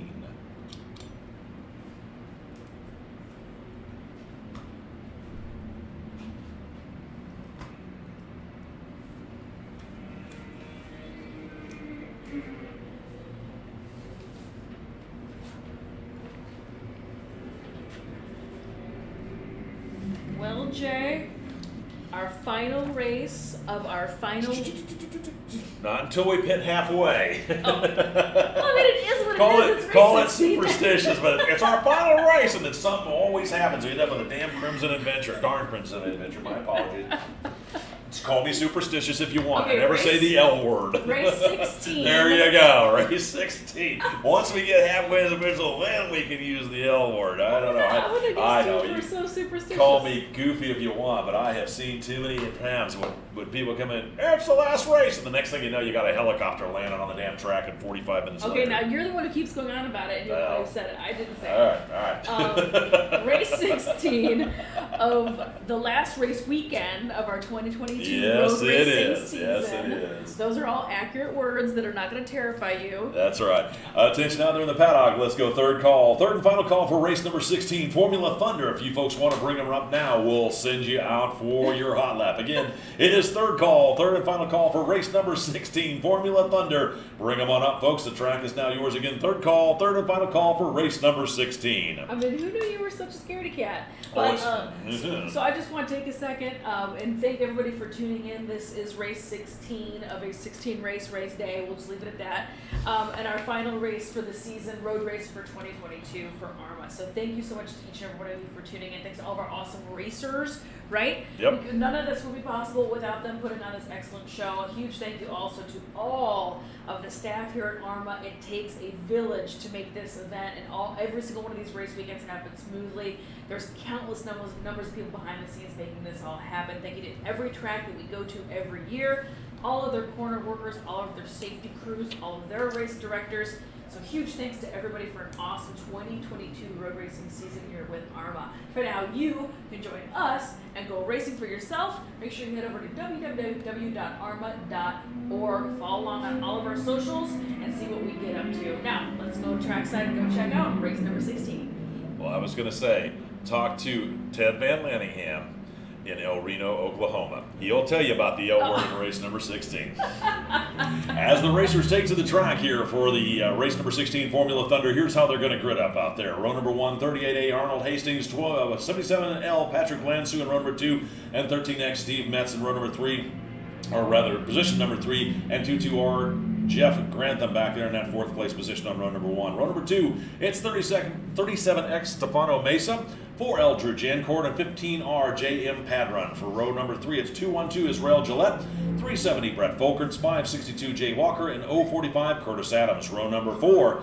it's 090 Christian Miekma, 329 Matthew Crabtree, and 11T Mark Jurasek. Row number 5, it's bike number 21K Greg Avello, bike number 2P Peter Kutsakis, bike number 90 Lee Trollope, and bike number 68R Craig Grantham. And row number 6 is bike number 4X Irvin Kolek, 901 Sean Viets, and bike number 956 Peter Evans. That is your field here for race number 16 Formula Thunder, sponsored by Elite Construction Concepts. This race yesterday was featuring the 4SR Leathers Pro Challenge. That race was featured as a vast array of today's most exciting race bikes, and they had a total cash payout yesterday of $8,000. Yesterday it was bike number 37X, Stefano Mason, taking home the lion's share as he won that one. We'll see how he does today. There is no purse for today, but again, we do want to thank 4SR Leathers owner Jerry Nichols Sr. for putting that money up. The class itself is a Formula Thunder, is in its 4th season, and it's where all the fastest modern bikes race heads up. It's open to all next-gen superbikes, Sound of Thunder, and Battle of the Twins motorcycles. Even Sound of Singles and Open 2-strokes can join the fray. This is it right now. Thanks for the super nice note. Robert Culbertson, thanks for tuning in. He said, outstanding coverage. He's actually in the Hilltop. He's camping area, but he's packing up. But that way he can still tune in There you go. and enjoy the races from anywhere here on the track. And I really try to encourage that this year. Yeah. Because there's so much to see. Yep. Like, you could even tune in and listen to the races and go cruise the swap meet, which Oh, is yeah. 100% what I would be doing if I weren't working here. Trying to find those pesky carburetors. But listen to the races at the same time. Pesky carburetors. I know. Yeah, I'm looking for 1959 BMW R50 carbs, in case anybody tuning in has them. Reach out to Were me. they Bing? Were they Amo? Were They're they... Bings. They're Bings. Yeah. Reach out to me directly. Bing, bing, bing, bing, bing, bing, bing, bing. Cooney. No, sir. Keener. No, sir. Excuse me. Wrong answer, friend. Wrong answer. Oh, we got somebody just doing some selfies into the camera. Good for you.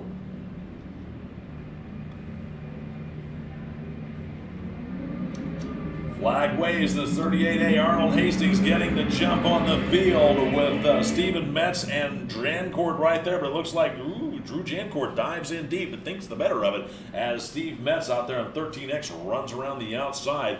Wait for those guys to sort it out as they're working their way over through turns number 2 and 3. Waiting for them to come into view here in just a moment here in the opening laps. You'd think that there was money on this race the way they're running out there, but nope. Here comes Metz down the inside. They're side by side with Ian Hastings. Jancourt in there on the inside of that 3rd place position as everybody dives down in through Charlotte's Web. Jancourt still holding on to 2nd, gets a good drive in front of Hastings with 13X. Metz out front, then Jancourt's Hastings now pushing hard, trying to work his way back around Jancourt, but thinks the better of it, drops back in line. So Metz, Jancourt, Hastings, and the rest of the field jump down into turn number 8, over into turn number 9 by the museum.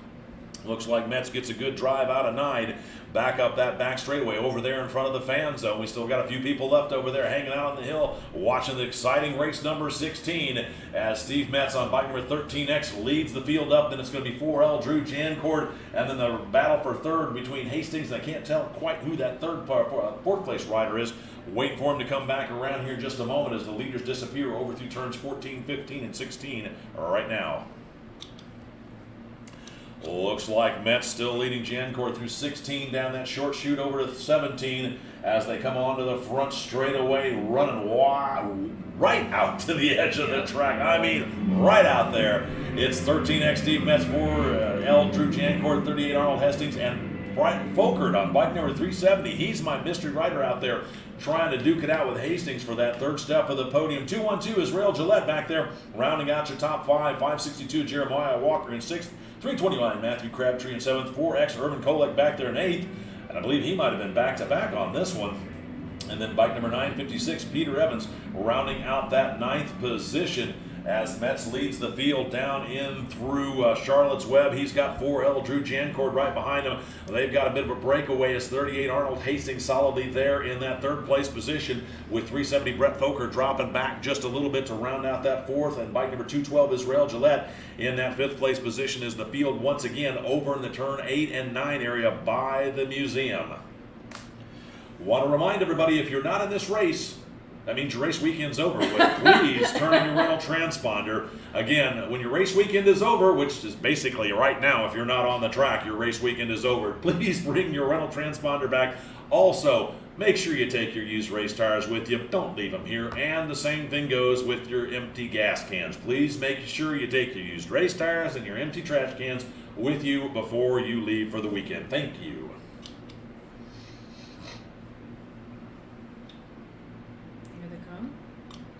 Race leaders out of turn number 17 one more time. 13X Steve Metz runs it once again right out to the outside edge. He's leading Drew Jancourt on bike number L by about 6 to 8 bike lengths. For now, but Jancourt's, I don't know if Jancourt's sitting back there biding his time or if Jancourt really has anything for him, because I figured Drew would be trying to push hard to get up front as they work their way through turns number 12. Hastings still back there in fourth. Brett Fokertson fifth, and bike number 212 is Rail Gillette across the start-finish line. I spoke too soon. Here comes Jancourt down on the inside. Takes the inside. Oh, it looks like Metz got checked up just a little bit, as he thought he had Jancourt cleared, but it didn't quite happen. So now it's Metz's turn to sit back there and stalk Jancourt. Meanwhile, Fokerts is digging deep, starting to reel in Arnold Hastings here for that third step of the podium. So Jancourt up to the top step with Metz right behind him. Hastings standing on the third step here.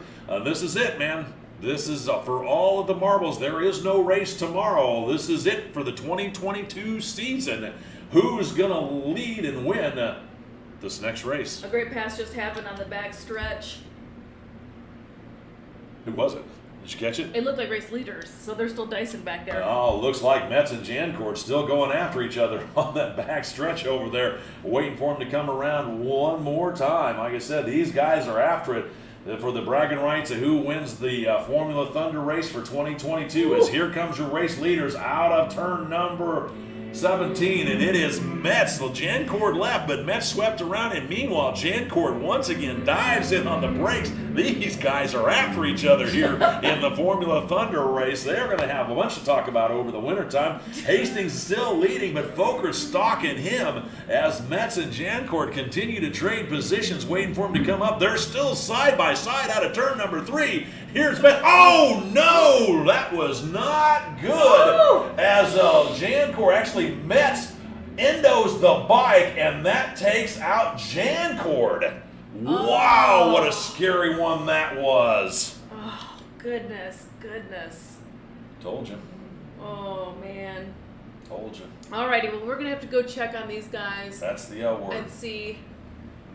Damn it. And it'll be a red flag for sure.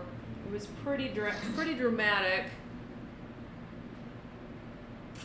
Well, Metz and Jancourt were racing each other pretty hard on that lap, and as they came over, they were side by side. Metz was on the outside of Jancourt as they came through turn number 4 over the crest of the hill, and I'm not sure if Metz might have clipped his brake, his front brake.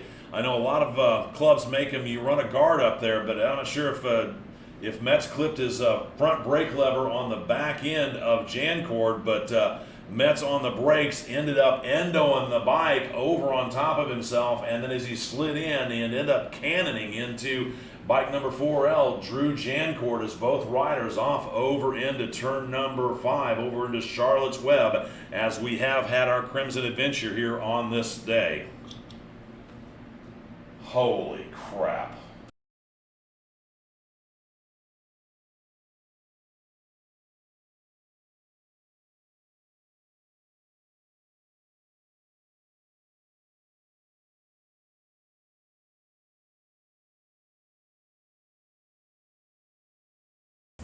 Well, we are definitely going to need a couple of moments to get this cleaned up. That was a pretty dramatic accident. I think everybody is up from it. I don't know. Okay, so they're cleaning people up right now and bikes. I'm sure there's parts, unfortunately. We're just going to have to hope for the best and take a second and wait for race direction to tell us if we're going to regrid this or exactly what we're getting up to here. But this is going to take a second. That was pretty dramatic. That's one of the more dramatic ones I've seen here at Barber. So, unfortunately, we're going to have to put a pin in this for right now, and we're going to wait for race direction. So in the meanwhile, I'm going to go ahead and let's go check out. I had one of our AHRMA members. Thank you to Eric Watts for going ahead and doing a practice lap with a camera on the front for some really great point of view onboard cam footage. So that way you at home can experience a little bit of racing at Barber for yourself. Let's go ahead and check out that awesome video while we wait and see what is going to come of race 16.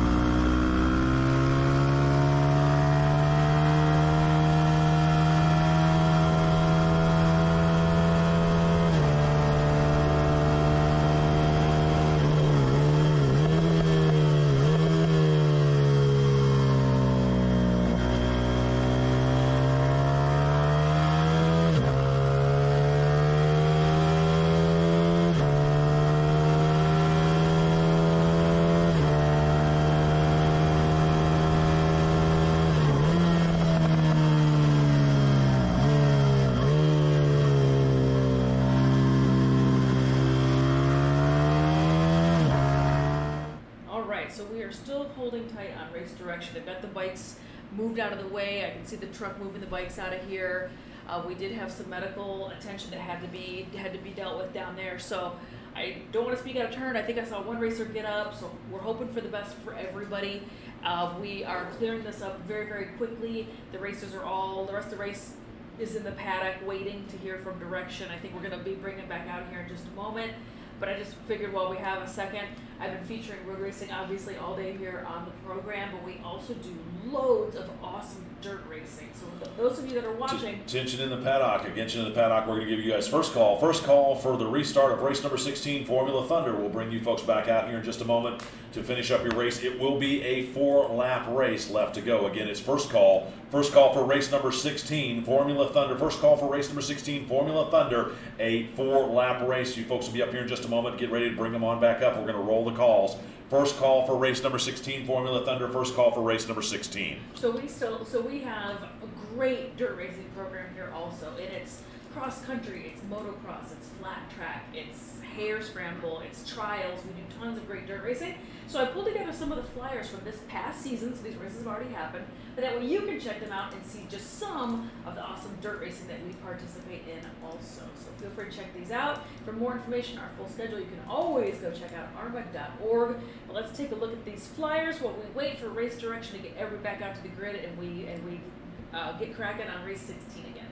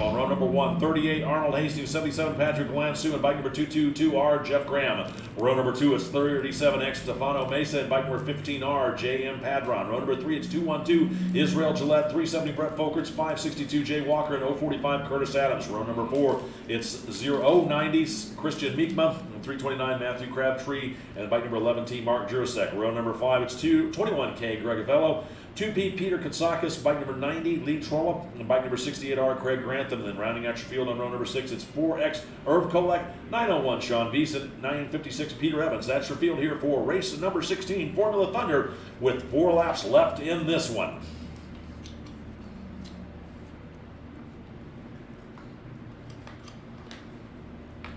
On behalf of BMW Motorrad and Barber Vintage Motorsports Museum, thank you for attending the Barber Vintage Festival. Enjoy the ride and see you next year. BMW Motorrad, make life a ride.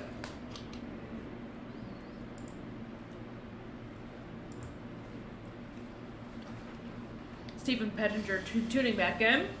Hey, Thank you Steve. so much. He says, we'll definitely be playing coverage next year in the pit. More effective than trying to hear calls over the track radio. I completely agree. I've been trying to tell people this all weekend. Which is a shame because this place has usually got pretty good PA system out there. But when the bikes are going and everything, you can't I guess hear. you're probably right. But yeah. this way you can just throw your ear pods in Yeah, and yeah. it's, and walk around and listen and all that good stuff. So I completely agree with you, Stephen. Work smarter, not harder. Why is Jinky running around out there in turn 5?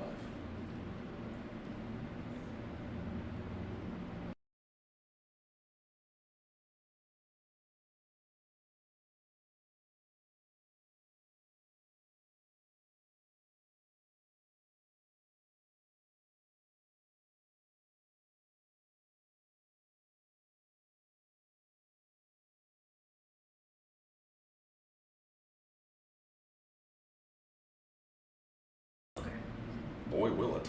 Yep. All right. So we are regridding for this race 16. Let's go track side. 6. 6 on the grid. Here 6 we go. on the grid, long shadows. 6 on the grid, 4 laps, 1 winner. 6 on the grid, 4 laps, 1 winner. Here we go. Green flag runs out or waves, and it's going to be 38 on Arnold Hastings, 38A Arnold Hastings getting the jump down in through turn number 1 as bike number 370, Brett Folkerts, right there trying to come onto that turn number 1. I may not be able to count. I may not be able to count. All right, here they come. Race leaders, 38 Arnold Hastings out of the turnover through town into turn number 5 over in Charlotte's Web. Folker right there into 370, but it looks like he gets pushed just a bit wide, still holding on to that 3rd place position. I believe that's 212 Israel Gillette out there in that 4th place position, but again, we'll get the confirmation when they come around to complete lap number 1 of this 4-lap remaining race. If this, I can...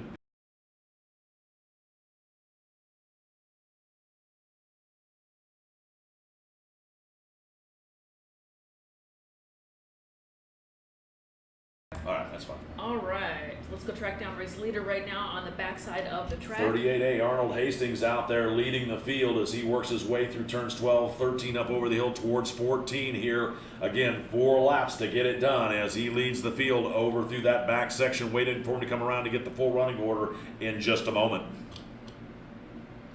I know it's going to sound like a broken record, but please don't forget to turn in your rental transponders, or please turn in your rental transfers right now. Don't forget, just do it. Bring those things back to us. Please turn in your rental transponders. Here comes the field thundering by, living up to their name.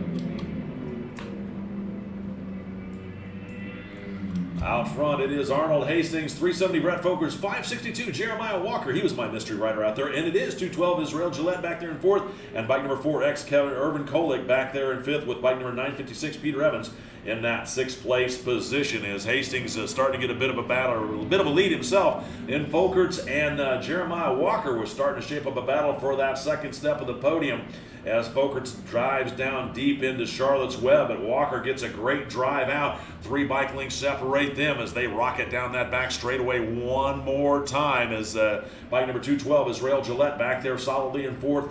Bike number 4, Urban Kolek rounding out your top 5, and 956 Peter Evans back there in 6th, working his way through Charlotte's Web right now with 38A Arnold Hastings all the way out of turn number 9, back up the field towards turn number 10 and 11 they go.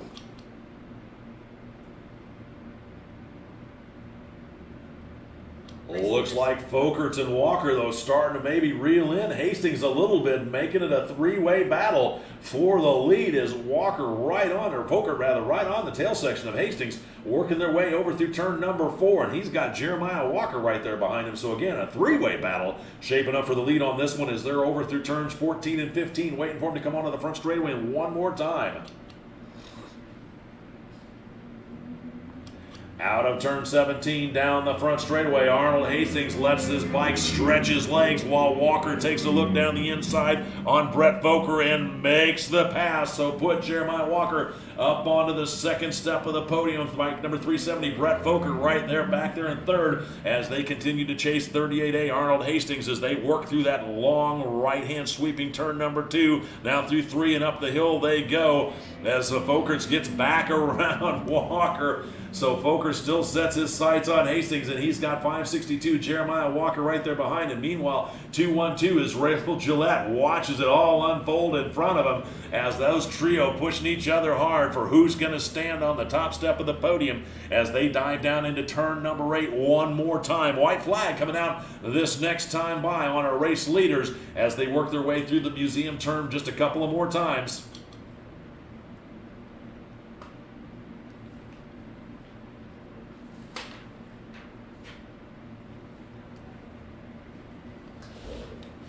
Race leaders on the backside of the track right now. Very tight racing amongst that 3-pack, right? It could be anybody. Let's hang on and look for them around that final turn.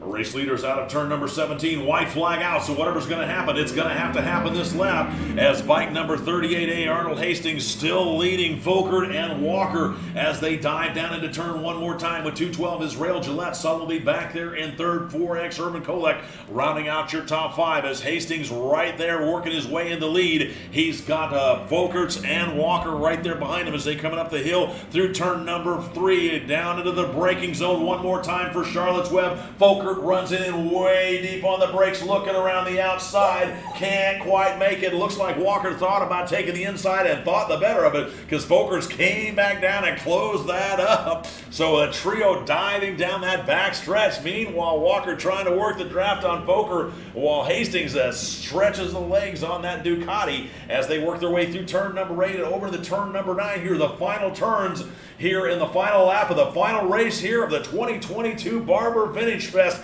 Here they come out the back straightaway up through turn 10 and 11 on the final lap. How's it going to turn out as they're passing by the fan zone? It looks like Folkert's now within striking distance, 2 bike lengths adrift of Hastings, and he's got Walker right there behind him as that trio disappears up over the crest of the hill over into turn number 14 through 15. Having to wait to see how it's going to turn out as they're working their way through 15 over into 16. The final turns here on the final lap of the final race. What's it going to be? Waiting for them to come into view here in just a moment as they're working that last final turn. Here they come. It's a trio. You can throw a blanket over these guys. It's a horse race. It looks like it's going to be Hastings, Walker, and Foker. Wow, what an exciting finish here to race number 16, Formula Thunder. If that wasn't worth the price of admission this weekend, nothing was.